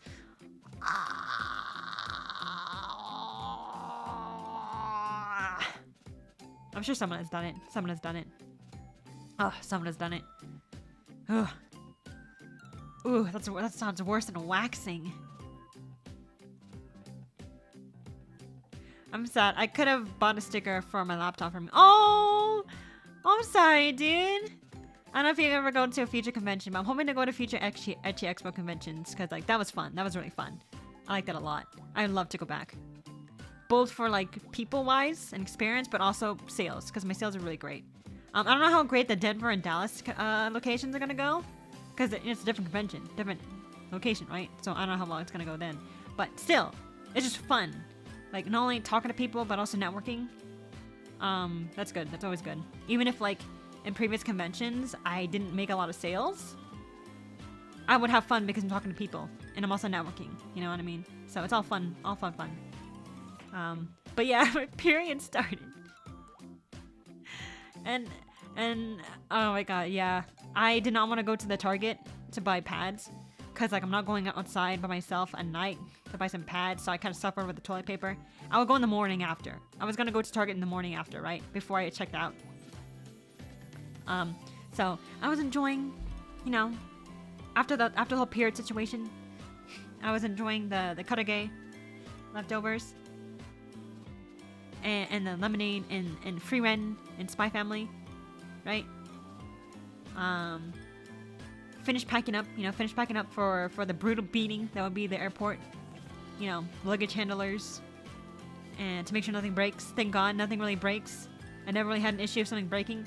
The only time I had something like kind of break was when with my personal carry-on. And I was going to the airplane and they ran out of space for carry-on. So we had to check it in. So that's when I checked it in. And the only thing that broke, kind of, was like this like tin I would use for like shampoo bars. You know, traditionally shampoo and conditioner are like liquids, right? They're liquids. But there's also shampoo and conditioner bars, like regular soap bars for like your body. There's also shampoo and conditioner bars, so I use that. So I had that. And they're like they're like in little tins, right? They're like little tins, and I keep them closed by putting a rubber band around them to make sure they don't pop open in the luggage. And I got my luggage back, my little carry-on, and my tins were bent. They were nice tins. One was like a nice like light purple. It's like the prettiest light purple. It was so pretty, and it was bent. I mean, it's still usable, but still, it's pretty. I like my pretty stuff. If you can tell, I like my cute little visuals. I like cute shit, man. I like cute shit. Cute shit's good. I love my little pretty stuff. So, unfortunate. But, you know, that's like a pretty not egregious thing to have broken by the airport. Could have been way worse. Could have been so worse. But thankfully, I packed my stuff pretty well to where that is an issue. So, blow my nose again. Fuck.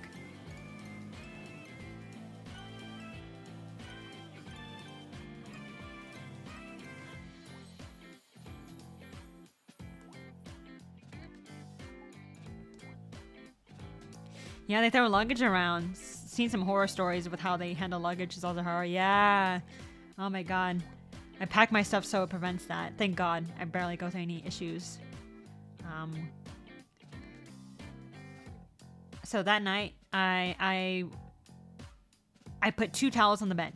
Usually when I have my period, I fold up a towel. And put it underneath my coochie, like my butt. When I go to bed, just to prevent leakage, you know what I mean? If there's a leak, at least it gets on the towel. I put 2 of those bad boys down. I put one on the bed, like I put like a wider one on the bed. And I had a more folded up one below me, just in case.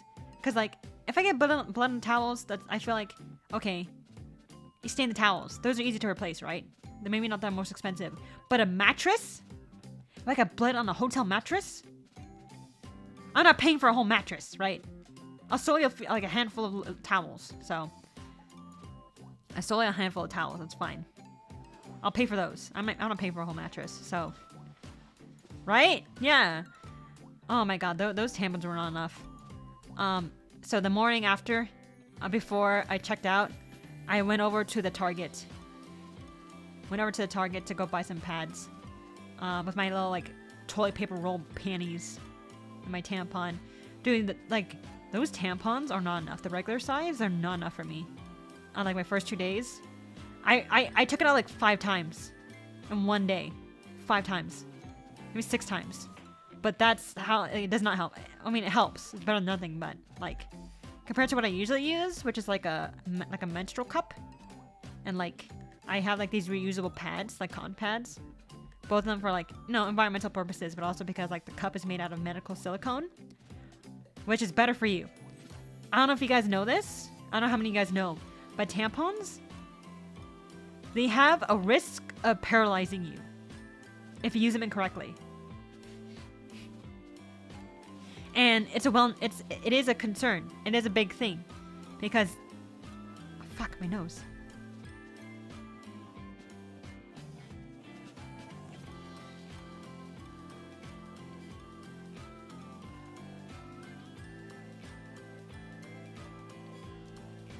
Yeah, but anyways, but tampons can paralyze you, and it's such a big issue. It's not like a hearsay, right? It's not like a hear stories about it here and there. No, the tampon packs I'm familiar with, that I'm used to, they actually have like a warning, like pamphlet, right? They give you a pamphlet like basics, like details about the tampon, but they also give you warnings about like, hey, please please replace it this many times after this many hours and whatnot. If you leave it in for too long, you might be paralyzed, right? You might go into that. So it's not like a hearsay, like I mean a handful of people go through it. No, it's actually like in the pamphlet, in the tampon box. Toxic shock syndrome. Yeah, I wouldn't doubt it. I heard you can also get poisoned if you leave it down there for too long. Yeah, it might be like the bleach from the cotton. You know what I mean? It might be from the bleach from the cotton. I don't know. I don't know if it's like bleach, but like, they process the tampon. So tampons are exactly the safest period product. I use like a menstrual cup, which is like, instead of soaking your blood like a tampon does, a menstrual cup, it's made out of like medical grade silicone, or at least I hope it is. That's what mine is made out of. It suctions to your pussy walls, right? Your coochie walls in the inside. It suctions to it and it collects the blood. It's a cup, so it collects it. So, because with the coochie, there's supposed to be like good bacteria in there. There's good bacteria. There's juices. There's coochie juice that's supposed to be there, right? And by using a tampon, you're not only soaking up the blood, but you're also soaking up the good juice. The juice is supposed to be there, right? So tampons are the greatest. So I have a cup that just collects it instead. And you just dump it in the toilet. It's not the best for travel, I'll say that. It's great for someone who stays at home a lot. But for traveling, it can get kind of annoying. But the pros outweigh the cons for that one, in my opinion. But yeah, that happened, and I went to Target and I bought some pads. I went back to my hotel, finally got that shit settled, and then, prepared to leave. I didn't get any breakfast. I think there was free breakfast, but I didn't wake up early enough because I slept pretty late, prepping up my luggage and all. Apparently there were parties that went on pretty late on Sunday night. There were parties that went on pretty late, which I was like, I missed it. But at the same time, it's like my period started, and I didn't know until I got to the hotel, right? And also because I had to like comfortably like pack my luggage for the flight, right? So it worked out, you know what I mean? It worked out. So that happened. Did I shower in the morning? Or did I shower at nighttime? I think I showered in the morning. I thought I'd be fine not showering at the night. But no. I woke up and I'm like, no, I have to shower. This is gross. I can't do this. I had to shower. And then, yeah, Target run. Finished packing up.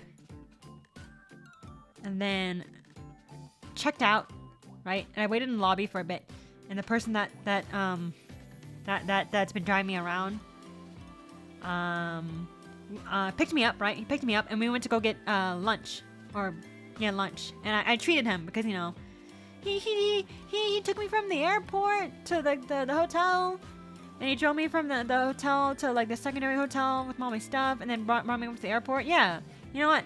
I'm gonna treat him, you know what I mean? We went for this pho place. And he got like this huge bowl of pho. It was giant. Oh my god, it's like the size of my head. It was huge, if not bigger, right? I don't know if it's like Texas portions, man. Like the other Japanese place I went to, or the Japanese place I went to on Saturday night, huge portions, right? Huge portions. And then I go to the pho place on Monday morning, or Monday noon-ish, huge portions too. I'm like, what the fuck? Is this really Texas? Is this really it? Is this Texas? Or are these specific two restaurants that just have huge portions? So, I think I ordered myself some like pork, grilled pork, right? It was like a bento box. I got grilled pork, and there was like a miso soup. There was salad, and there was like little like pork dumplings too. There's pork dumplings, and of course rice. And I ordered a lychee tea. I got too excited. I saw lychee tea on the menu, and I ordered it. And then I was talking to the guy and I was talking about like, oh, I don't like milk tea. I only like fruit tea. I don't really like the milk. And he was like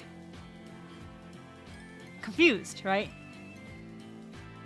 And then the drink came in.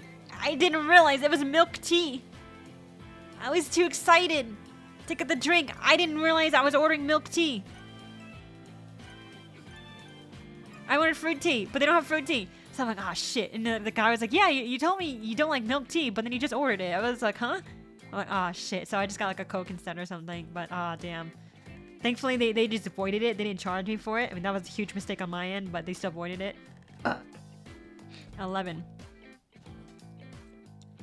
Everything's bigger in Texas, lol. I used to get the 3-liter Cokes is a thing? Jesus Christ. You should try a good Tex-Mex place next time. HEB Sundays for barbecue? Here's your melted ice cream, miss.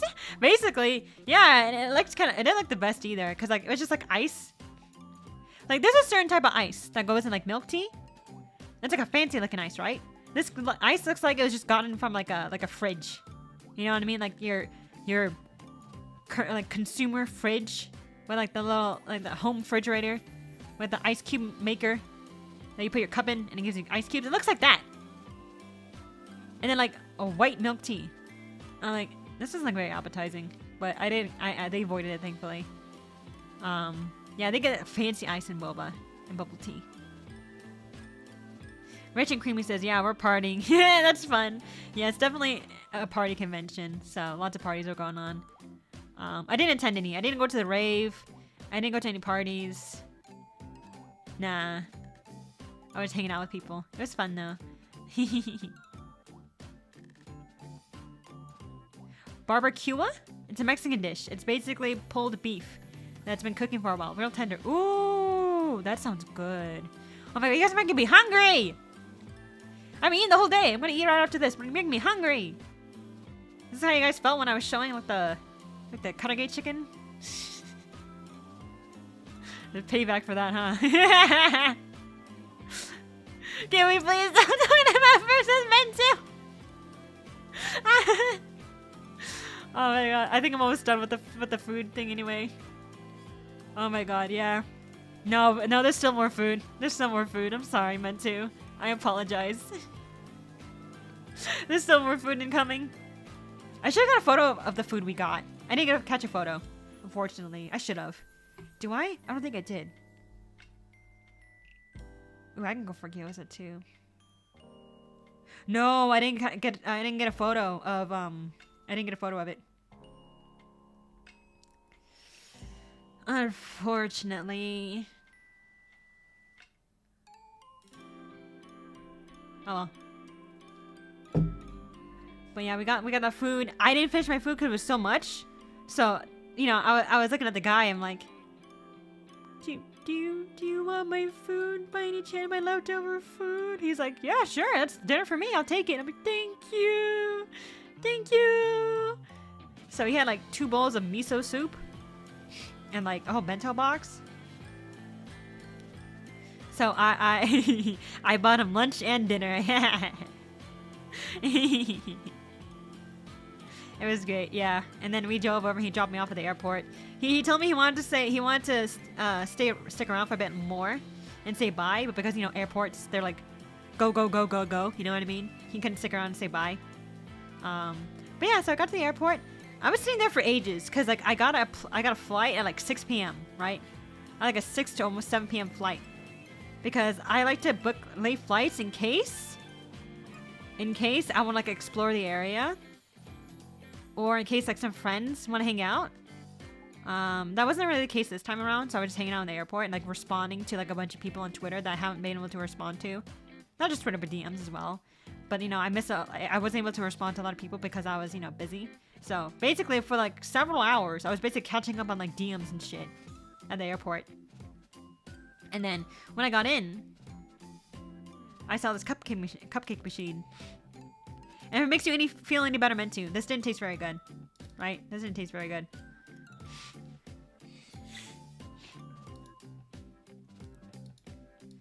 This cupcake. This motherfucker. Was $7. This bitch was $7. It was $7. $7. Yeah, 7 USD. I was like, you know what? I made a lot of sales. I'll treat myself. If it's $7, it must be good, right? It was from a vending machine. It was from a cool vending machine.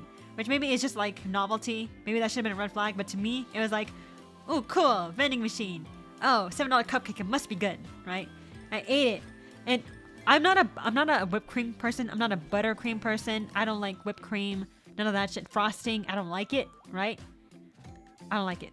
Yeah, airport prices. For real, yeah. I mean, even like $5 for a single cupcake feels like a lot. So if it's $7, I'm like, okay, you know, airport prices kind of mark up, but it should be good, right?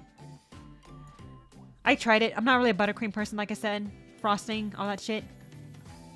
That was better than the cupcake itself. When me, a frosting hater, likes the frosting more than the cupcake, that says something. Right? That says something. So, or maybe the buttercream is not good. But regardless, like, how do I like the buttercream more than the cupcake? How do I like that more? Right? So I was slowly eating it because I had like, what, several hours into my next flight. So, you know, I was sitting there and slowly eating it over time. I will admit that the cupcake tasted better later on. It did taste better later on, right? I'll admit that. And I think I mentioned that to someone. I forgot who said it. But they said something along the lines of like, they think it's possibly because if it's in a vending machine, it might be pretty like, there might be not a lot of air in it. But after I ate the cupcake, maybe more air got into the cupcake. It made it more moist. Made it more moist. I don't know. But yeah, for some reason, the cupcake did kind of taste better later on when I already ate some. So maybe what my friend said is true. I forgot who said it, but someone said it. But yeah. And oh yeah, the vending machine has mostly definitely cold standing air. That's what will make it less moist. Yeah, it seems that way. I wouldn't doubt it if the cupcake was moister later on. It was better. It was better. It was better. I don't know about $7 worth, but it was better later on. And then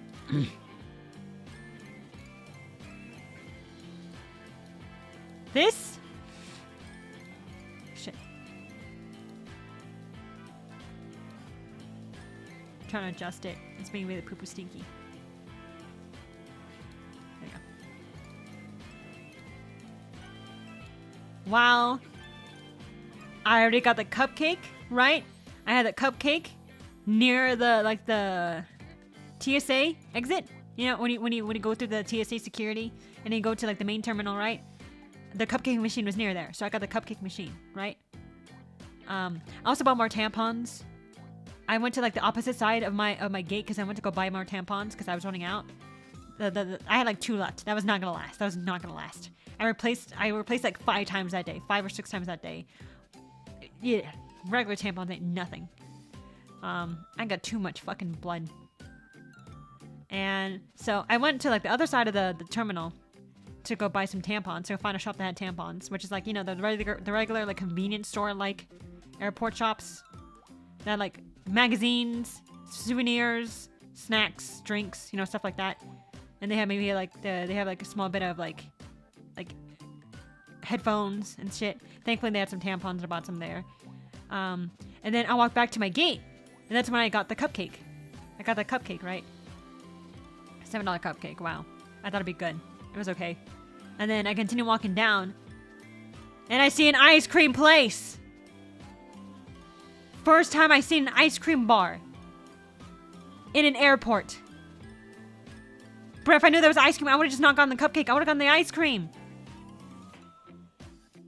I love ice cream.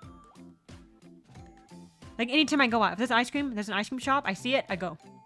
I go. I get ice cream. I get ice cream.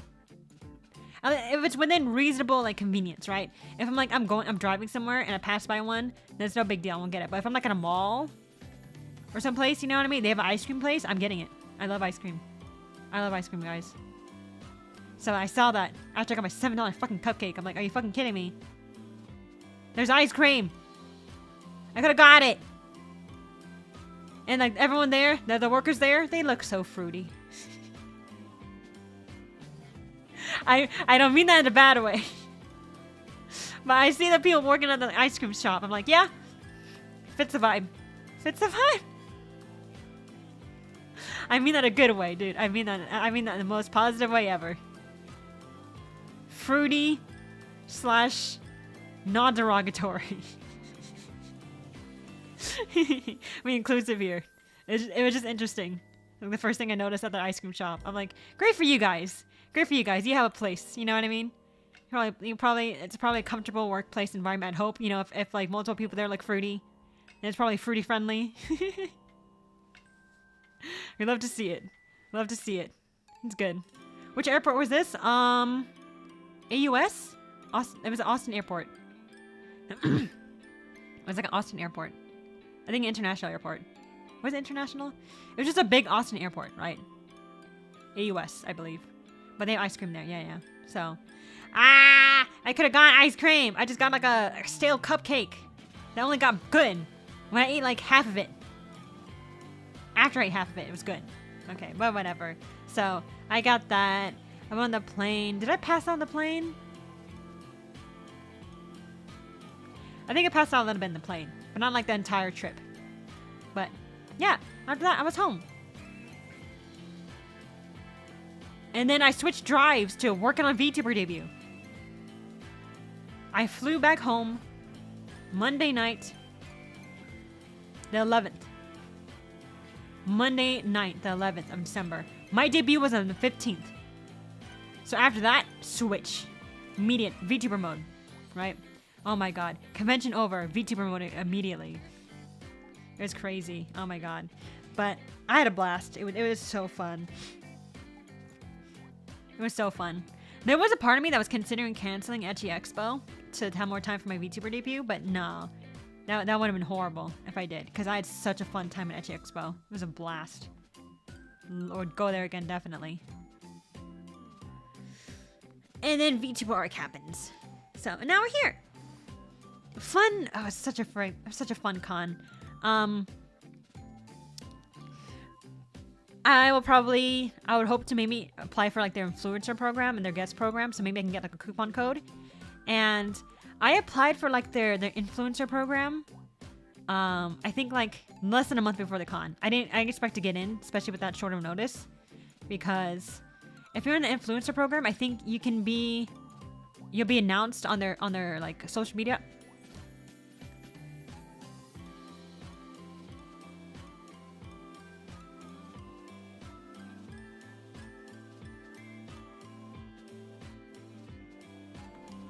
Sorry. It's my family, but fuck, more mucus.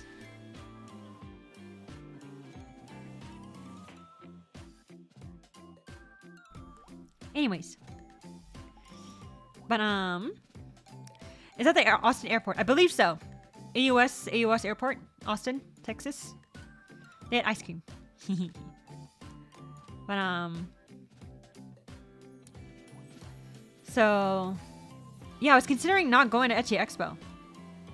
And the whole influencer like program thing, where like I think you can be announced on their social media and also get like a coupon code that you can give to your followers, and your followers I can get like a 10% off discount code. So, and based on that, I think the more you sell, like the more rewards you get from the convention. And I applied to that. Fuck.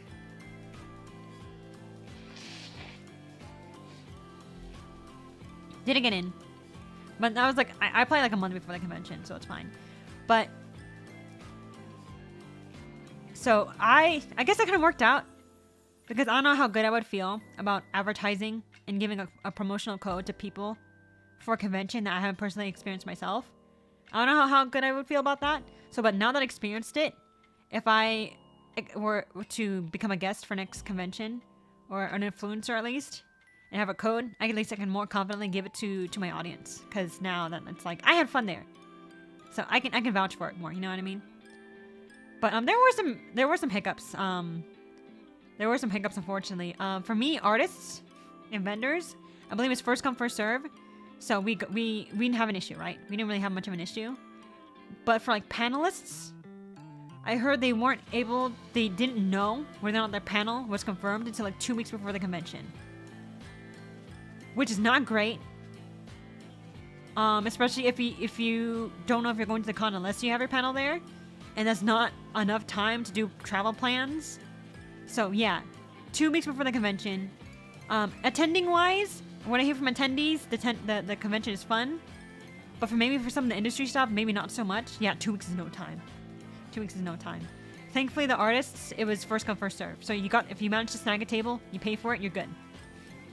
I didn't find out about my table number until after I got to the convention. Where they showed me where my table is. And usually conventions, they tell you ahead of time, like, your table number is this, right? So, you know, not the best. But, you know, there's some things that the convention can improve on. I would believe so. But with all the experience I have with the staff are really nice. I'll say that. Like, I don't know what goes on behind the scenes to lead to that. I don't doubt, like, holding a convention, an event that big, is, like, loads of work, right? So much work. Mucus.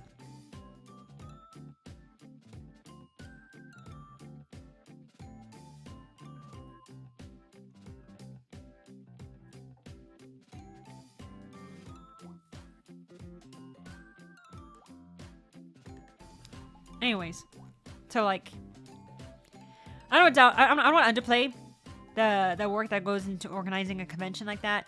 I don't know what goes on behind the scenes, so I don't know what led to that. Oof, they don't give you your table number. They showed me, they gave me my table once I got there, right? Once I checked in, once I got to the convention, they give it to me then. But generally, in my experience, conventions give you the table number ahead of time. Maybe like 2 weeks before the convention, right? Within a month before the convention, they usually give you table numbers, right?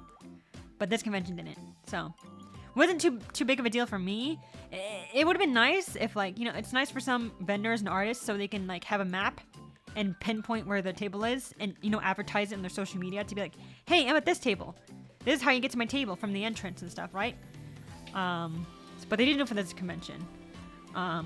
But, you know, some things obviously can be improved. Not great that the panelists had 2 weeks before they only confirmed 2 weeks before the con. 12 burps. Yeah, ahead of time is better for promo. Definitely is, right? So, it's not a make or break for me. For the table number. Better for promo, but yeah, not a make or break. But the panelists, that was a big one. You learn 2 weeks before the convention whether or not you're accepted. That's a big one. I guess a warning if anyone wants to be a panelist. I don't know if they're gonna approve next year or anything.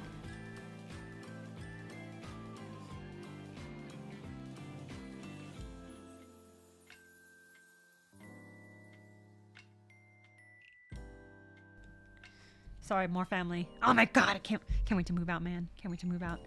But I mean, appreciate, you know, they're communicating with me. They offer me like food and stuff, but still, it's not fun for streaming. But anyways, what am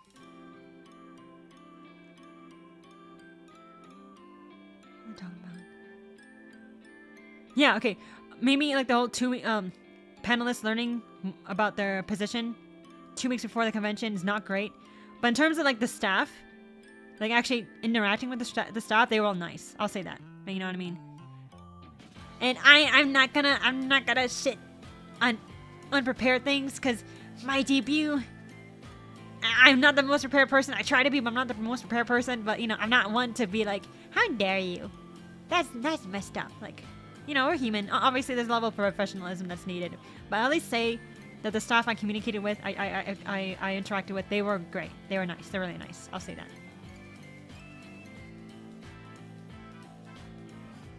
What made you want to go to Ecchi Expo? 18 plus con. 18 plus con. Horny on main. I'm horny on main. So it's nice to like go to a convention that I know is full of 18 plus and like dedicated to like ecchi and like hentai. Right? You know what I mean? Like we don't have to censor anything on our tables. We can display porn, right? And also like the fact that, you know, 18 plus, you don't have to worry about talking to no kiddos. You know what I mean? That's great. Really, really enjoy that. Everyone's an adult. Well, of course, like I mentioned before, there's always a possibility of someone like underage slipping in with a fake ID. There's always a possibility. But at least you weed out most of them. You know what I mean? You know what I mean? So, yeah, there's not many 18 plus conventions. I don't know too many. I found out about more. I'm looking into that. I heard about more from while I was at the convention. People are telling me about other 18 plus conventions, which I'm looking into. I don't know if it'd be worth it for me. I mean, I don't think it's worth it. Even if like I don't make much money, I love being able to talk to people and table and you know, network and interact with others. So even if I don't make much, it's still a fun experience wise. It's still a fun experience, I mean. So SumiCon is my next 18 plus con. It's great not dealing with kids, right? Right? Like no shame. Like, you know, I think the internet shits too much on like kids in the sense of like they don't respect the autonomy, if that's the right word, of minors. You know what I mean? They're still people. You know what I mean? Like I was under 18 once. You know what I mean? I was under 18 once, and if people treat me like shit just because I was under 18, I'd be pissed. You know what I mean? I think it's good for there to be good adult people around. You know what I mean? Like have these people understand like, hey, you know, I'm not gonna say these things in front of you. You know what I mean? I won't be swearing in front of you and stuff. But like, I feel like, you know, people underage, they need a space too. You know what I mean? I was that. You know, when I was a minor, when I was a kid, I was online all the time. I was critically in line. I've been critically online since I was a kid, right? I mean, whether or not that's good or bad is up to debate. But like, it would suck ass if I didn't have a place like that. You know what I mean? Tumblr, DeviantArt. I enjoy being on those sites. I had a blast. And if someone was like, "How dare you be online? Don't do anything on social media whatsoever, because you're a minor." I mean, that would suck ass. You know what I mean? Yeah, I just don't want the responsibility of being a role model at the con. Basically, right? You don't have to worry about like being a good adult. Yeah, being a responsible adult. At least like in the sense of like being a role model. Yeah. You're just vibing, you know. You're just vibing with other adults. You know what I mean? You don't have to worry so much about cursing and shit. You know. Yeah. So more 18 plus cons. That'd be great. You know what I mean? That'd be great. I just need more merch in general. I need more not safe for work merch, and I need more merch in general.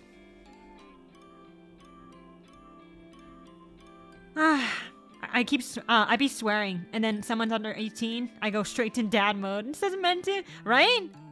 It's nice to be able to go to a convention where you don't have to switch that mode on. Yeah, I want to go to 18 plus cons and don't have to worry about talking to minors. That shit's scary, right? Yeah. It's like, I feel like if you're an average adult, you know, you don't curse too often, you know what I mean? And like your tastes aren't like degenerate. You're probably fine going to like an all ages convention, you know what I mean? You're probably fine talking to other kids. Not other kids, but like you're fine talking to people that are potentially young. But not me. I like funny cock and ball. I curse a lot. I make funny cock and ball, coochie, pussy, cum, funny hee hee jokes, right? And I curse a lot. So like, for that reason, and also I also do non-safe work art. So for that reason, I have to filter myself a lot for the kids, obviously. You know what I mean? So not having to filter myself, that's nice. You know what I mean? Like, I don't like how, I think it's a Twitter thing. I don't know about elsewhere, but like a Twitter thing where they kind of treat minors as like they don't exist, like they're stupid. You know what I mean? Like, how dare you, a 20-year-old, speak to someone who's 17? How dare you? Like, what the fuck, bruh? What the fuck? I'm not like showing them any nudes or anything. I'm not talking about hentai. I'm just having like a casual conversation. You know what I mean? Like, oh, like I'm on a college campus, right? And there happens to be someone that's 17 there. And you just talk, right? No more conversation. Even like siblings, or like family. You know what I mean? Or like, not everyone in your family is gonna be 18 plus. You know what I mean? So it's like, or you're just out and about. You know what I mean? You're gonna come across them. It's like, I feel like it's even weirder if you're like, I don't know. Like, of course, like I said, for me, it's a matter of I'm so used to cursing. I'm so used to saying cock and ball jokes, and I do not say for work art, that I'm so used to not having a filter that I get scared near minors, because even around adults, like, I'm finding it difficult to find that filter, right? So it's even worse around minors, because I'm like, I don't want to say, you know, cock and ball in front of these kids, right? So in that regard, I'm scared. You know what I mean?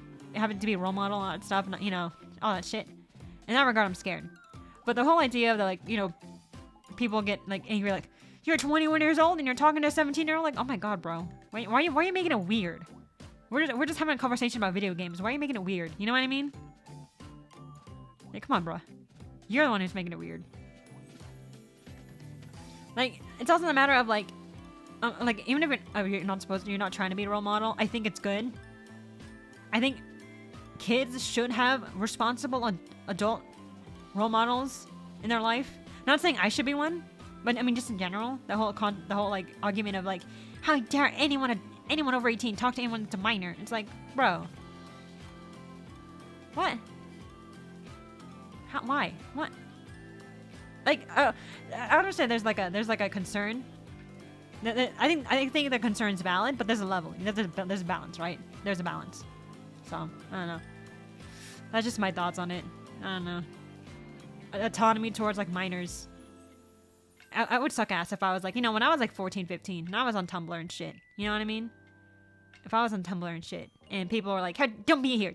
You're under 18. Get out of here. I'm like, what? Where am I supposed to go then? Where am I supposed to have fun? You know what I mean? What do I do?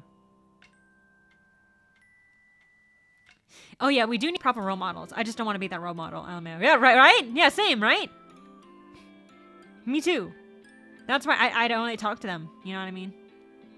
But if like someone sees me, like out, like at the grocery store, and like I'm waiting in line, and some kid, or like me, I'm like some kid has like a fucking, I don't know, Spy Family shirt, right? And I'm gonna have a conversation like, oh, you like Spy Family? It's a good anime, right? Like small conversations here and there, right? I'm not freaking talking about, I'm not like whipping my dick out, right?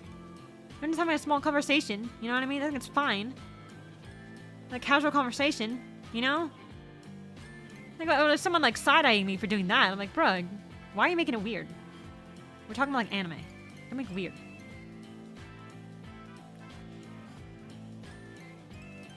Oh, you were supposed to go to the more explicit website. As me as a kid? On Tumblr? Is that what you're referring to?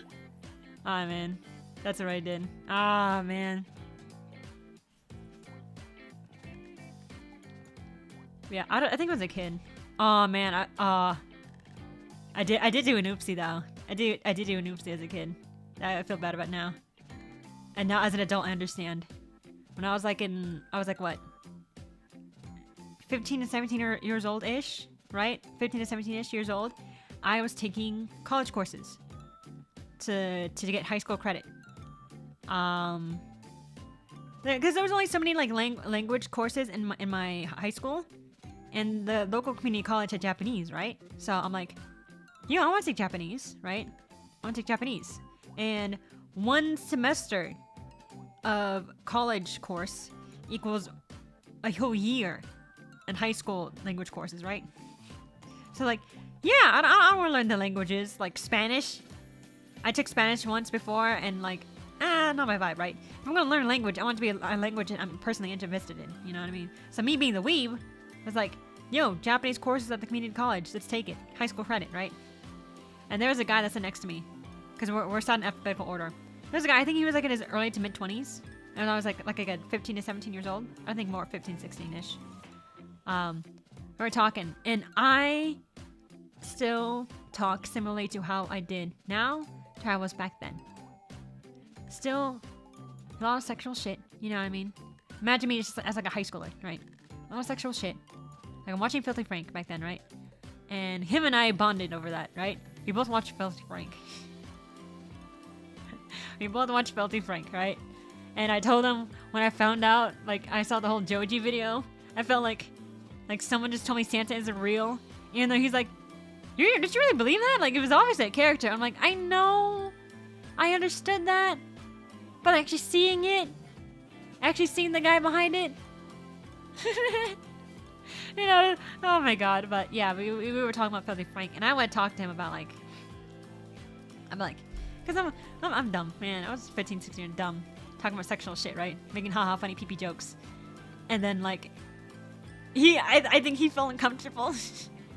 Of like, I don't know how to interact with this kid. I'm not really gonna talk about that kind of stuff with this kid, this minor. I feel so bad. I feel so bad. That was me. I feel so bad for that guy. As an adult, I understand now, but back then, I was like, hee hee haha, penis, you know? Oh my god. Ozarhara says, honestly, back then, in the day, there wasn't this many, like, this is 18 plus, kids stay away. Yeah, there was not. It was not. There are pros and cons to it, right? There's a balance. I think with anything, there's a balance. I do think there should be, like, a whole 18 plus, kids stay away. But people get too aggressive with it. You know, like the whole, like, how dare you, a 20-year-old talk to a 17-year-old? You know what I mean? Like, bro. It's even, like, just... It's different if it's like, you know, talking about like sexual shit, right? I can understand the concern about that, especially if they're a content creator, like a not safe for a content creator. Talking to like a minor. I can see that, you know what I mean? Like, of course, everything, there's like, it varies by context, it varies by scenario. Like, it's a very tricky thing, right? But like, the idea that people just get upset over the mere possibility that it's not even a weird conversation, right? It's not even a weird sexual conversation. It's just someone overage talking to someone who's underage. Just interacting at all. Not even a weird conversation, not even sexual, just interaction. People get angry. People are like, why are you doing that? That's weird. Like, you're weird. What the hell? For thinking something weird's going on. Makes me think like, you guys, you don't really touch grass, do you? You know what I mean? You don't really go out. You don't really go out, do you? If you think of this possibility that you're never gonna interact with someone underage, and have some kind of casual conversation, you know what I mean? If that's so weird to you, it's weird. I don't know. Watch my ass get canceled for that. As an 18 plus artist, watch my ass get canceled for that. Sorry, I'm not interacting with kiddos. You know what I mean? I don't have I can't really hold my filter with adults, let alone kids. So like I'm not really gonna interact with them. I'll try. I can trying to hold on my cursing. I'll try to be good, but you know. I try to avoid it. Imagine existing in this society in the same time. For real, Rich and Creamy. Imagine. That's so weird. How dare you? Azarhara says, I know, but I want it to be real. It's like... Not that I necessarily want it to be real, because like, Filthy Frank's a friggin'... He's not a good person. It's a character, right? He's supposed to portray like an asshole, like a freaking annoying, obnoxious asshole, right? So like, I think it's more obnoxious than an asshole. He's just kind of obnoxious, right? But like, I don't know. There was a magic for little me. Like, oh my god, this is so funny. Hee hee. I watch the stuff again now. It's not as funny. I don't know if it's a mix of like change in humor and change in internet humor, but also just a different age. You know what I mean? It's not as funny as it is to me now. But back then, I enjoyed that shit. Oh my god, Filthy Frank shit was a bomb back then. It was good stuff. I can appreciate it though. I can appreciate it. You know what I mean? Still funny. Still so fucking funny seeing people get into Joji stuff and then like try to cancel them over Filthy Frank. It's so wild, dude. It's so wild. Especially as someone who's gone into him before he became Joji. Or like, you know, modern day music Joji. It's wild. Oh my god. Anyways. I should end stream here. I don't think I have anything else to say. I started VTubing. I shifted from Ecchi Expo to VTubing pretty fast, but yeah, that's nothing else to say. I'm sure there'll be something I remember later on. Like as soon as I end stream, I'll remember something. But that's just how it goes. That's just life, man. So I think yeah, I'm here. You guys have any questions before I end stream though about like the convention or like tabling or any of that jazz? Cause I need food. I need food. I am starving. It's almost 8 p.m. I have not eaten a single bite.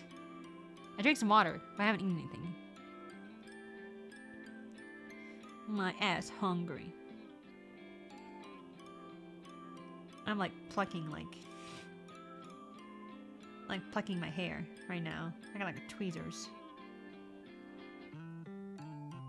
I'm dozing off in my chair. The lack of sleep is slowly killing me, says Other Horror. Oh no, what time is it for you, dude? If you don't mind sharing, of course. Time zones. Narrow down your area. Not everyone's comfortable with that. Everyone, yeah, for real, right? Everyone needs to eat or sleep. It's about 2 a.m. here. Oh my god. Only 9 p.m., but I got like 3 hours of sleep yesterday. Ah, that sucks ass. No bueno. Okay, well.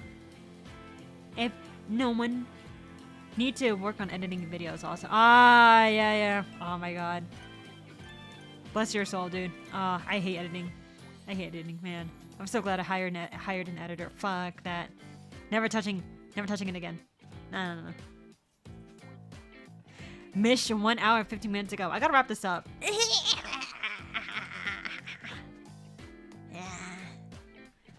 That's the experience, guys. That's the experience. Bye, Starbox. Welcome to bye. Thank you for watching. Take care, guys. Take care, everyone.